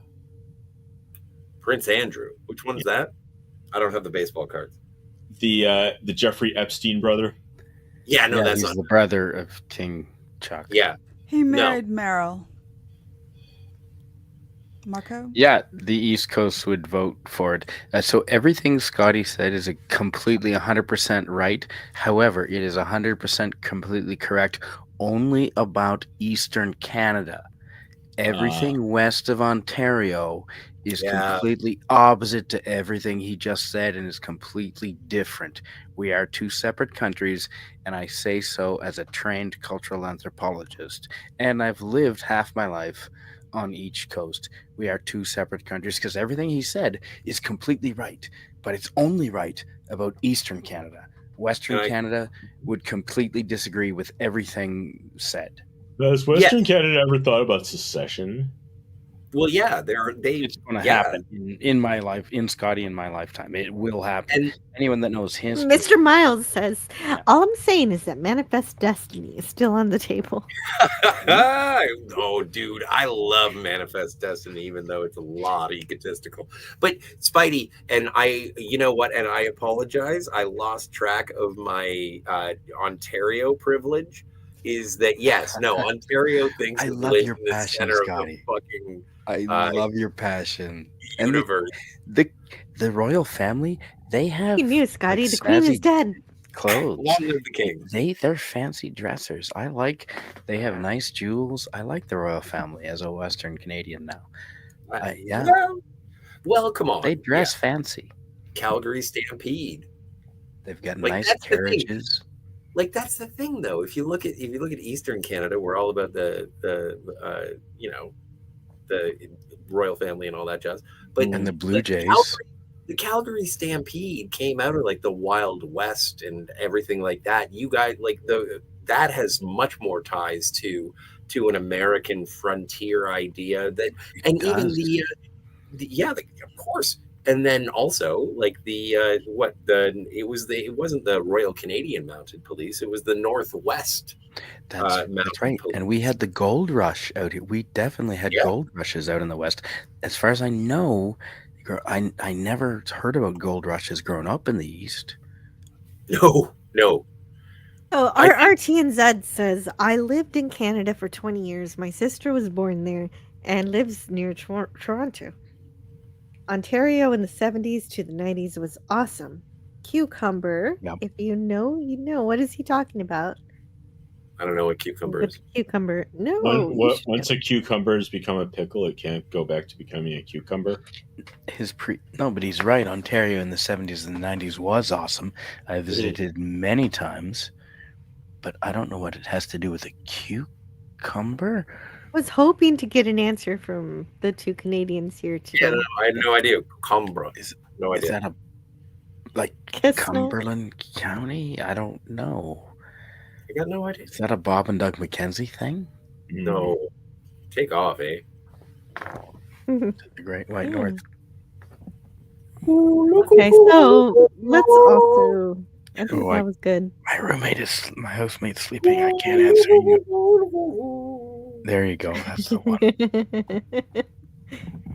Old Man Bird that out in the neighborhood. To switch some things up here. He said earlier. Okay, sorry. Wait, go ahead. Wait, what do you want to do? If you I want just want to let Canadian Spider-Man know, and I don't know if this is going to tickle his fancy. It did mine. Apparently, The Littlest Hobo has his own YouTube channel now, and it's just all the old episodes. That is awesome. That's cute. He's awesome. He's as good as Lassie. He's better. He's just good. I watched the first episode, and so The Littlest Hobo, they're playing that lovely little song. And the last shot of The Littlest Hobo in the title song is him carrying a rifle by a shoulder strap, and he's just jogging with a rifle, and he's taking it to somebody. It's amazing. Like a soldier of some kind, or isn't it? It's not a deer rifle, I don't think. No, it's like a 22, but still, it's a dog with a rifle. That's cute. Yeah, I gotta watch some of that show. I loved Lassie when I was a kid. So there's a Canadian production if you want to see one. Yeah, Canadian productions, they can be good. Yep. Lots of good stuff. I gotta review Scott Pilgrim at some point. Oh yeah, that is so good. One of my favorites. Old Man Bird says there aren't any good theories of consciousness. We know it physically correlates. How to remove consciousness? Well, wait, what? But no idea what it is, just speculation. Yeah. How do you remove consciousness? If we could figure that out, we could have transhumanism. Well, explain. Let's turn off consciousness for right now, and then turn back on in the morning. Explain your perception of the world around you. How do you receive that stimuli? I have observe just, synchronistically found an image, and the image is a picture of an open book, and the letters on it say, "Imagine reading a book with no way to turn back the page. How carefully would you read it? That's life." Oh, I like that. That's kind of trippy. Yeah. Well, but I also yes, but also Jill. Well, sure, I Tiger, can open it up if you want. I can share an image. I think I know how to do that. I got to practice. Would it limit how many pages you could read if you only had time to read so many? F11. Woohoo! Where is it? Where's the F11? Oh, it's way up there. Because if it's time limit, then you don't want to read it too carefully. You got to go. That's true too. And sometimes you can skim. DJ Plainus is talking about being a big John Candy fan. I love John Candy. Oh John God, Candy was loved cool. that guy. Be a good prime minister. He's a great man, should be recognized along with Belushi, Martin, Aykroyd, and Murray. Absolutely. Yeah. My husband wanted to watch a John Candy movie. Oh, which one? I don't know what it's called. Apple JFK. 2GS. No. You can just throw them at me and eventually I'll know. Cucumber, an odd obscure Canadian TV show featuring a beaver and a moose. Am I right? Directed to RRT and said. Never heard of it. Wow. It rings. Good to see you. It rings kind of a bell. Now that you say beaver and moose, but Well, it's 3 a.m. here, so I'm gonna get going. Oh, heavens. Okay. Yeah, it is late. Oh, let me. It's late. Oh, this is so difficult. Hold on just a second here. All Okay, this so has bored him. I do know that you have a channel. You have stuff you want to share. Yes, I have my channel, Mage's Media Musings, and tomorrow or later today, I suppose, I'll be doing a live stream at 8 p.m. Eastern. And I'll be probably covering a little bit on Gundam, since that's been what my brain's been stuck on all week. So go check that out. I do a little bit of singing. It's sort of like a cross between Doomcock, Friday Night Frolics, and Pop Culture Breakdown. Fun. There you go. There's your channel right here. I just posted it because my bot doesn't work right now. Here it is, Mage's Media Musing. Check him out, and he's going to talk about some fun stuff. Yep. So, tomorrow. See you later. See you later. Thank you so much for joining us. I'm glad you had a link.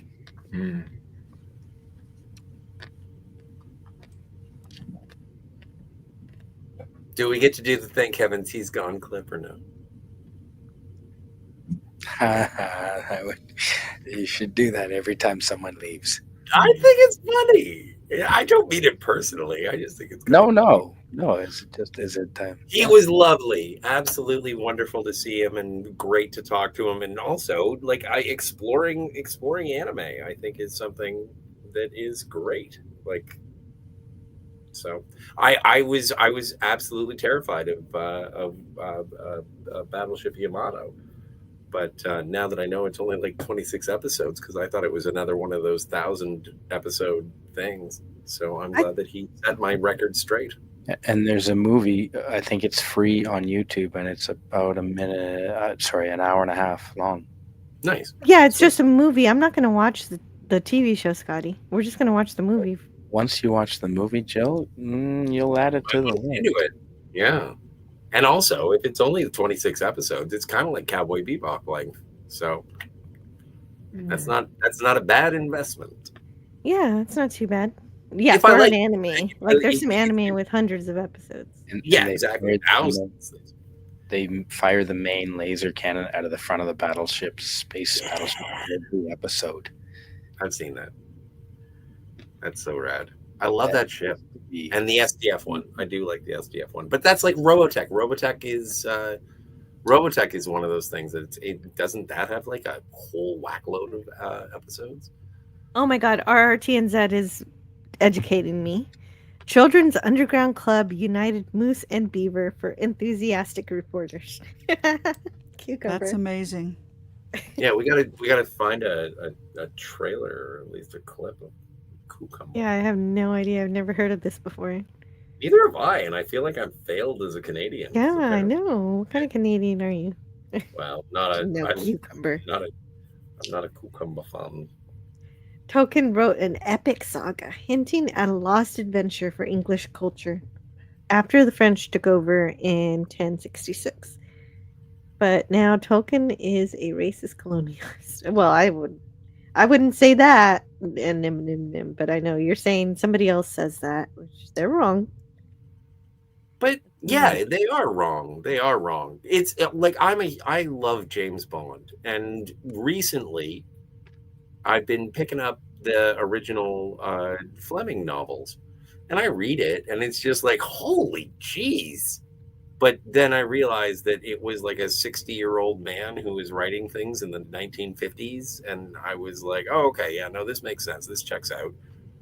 Yep. And but so it like I don't understand why you cannot, when people say it is of its time as if that's an excuse or something. Like, I've done that and I feel stupid for having done it. It's like, of course it's of its time.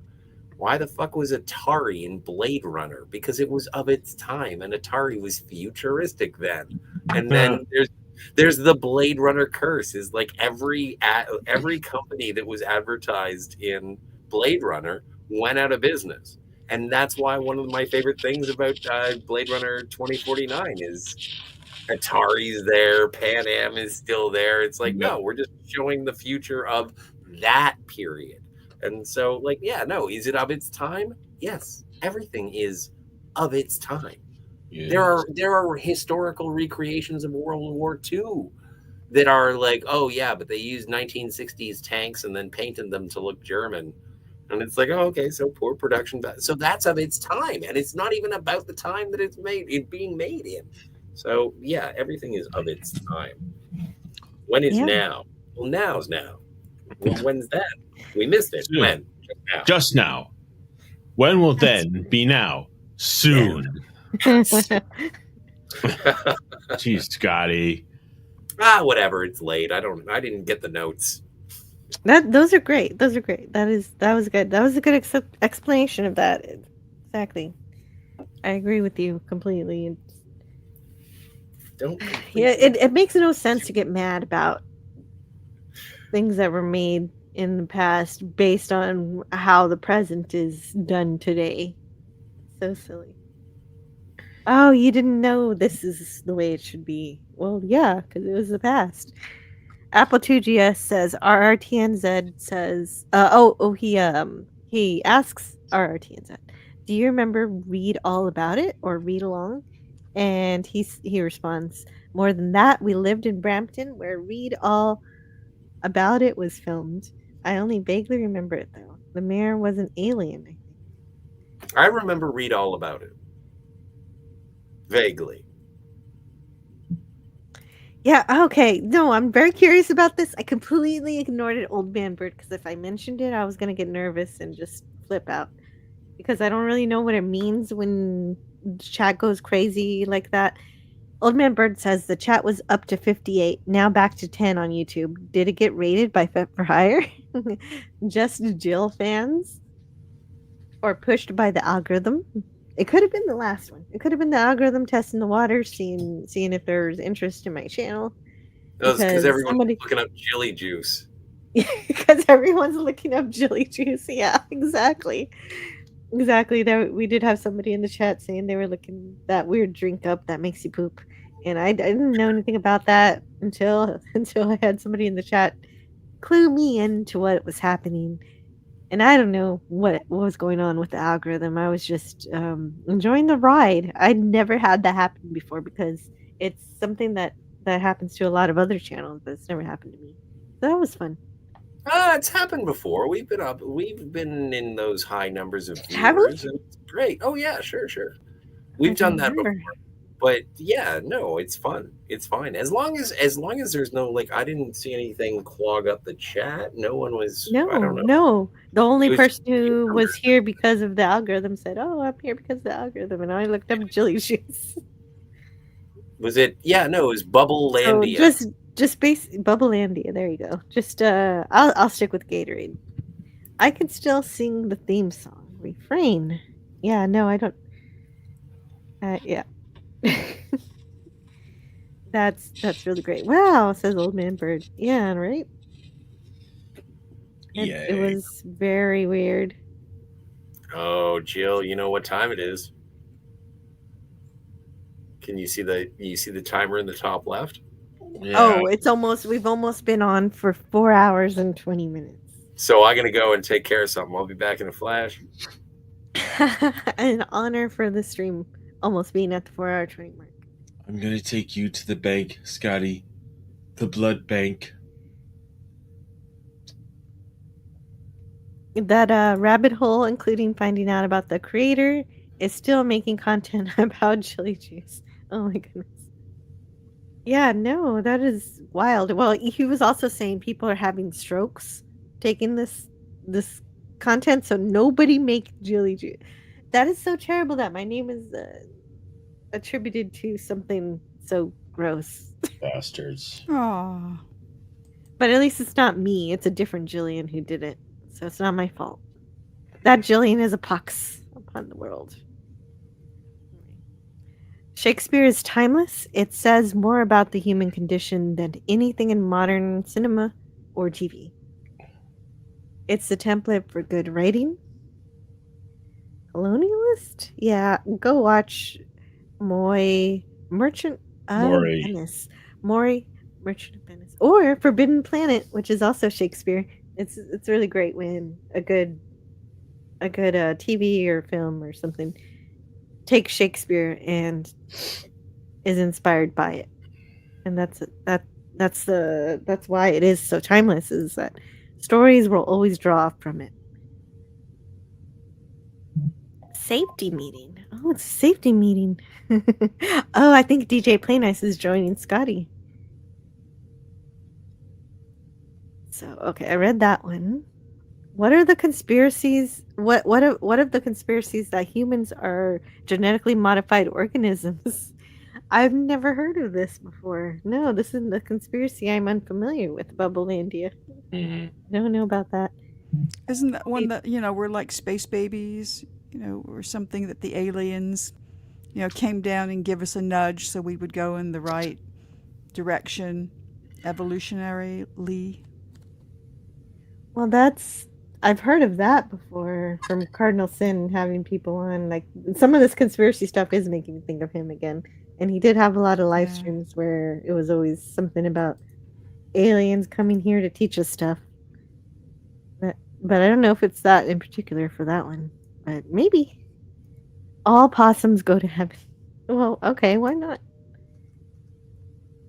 Why not? All the animals.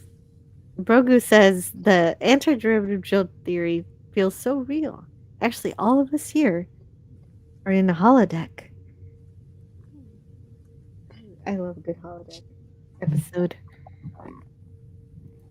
Memory itself is quite the falsehood. In theory, we are just sort of hallucinating it together from pieces of in the moment of recall.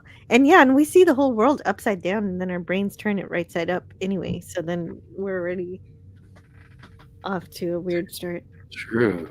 Yeah, that is weird. Or so we're told. We don't kind of know that, do we? Unless we've... No, but that's a biological fact. I've never dissected an eyeball. I don't know. True. But I've never dissected. I look forward to your research, Canadian Spider-Man.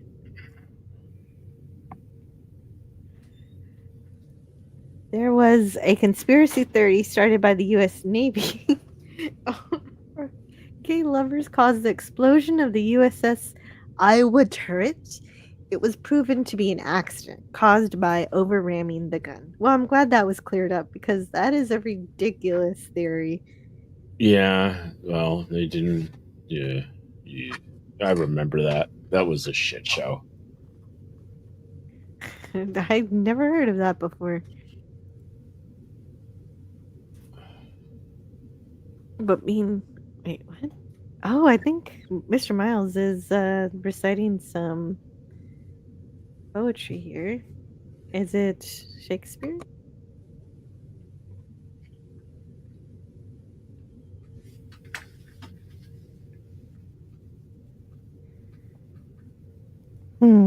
Yeah, it is.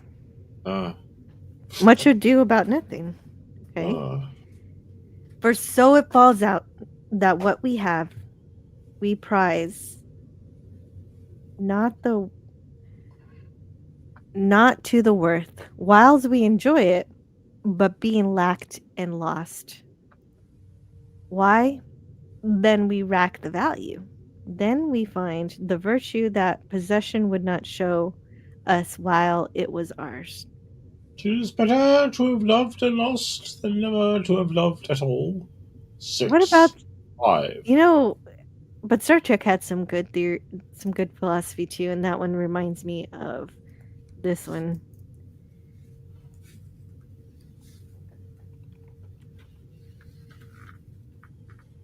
Let's see where it is.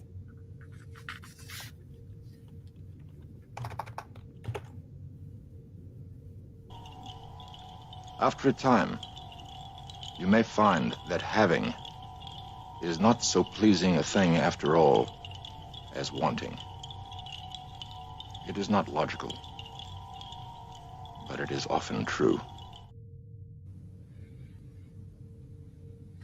The Padawannabe says, "Good morning, all. Good morning." Bubbalandia says, "My favorite conspiracy. Tartarian conspiracies with mud floods, baby trains, orphan generations. It's very complex. That is so complex. I do not even understand it. What is happening with that one? Does anybody know about that? Because I Don't know about. Not gonna go down that rabbit hole. Not gonna Well- do it. Not gonna do it. No idea. Okay, fair enough. Yeah, do not know. It sounds scary. Wouldn't be prudent at this juncture. Does it involve coconut oil? And so the quote means that we don't value what we have until we've lost it. And we take things for granted.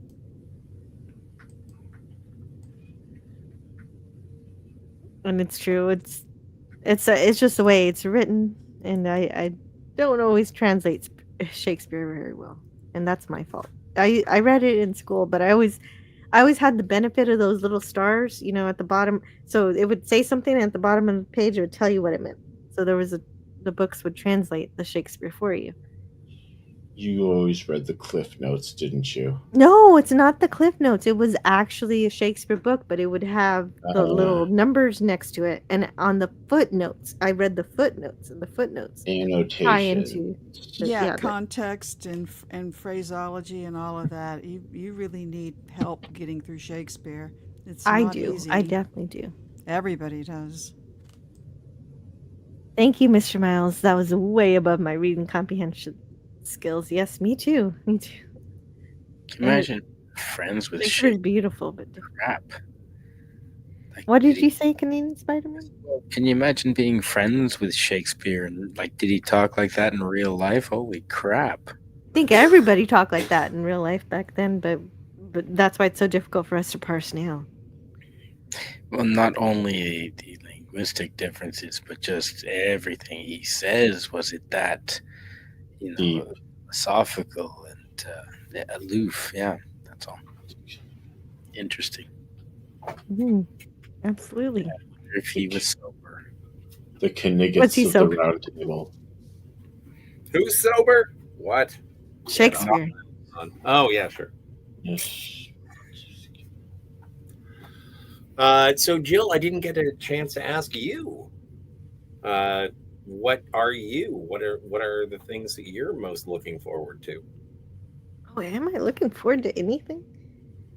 For All Mankind isn't out yet. When the hell does that happen? No one's even talking about it. Let me check. It's an Apple Plus, isn't it? Yes. Yeah. I want season 5. Where's the release date? Likely. Oh no! See, I was waiting for it this year because I finished watching it last year, and so I'm ready for season 5. And I heard it was coming out this year, but now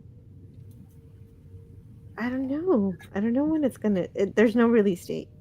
It might be the end of season, the end of the year, or next year. It could be delayed to 2026. And then they're also having a spin-off show called Star City, which is the whole story, but from the Russian perspective. Oh. And so that might be interesting. And so I'd be reviewing. Yes, don't forget Chernobyl was popular. I never saw Chernobyl, but it was I'll watch Star City, but I don't think I'll review that one. I'll stick to For All Mankind for now.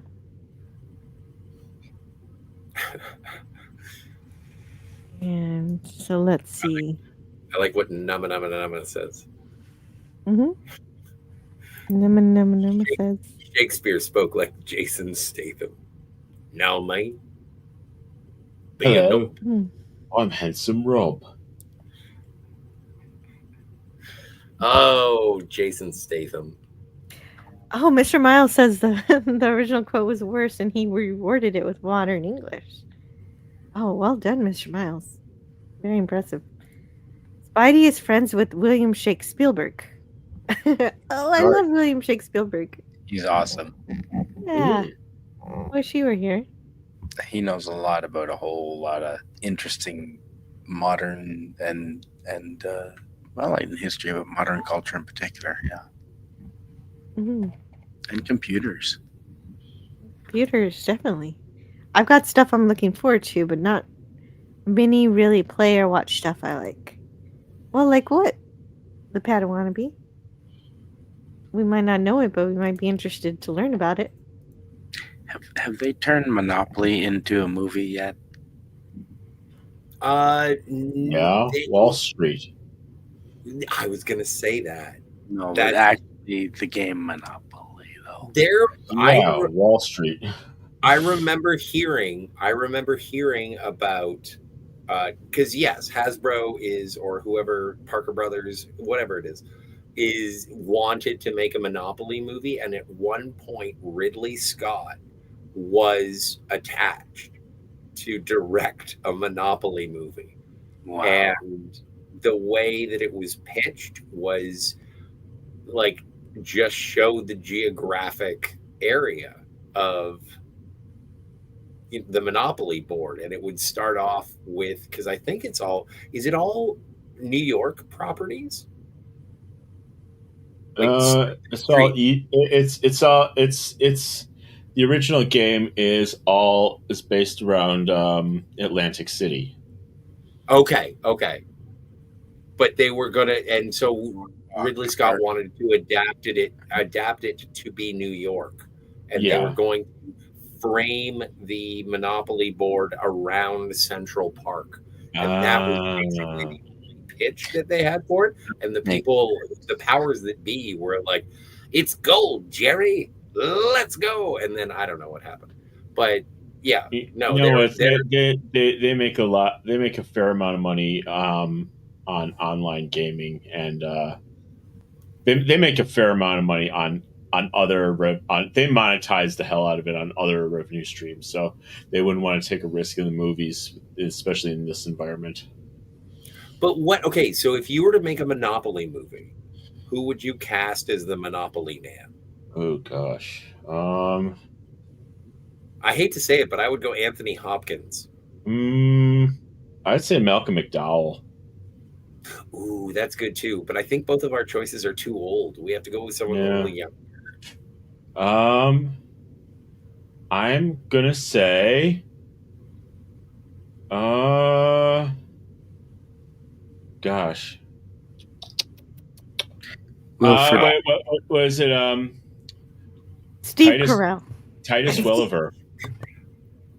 Titus Welliver? I don't know.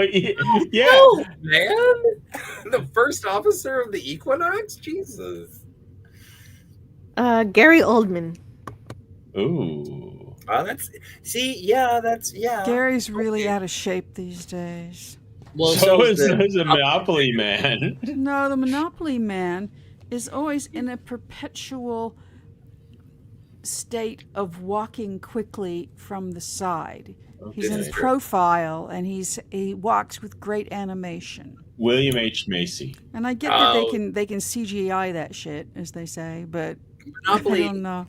Monopoly is an American board game. Like, that's specific. Johnny Depp.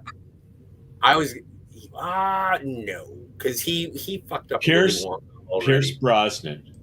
No, but I was gonna say, oh my stars, who's the guy who Pierce plays Brosnan? Ed? Come on, get real.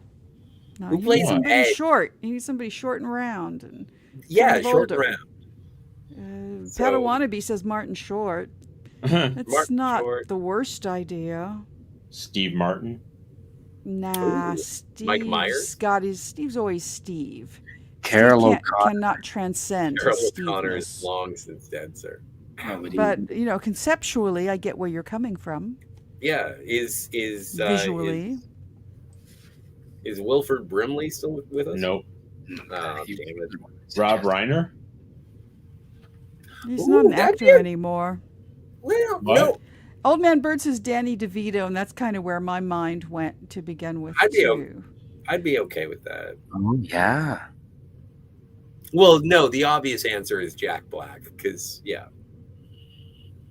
he's in. No, because he cannot transcend his Jack Blackness. He's never anything but Jack Black. But he's in every game adaptation these days. I don't know why. Seth Rogen? Mario Brothers. He's in Minecraft. He's in Jumanji. But he's not good. He's not good. in Sonic. Jonah Hill. Jonah Hill doesn't want to play a short fat guy anymore. I haven't seen him in forever. Yeah, because he's a short fat guy and he doesn't want to play a short fat guy. He hasn't been fat in a while, Jonah Hill. True story. I think. Yeah. What's Gary I Coleman might doing? be thinking of Seth. Gary Coleman is also very, very not with. He's unavailable. Available. Oh no. Oh. Okay. Is there even any what about Peter free Billingsley? Oh, that's an important question. Can we do this in New York? Because is there even any free parking in New York? What about Peter Billingsley? Ralphie from Christmas Story? Oh. Sure. And yeah. Okay. What about the fellow that played John Connor? Yeah, apparently that's the winner. Edward Furlong? He's put on quite a bit of weight. I think Peter Billingsley is He's pretty good. It's not a bad idea. We've come full circle. Mr. Miles says Nicolas Cage is awesome, but always plays Nicolas Cage. You know what Nick Cage does? Nick Cage always has somebody in mind when he's acting. So he's basically doing an impression. But his Nick Cage-ness still rises through the impression, but the whole overall effect makes you believe that he's maybe something of an actor.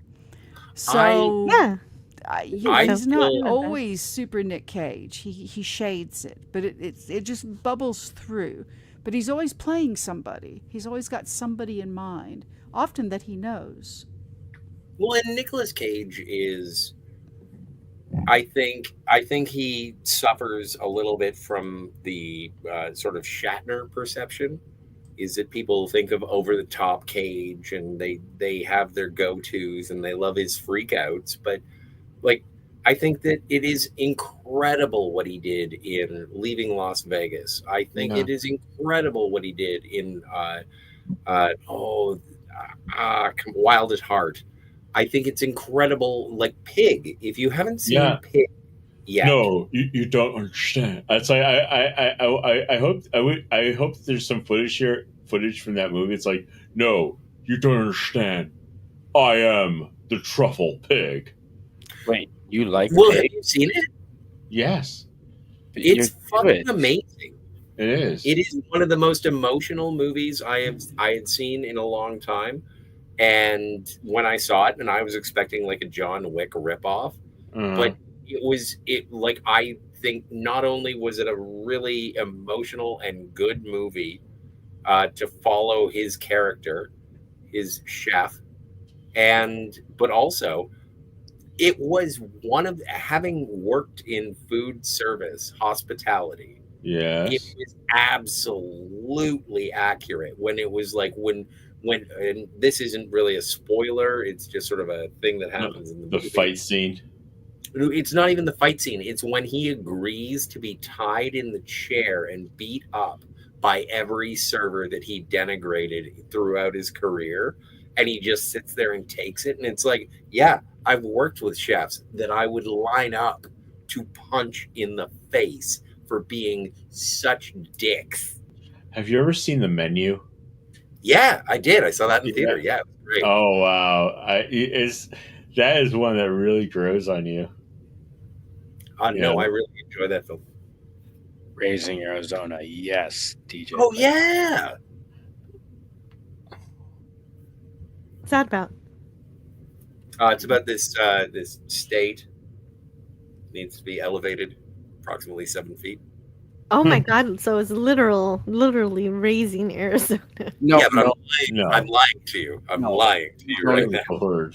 Nicolas Cage plays a baby kidnapper and is hilarious and out of his mind, and it's one of his best performances. Absolutely, good one, DJ.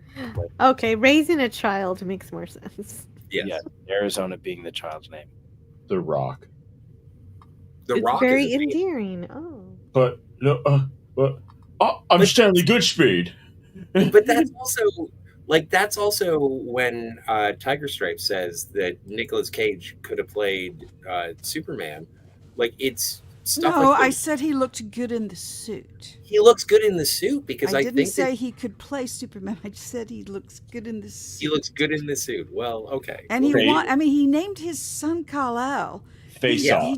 I just wanted him to have a shot at it. Face Off. But yeah, Face Off. But the thing is, but the reason I bring it up in terms of the Superman is when you see like Face Off and The Rock, like he is jacked. Like he could, he has the physique to look good in the suit. He's got the shoulders. Yeah. Yeah. Yeah. Things going full circle. Yeah, but it's even like it's like on air. Yes, that's a sign. Tick, tick, tick. Yeah. We actually will be closing out in about 15 minutes, meaning at that point I'll start saying goodnight to everybody. So this we're closing in on a 5-hour stream, and I think that's pretty good for Saturday. I'm ready for the big ride, baby.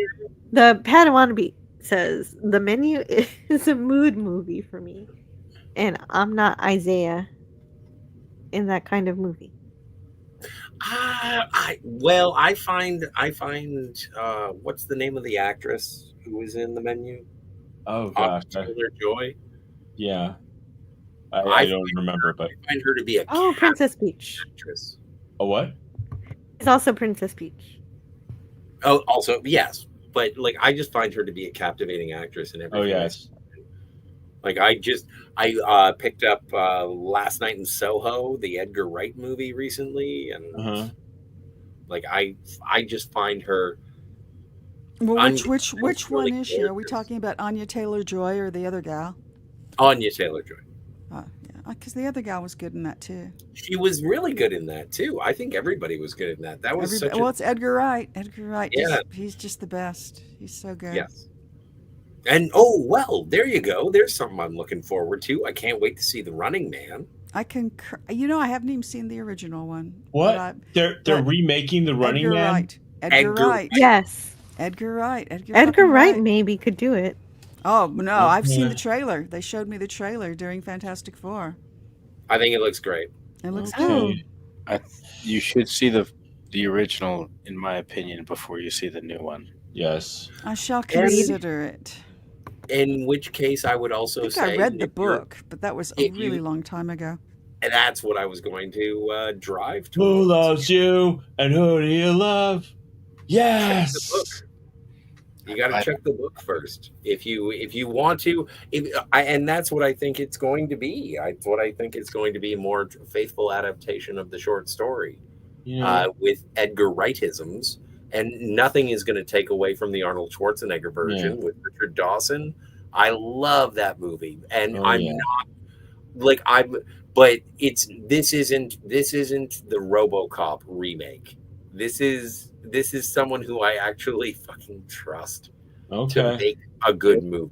And if it's Edgar Wright, optimistic. I'll check it out. And Glenn Howell, I think Glenn Howell, is that his name? That I believe is his name, and I barely know who he is. He was in one of that tornado movie recently. Yeah, the Twister. And Twister. He's one of those new people. I'll get used to his face and name, but I think he's charming. I barely know him. I'm surprised Ditto. he's enough of a thing to be carrying a movie. But he seems nice enough. Oh, sorry, Tiger. I was just going to say, who's going to play Richard Dawson? Because Richard Dawson, in my humble opinion, was the greatest game show host ever to live. Yeah. Sure. And I know all the ones from the 50s and 60s. I don't care about them. Richard Dawson was the greatest game show host ever. And he played that role perfectly. He was born to play that role. So who the hell are they going to get to replace him? Who's playing Killian? I don't. Josh Brolin. Oh my! Yeah. Which I'm fine with. I've been falling in love with Josh Brolin for quite a while, and I in a total hetero way. I've been admiring him. I think he's a cool dude, and when I see him in movies, I really enjoy his presence. I just don't like what he did to Spider-Man. You don't like what he did to what? Spider-Man. He was Josh Brolin? He was the bad guy of Spider-Man, wasn't he? Oh no, not Josh Brolin. He was. Are you talking about? He was Thanos. Yeah, what he did to Spider-Man. Yeah, he blipped Spider-Man. Yeah, sure. Oh, it wasn't cool. Wow. Yeah, that wasn't cool. That's some cheap tears right there, making me cry for that. Our RTNZ says I was good at French at school and had no problem speaking French to people overseas, but I tried to watch interviews with people like Lucien Bouchard and I couldn't understand a word. Well, it depends on the accent. I'm Frank Drebin in Naked Gun 2.5. Do you speak French, Lieutenant Drebin? No, but I do kiss that way.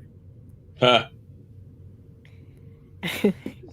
Apple 2GS says the original Running Man was well done, just like Total Recall or RoboCop. None of these remakes end up anything but a forgettable mess. And yeah, the Total Recall and RoboCop reboots were nothing to write home about. I was not enthralled by either of them, so yeah, but you're probably right. Total Recall was remade by the same guy who made Underworld.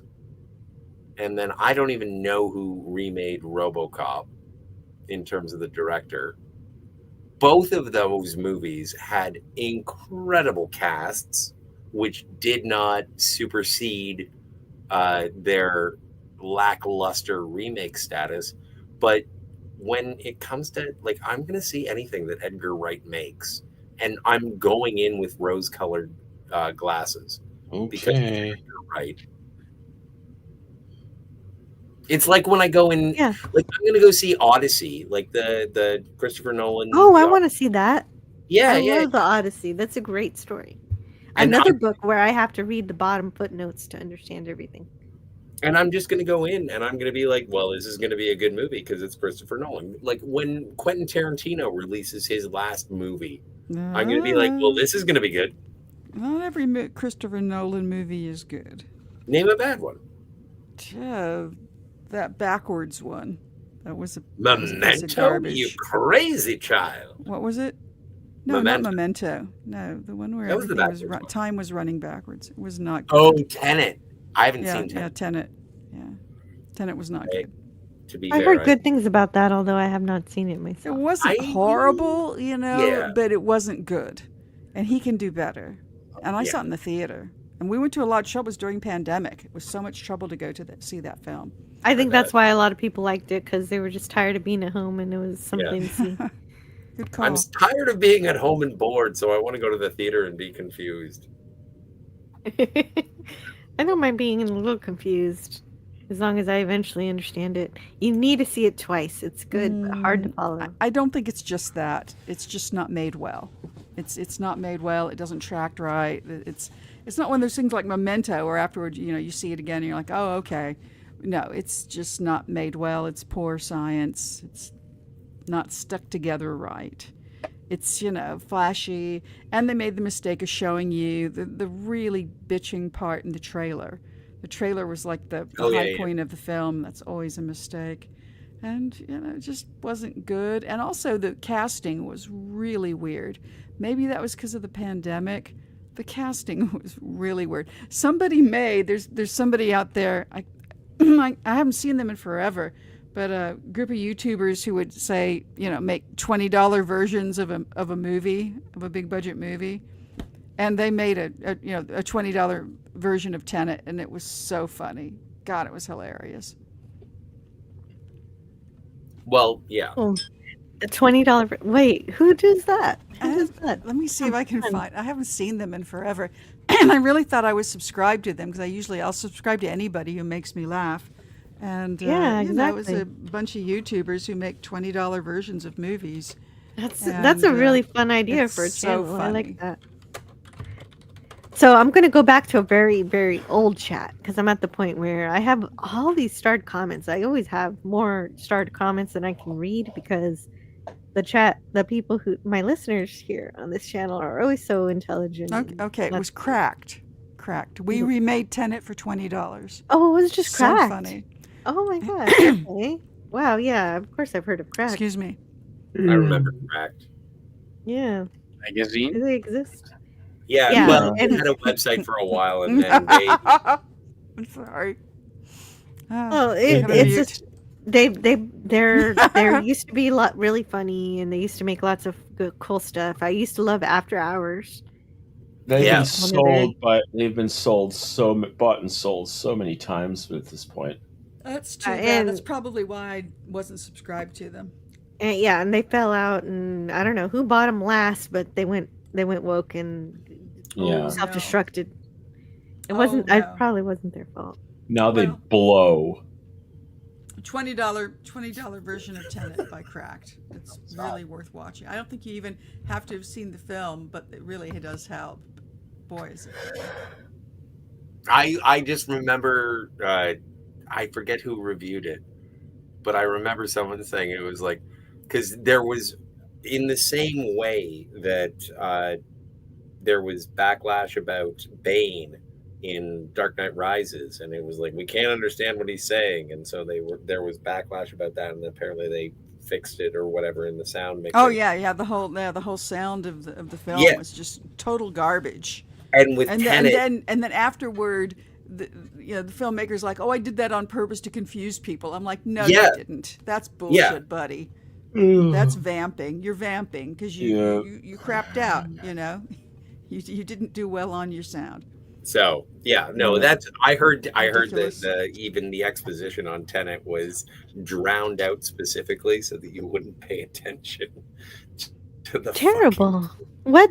So they actually did try to explain the story with the movie. It's all rumors and happenstance. Okay. Well, but sometimes there is truth in rumors, but you have to dig Jill, into them. I'm going to be ducky out. I'm barely keeping consciousness, so. Okay. Thank you so much, Max, for being here. Is there anything you want to share before you head out? I just did a book cover for R.M. Briggs. Oh, right. R.M. Briggs is releasing a third installment of her science fiction tales. It's she has a story out called Earth Scraper 1, and if you get it in hardcover, you can see my photograph. Wait, it isn't a volume? Is it Well, the volume? no, I'm saying that it'll be the volume 3 is coming out, but she put the photo on. She put one of my photos out on for Earth Scraper. Oh, okay, gotcha. Paper edition. Wait, she's releasing the individual stories physically now? Apparently. That's wild. I didn't know that she started doing that. That's really neat. Well, great job, Max. That's wonderful. Thank you. Let me pull this up here. If you want to check out her works and see Max's artwork, also Hungry Boy's artwork. I don't know who did the spider. Somebody Somebody did the spider, but Hungry Boy and Max Redstone lend their art. to R.M. Briggs because her stories are really great, and I'm part of her Patreon, but I'm not reading the stories. I like to read them when I got the book, and so I'm waiting until the book comes out because I've read 1 and 2. Go ahead. So, oh no, I'm just saying. I read Earthscraper because that's what she said she wanted it for the book cover. So. Oh yeah. Oh, okay. So when I buy volume 3, the cover is from the story Earthscraper. Gotcha. Just like Apparently. Georgia, the story Georgia was the picture for the first book. Yes. That Hungry Boy painted. Nice. Amazing. All right. I will see you all later. Great Have stories. a good night. Thank you so much for sharing your art. Yeah, good night. With All us right. like that. Good night. All right. Have a good night, everyone. Cheers, Max. And much like Max does have to go, I've got to go soon too. And we've got 5 more minutes. And I've got to say hello to Outlaw Bill. I know we could go along, longer, but I think it's good to eventually fall asleep. Mr. Miles says, speaking of also in danger of doing that almost immediately. So I've been asleep for like 3 hours. I don't know what you're talking about. As long as you can.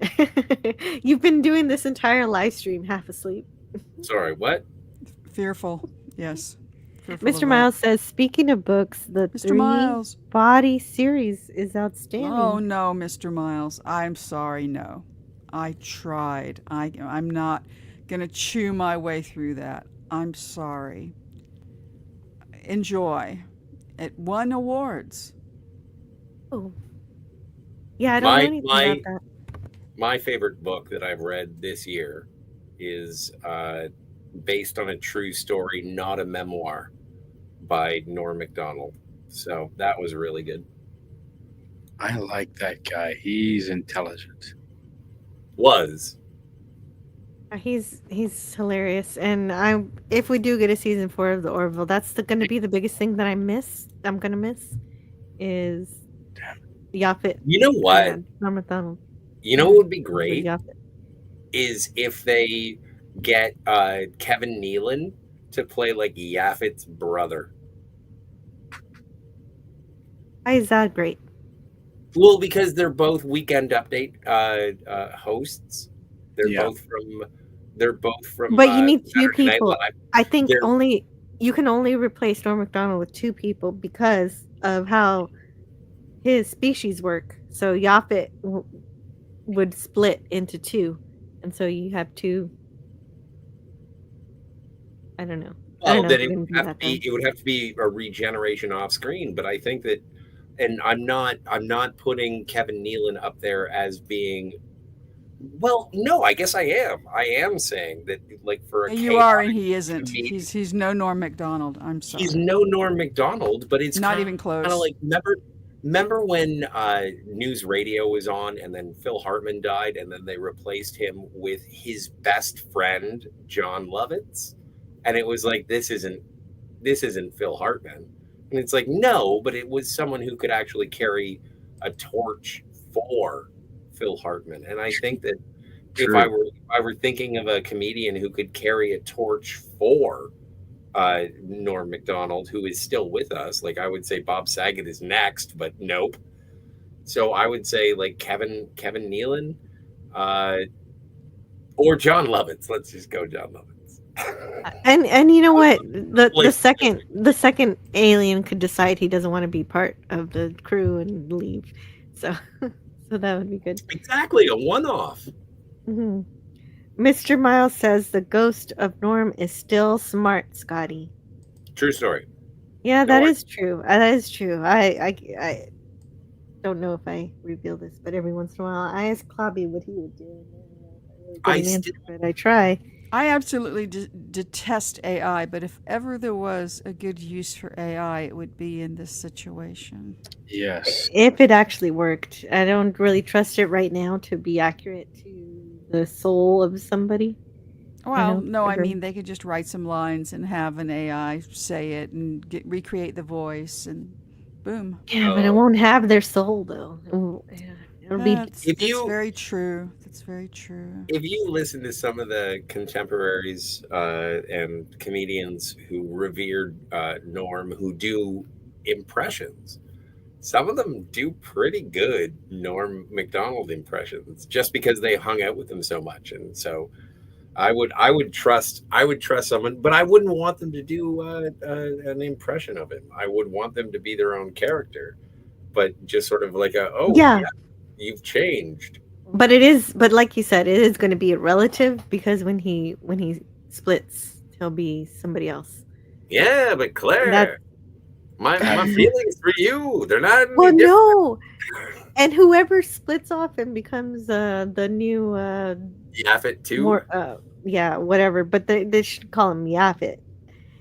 I don't know. The whole thing with Claire that's got to end. Come on. Although Claire is with Isaac now, so that's not a thing. Read Lord of the Rings. Can I seep into your robot body so I can know what it's like to be inside Claire? Oh my God, Nim says read Lord of the Rings, Scotty. And you know what? He will refuse, but I got him to read 2 chapters. So that's as much as you're going to get. That's pretty much it. When you guys were talking about the extended edition of Lord of the Rings in the theater, I was inundated by the image of Alex DeLarge from Clockwork Orange, and I was just like, oh no, I have to have clamps on my eyelids to make me watch this boring fucking shit. That's not my problem. I know it's not for me. It's not for me, and I can say it in 7,000 different. Oh, but it's so good. Outlaw Bill. Did I say hi to Outlaw Bill? I'm not sure. It's so late. Yes, we said hello to Bill. It's good to see Bill. Oh, good. I'm glad I didn't miss it. You did indeed. What's happening with the Orville? Is it actually getting made for sure, or is it just talk? So far, it's still just talk, but from the people who make it, they're still not saying it's not being made. And sometimes Seth MacFarlane goes around having interviews and says that, it's yet to be made, or there will be more. I don't know how it's going to work, but hopefully. You know what? And maybe we'll get something, and I've said it before, but I think that maybe we'll get something like Serenity. Oh. We get a series finale. Serenity? Why not the motion picture for the Orville? Come on. Think I don't know. Bigger. Mr. Miles says... I'm going to blame Kelly. You're going to blame Adrian Pilecki? No, Kelly. Oh, Kelly. Okay. Yeah. As long as you're not blaming the actress. No. Okay. Yeah, we can blame Kelly. Okay. Mr. Miles says... I just synchronistically, found a helpful meme. I kind of hate helpful memes. But it says, on a scale of 1 to Lord of the Rings, how much did you walk today? I'm like, wow. It was pretty good. That's funny. It's a lot of walking. See, that's the number one reason why I get so frustrated with Lord of the Rings, is because it is every time that you encounter that storytelling, it is like, did you get your steps in? You could walk as far as Frodo over the course of a year if you walk a certain amount of steps. Mm-hmm. Absolutely. What about full year? I don't. You guys are fans. I don't want to make fun of your happiness. As they traveled almost 2,000 miles. I forget how much. And I would walk 2,000 miles, and I would walk 2,000 more just to throw this ring into the files of doom in the heart of Mordor. Yabba-dabba. There you go. For someone who doesn't like Lord of the Rings, that was a really lovely little... It wasn't bad. Mr. Miles says to solve the problem of not having a soul behind the voice, you use someone doing an impression of Norm and use AI to change their voice into Norm's voice. I've seen this done to great effect, and maybe. Well, even with the physical performance of Egon Spengler in Ghostbusters Afterlife, that was done by different actors, and then with the aid of CGI masking. Yeah, no, it was beautiful. It wasn't a verbal but performance, but it was exactly. really, really good. So I don't know. I think it is somewhat. Yeah, like look at what they did with Grand Moff Tarkin in Rogue One. The guy who did the voice, like I think it was actually the actor who they masked Peter Cushing on top of, did the voice. They didn't AI tweak the voice. Maybe a little bit. I don't know. I'm not a special effects wizard. But yeah, that's gonna be the thing. That's the Neither most were important they, thing. because that was some horrible freaking CGI. Oh, yeah, but that was So, what, like it was only a fraction better than the horrible CGI for Princess Leia, which was nightmarish. Yikes! Wow. I'm still uneasy with resurrecting dead people. Yeah, me too. And well, I think the main thing with three. AI, just like CG, is both of them will be better when you use practical elements with them rather than using them alone. And Nicolas Cage as Gandalf, you shall not pass. Woo! Yeah. I don't have a Okay, good I guess I was saying it wrong. I've been trying to do a Nicolas Cage impression for the last couple of days, and I realized that I have a terrible Nicolas Cage impression. I'm sure there's a probably trick better to than it. mine. You need to learn whatever the trick is. There's got to be a trick to it. And Apple 2GS says, which is probably the right answer, just stick with the actual actors that are living things. Yes. I would not. I don't want it. Yeah. So I would definitely prefer if it was somebody else to play the next changeling that they have on. Next character. Well, and that's why I think that's part of the reason why I fell in love with Josh Brolin is when I saw Men in Black 3. The best part of that movie is Josh Brolin playing Tommy Lee Jones' Agent K. And I was like, hot damn. Yep. And so you can recast, and it isn't disrespectful. It's just a matter of furthering the story and the character. Yep. Yeah. Agreed.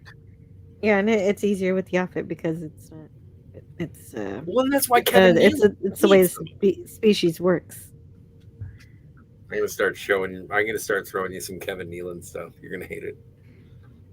Okay. I can't wait. I really will. I have an axe to grind with Kevin Nealon, so. What? Yeah, I know. It's ridiculous. What did you do? I can't think about him the same way anymore. I just can't. All right, we'll talk about it later. We're winding down. I don't want to ruin everybody's appreciation of Kevin Nealon. If you like Kevin Nealon, you should go ahead and like Kevin Nealon. There aren't that many people who like Kevin Nealon. I think I'm in the minority. I don't really know. Let the Dead Rest. It's really ghoulish with the CGI fakes. Yeah. Well put. And Yes. Yeah, because no matter how authentic the AI sounds, it's still not them. And we know it's not them. And also, Wes Cagle's here. Hey, Wes Cagle, how are you doing? Frodo doesn't walk. Sam carries him. No, that's just at the end. Seriously, Elijah Wood can't act. Sean Astin has to carry him the whole time. Oh, okay. I see what you're saying. Yes, Sam is remotely true. Sean Astin does. That's a joke. Yeah. It is a bit of a joke, but when he means carry him, he means I get the Sam joke. is the best character. So, and I would Elijah say Wood was acting since he could talk.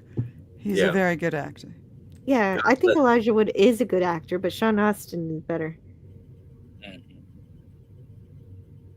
And You're a Sam girl. I am a Sam girl. You're a Sam girl. Absolutely Sam girl. Oh my god. Sean Astin's English accent is awful. Oh, well, you would know. I think it's pretty good for his abilities. It's not bad. It's not a bad Nordy accent, a country accent. It's not bad. It's not bad. Is it better than Cruise in Far and Away? I don't think that Tiny Tom can do accents.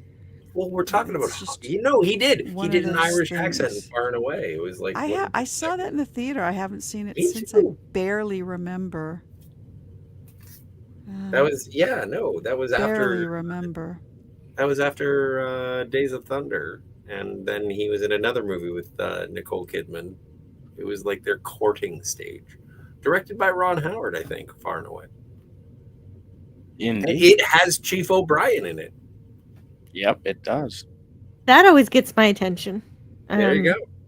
There we go. Yeah, now I need to see it. Well, that was probably my favorite part about watching Under Siege, and Cole Meany was great.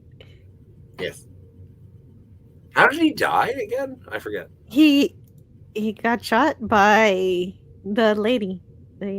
Oh wow, Erica Eleniak pulling it out. Yeah, she did. Yeah, Jordan killed him. And right when Comey, wait, what was his name in the movie? And Irish McIrishson. he was following Steven Seagal. Now I'm forgetting everything. Yeah, it's not that memorable a film, but it's lovely. It's Ryback. He was following Ryback around. Casey Ryback, yeah. And he knew where he was and everything, and he got a lead on him, and he was about to shoot him, and he would have killed him, except for Jordan was there, and she killed him first. Way to go, Jordan. Yay. Yeah, no, that was good. It was a good kind of story arc for the lady in that movie who shows up as just a stripper and ends up, really becoming pretty, she experienced trial by fire and had to figure out how to survive it, and she did. Oh, Tiger Stripes. Did you ever see that show that I'm awake. Elijah Wood in, and I think it was called Wilfred, and it was about a man and his dog, but the dog is that thing. Yeah, I haven't seen it. You should check out at least That's a series. Episode. I can't. I only have so much more time on this planet left, Scotty. Speaking of which, if I want to have a longer time on this planet, I should probably consider it at one point. Pacific 414 is here right at the end, right when I need to get going, and I think this is probably the best time to go. Sober? I stayed sober. You didn't stay. You did not disgrace yourself. Yeah, exactly. You didn't. Busted. Yeah, exactly. The worst thing you said was, "Let me go into you too." Wait a minute. Okay, I didn't say anything about going into anything. Yeah, you did. Yeah, you did. What? About Yaphet and Isaac. Oh, come on. No, but that was in reference to an alien species. That wasn't I know. gooey. But you know what? He doesn't need to do that because he did make it. He did have intercourse with Flynn, Dr. Flynn, Claire. And could you read this from West Cagle? I need just a minute. The only role I found Elijah Wood to be good in was The Eternal Sunshine of the Spotless Mind. That's because he played a D-bag. It was an easy role for him. I forgot that he was in that, and he was good. Also, if you like him being a psychotic D-bag, he was good in Sin City. But yeah, no, I don't know. I find him to be an endearing presence. I think that he does transcend his, he was a child actor. He was in The Good Son with Macaulay Culkin. He has grown up as a performer, as an actor. And I think that he did have to sort of play some psychos for a while, but obviously he'll never have to work again based on his work in Lord of the Rings, and yet he chooses to pursue his passion. That's true. That's true. So I don't he know does how you care can about say the that. craft. They didn't make any money for Lord of the Rings at all. Well, don't they really? get residuals? No, they've talked really? about it's it. Gilligan's Island. No, they made really? peanuts. They did not get a slice. Oh wow! They deserve They a don't- slice. They deserve a substantial slice. of But they course did they not. do. They got paid like I think Aston Like said that he got 250,000. paid like $250K for the whole thing, and it took years. It's nothing. Well, but it's That's nuts. I He know should've it is gotten nuts. millions. What Jackson should really come across. I hope that he should give everybody on that cast. I mean, everybody $1 million just right out of pocket. Just here you go. Take some money. Yeah, or Well, I think he another got role in screwed something. too, though. I'm sorry, Scotty? I think he got screwed too, Peter Jackson. I don't know. I mean, the man bought Chitty Chitty Bang Bang, for Christ's sake. The man remade Let It Be. I mean, he's got some money coming from somewhere, and I think that's all his own money. So he's living large. He can do anything he wants. He was the producer, and that's where the real money is in movies, anyways, being a producer.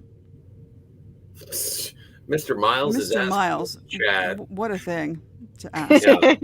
And by the way, actually I'm haven't completely clicked on pro. that. Absolutely. Yeah. No, I'm all for it. Well, then, Tiger, you and I'll get along. I'm I so think happy to that's hear that, between- Scotty. It's a deal breaker for me. Yeah, no, we're good. We're good. I ask up front if I'm serious with a guy. There we go. First date. You circumcised? Not first date, but somewhere down the line when it starts getting kind of serious, when you start taking tests and stuff. Before you start taking tests. Should I put it on I Twitter or- inquire. All right, let's get out of here. I'd be okay with either, but I no, think you that wouldn't. that's also a question. I mean, that's just no. There's also the question of parents deciding. I've never do that seen or a not. purple cow. I hope I never see one, but I can tell you anyhow. I'd rather see than be one. Spidey, Oh my God. are you Oh, don't ask him that. He would speak. And besides, he's asleep. Actually, don't wake him up Spidey's from a gone. good sound sleep for that question. I gotta keep people on their toes. I was not expecting that, Mr. Miles, and the bait was taken. And anyway, I want to thank you guys for being friends tonight. Well, you let and, Spidey answer. talking about stuff. Oh, wait a minute. Go ahead, Spidey. Well, no, let's reverse the genders and ask that question. No, because female female circumcision circumcision is is actually cutting off an organ.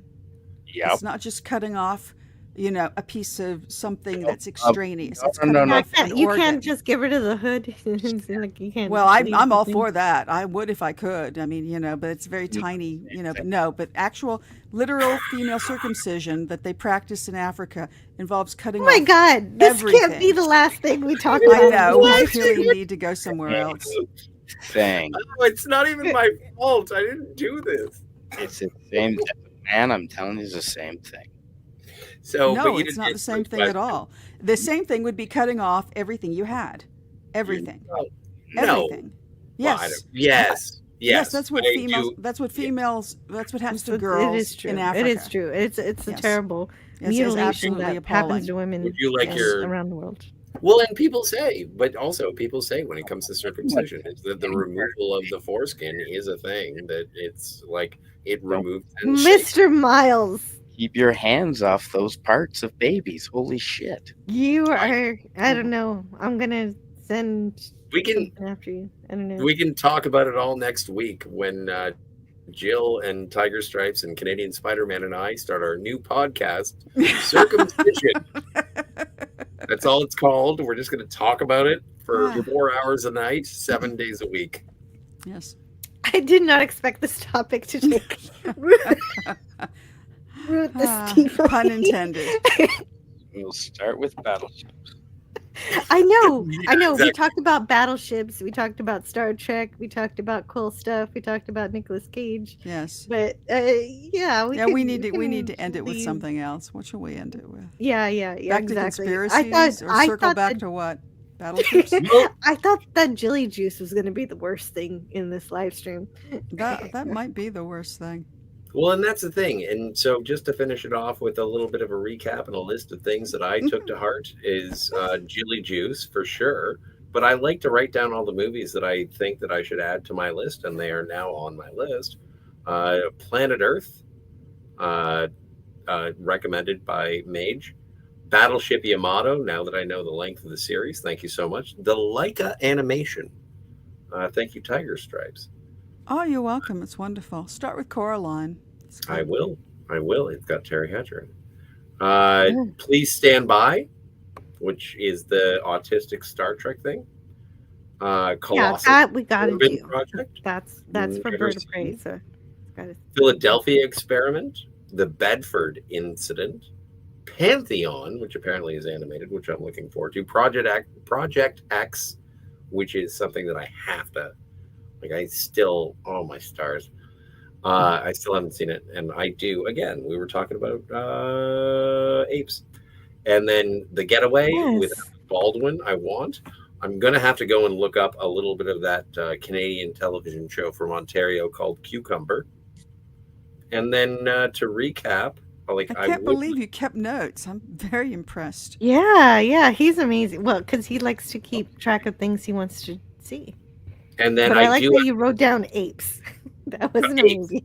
No, that was me. That was just off of my noggin. And then I do want to get a physical copy of The Menu, because that movie it's a beautiful thriller, but also a really great sort of perspective from the service and industry. And then Tenet, I've never seen it, so I wrote that one down. So that is my recap of all of the things that I learned today that I wish to explore further. Awesome. That's a great list. I'm so glad you wrote it down in that kind of way. And I just, thank you to everybody who's been on the panel tonight. We've had Tiger Stripes. Thank you for being here. Thank you for having me. Of course. And Canadian Spider-Man. And of course, you're amazing. I hope that I didn't ruin your tomorrow and that we can still have a bonfire stream tomorrow. No, absolutely. I'm thinking as long as it doesn't rain tomorrow evening, we can absolutely have a bonfire stream. And I'm just excited we got to talk so much about battleships this week already. Yeah. And I got a list of my own. I did keep notes too, but just for the battleship stuff, because I got to figure it out. It's going to be between Tora, Battleship Yamato, the Final Countdown, and depending on what it is, the Philadelphia Experiment. Sounds really weird. And the Bedford Incident. So maybe between those, I'm going to decide from that. And DJ Play Nice says, thanks for hosting. Rest well. And I'm also trying to grab Spidey's link because I need to get it. I don't have my bot today, so I can't just type Spidey. Oh, Miles. Yeah, Miles did cause some mayhem here at the end. Well done, Miles, if that were... Scotty's list is too long. It needs to be shortened. Miles! Better be careful who you share your jump stick with. Hashtag Keiko Pegs. Take care, everyone. Yes, you take care too. I hope you're doing well, Pacific 414. And it's a Apple 2GS says Philadelphia Experiment is a kind of cool time travel movie, and so is the Final Countdown. So it's going to be a toss-up on what I'm going to do. But I also want to thank Mage Grey Wolf for being here and Max Redstone. Yeah. Mr. Miles is having too much fun. Well done with the wordplay. Definitely. Thanks and to Kim. Yes. Thanks to Tony Stark Iron. Thanks to JT Kirk. Yeah, RRT and Zed, DJ Play Nice, Mr. Miles, Wes Cagle, Organist. Phantom Organist, and Apple 2GS. Mm-hmm. Oh yeah, he was here way earlier. Wes Cagle. Fakak. And South. Who? FKHC2. Oh, FKHC. Yeah, okay. I never pronounce it like that. I do, and it really upsets a lot of people. But I enjoyed the stream very much. I hope everyone sleeps well. Yeah, I don't know how I got that crazy algorithm spike Bubblelandia, but if it brought you here, I think you provided us with lots of laughs and kind of some kind of funny things that you brought in, and I appreciated you being here. And I hope to see you again. We're gonna have to make up a drink, like a mixed drink cocktail. Yeah, a So better drink. We got to make up a That better drink than involves chili juice. absolutely no fermented vegetables. yeah, no fermented vegetables. I hope we didn't set the bar too Yeah. high. Yeah, exactly. Yeah, we'll make a much better Jill drink than that. Yes. It'll be like we olive have to. wine, but carbonated. Yeah, so I won't go too far up because I know everybody's got to go to bed, but I want to make sure to thank some of the people who were here. Outlaw Bill showed up and said hi. Yeah. Padawan be great. Oh, of course, and Brogu was here earlier. Oh, right. Yeah. So you got to remember both of my favorite Baby Yodas. Daniel's Hot Topics was here for a little bit. Oh, yeah. You know what? I think I totally forgot to say hi to him. He didn't chat a whole bunch. Yeah, but I saw him. I saw him too, but I think I totally forgot to say hi. Well, he's always a darling. For an alibi. He is. He's a good guy. He'll forgive me. Rod Thunderheart, we talked about him. Right? Oh, yeah, yeah. He chatted a lot. That was great to see him hang out here. Yeah. Hope he can be there for the bonfire tomorrow. Like, actually on the panel would be great. Sashi. Oh, Sashi made it home. Hopefully, Sashi made it home safely. And James Caserta is Jimmy C. Right. And that's hilarious. He's always funny. He's a funny guy. Old Man Bird, thank you so much for the present, and also RRTNZ, thank you for your present, the super chat you sent also. And also, just as a terrible place to put this promotion, if you'd like to like, subscribe, share, if you'd like to be a part of the panel, why not give it a shot being a member? It's as little as $1 a month. That's less than an episode of Entertainment Weekly.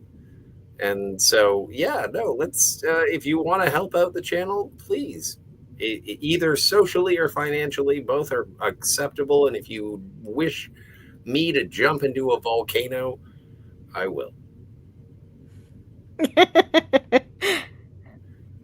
That made me laugh. Mr. Miles said, Daniel's Hot Topics likes new Trek. He's on the list, no matter how nice he is. But yes, thank you so much for helping to promote membership to my channel. I do hope that I provide some good stuff. With that, we've got a membership stream. Who said that Daniel's Hot Topics was on a list? Mr. Miles? Mr. Miles. I think he's, of course, joking, but I hope so. He's been a member for 15 months, and Wes Cagel's been a member for 21 months. Live long and prosper. Peace and long life to you, Wes Cagel. Oh, he does wish that. Scotty versus the volcano. Yes. Oh, I learned about that movie from Scotty too. I really like. We reviewed it. No, we didn't review it. There's no Battleships though. No battleship, but there is a raft made out of suitcases. There is. Yes. Where Tom Hanks is now. Epstein's Island. Mm-hmm. Yeah. What? Well, someone had to take it over. He's like Willy Wonka. Wait a minute. What? Nothing. I'm being inflammatory for no good reason while we're trying to end the stream. Yeah, I know. I'm trying to brings it back around to conspiracy theories. There we go. Oh yeah, that's true. Well, I hate when people accuse people of things like that because that's not kind of the worst thing you could ever do. Yeah, everybody does buzz about that. I just haven't seen anything to corroborate that. Exactly. You got to be careful with accusing people of that because that's basically the worst. Like It you is could the worst. you go And to it prison doing sticks that, it and never, murderers are going you to kill can't you. peel 'cause it that's off. the worst. Yeah, nobody ever gets out from under that. It's pretty horrible. Yep. I didn't mean to No impugn. freezers, no fucking ice cream. Double dumbass on you! If I were human, I believe my response would be go to hell. Not for while you can, monkey boy. Nice. If I were human. Yeah. Or a monkey boy. Oh, I am a monkey boy. My God, North Kegel made it too. We're so lucky tonight. We got to see West Kegel, South Kegel, and North Kegel. The only thing is that we have not been graced yet with East Kegel. No. Well, I think he's in prison. Oh no! What happened? What? That would explain it. Crimes happen. The check bounced. Oh man, I'm just scrolling up to see who else was here. Ken Jack Ben spent a while here, and he's so fun. He's a good guy. West Thrawn Kegel. Kill? East Kegel is an arsehole. Thrawn Kill is here. He says he said earlier, I wanted to read it, that Stargate replicators are scary. And yes, I agree. And I've been wanting to talk about Stargate so much. It's gonna happen. Kimberly Anhart was here. Who else was here? Just a few more. Yeah, you mentioned J.G. Kirk. And, Sentai Ranger Johnny. We can't forget him. He shows up so much. He's so good. Donnie. Yep. Johnny. Tommy and the Guinea Pig Collective was here earlier. He has some great toys, and he wants to tell you about them. Well, Tommy and the Guinea Pig Collective just released his new punk album. And Wow. it is fantastic. It is really good. It slaps, as the kids say. Nice. Well, anyway, and there were more people here too, and I'm not going to get to everyone, but I appreciate all of Is you. there a central Kegel? No, but there is a Middle Eastern Kegel. East Kegels and Ursula. Yeah, okay. So thanks for talking to me, about all this fun stuff, and that's the magic of the randomness of Surely. We never know what we're going to get into, what we're going to talk about, what people are interested in, and what they're wanting to see or not see. Not see. And- I did not see that coming. Oh no, I better think about rephrasing that. No! I just wanted to thank you all for being here. You're amazing, and I appreciate your comments and your willingness to share what you have to say. And so until next time, I'll be good to each other and have a great weekend and live long and prosper. Good night, everybody. Peace and long life, yo. Good night.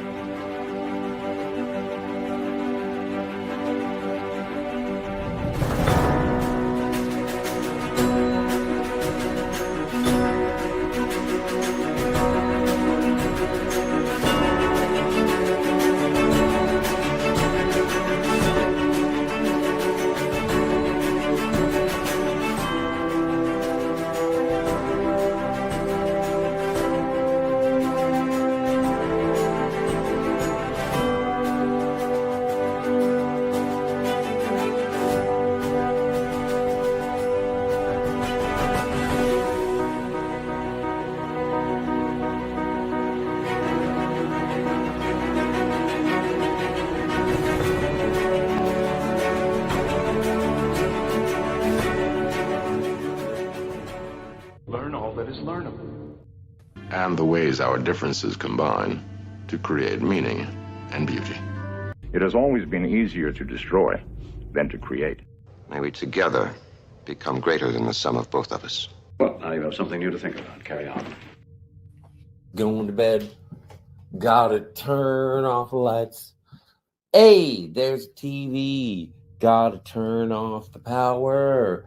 Hey, turning off things. Yeah, it's time for bed. So now, where's the sleepy place? It is upstairs, but I gotta make sure the door is locked, and now it's time for bed. Baxter, he's on the couch. He wonders why I'm singing. I'm going upstairs, and Baxter's coming with me. Just found a little poop. Gonna pick it up with my fingers and throw it in the toilet. Baxter is not to blame. Hey, buddy, you coming up? He's looking at me like I'm a crazy person. Come on, it's bedtime. Anyway, that's my song.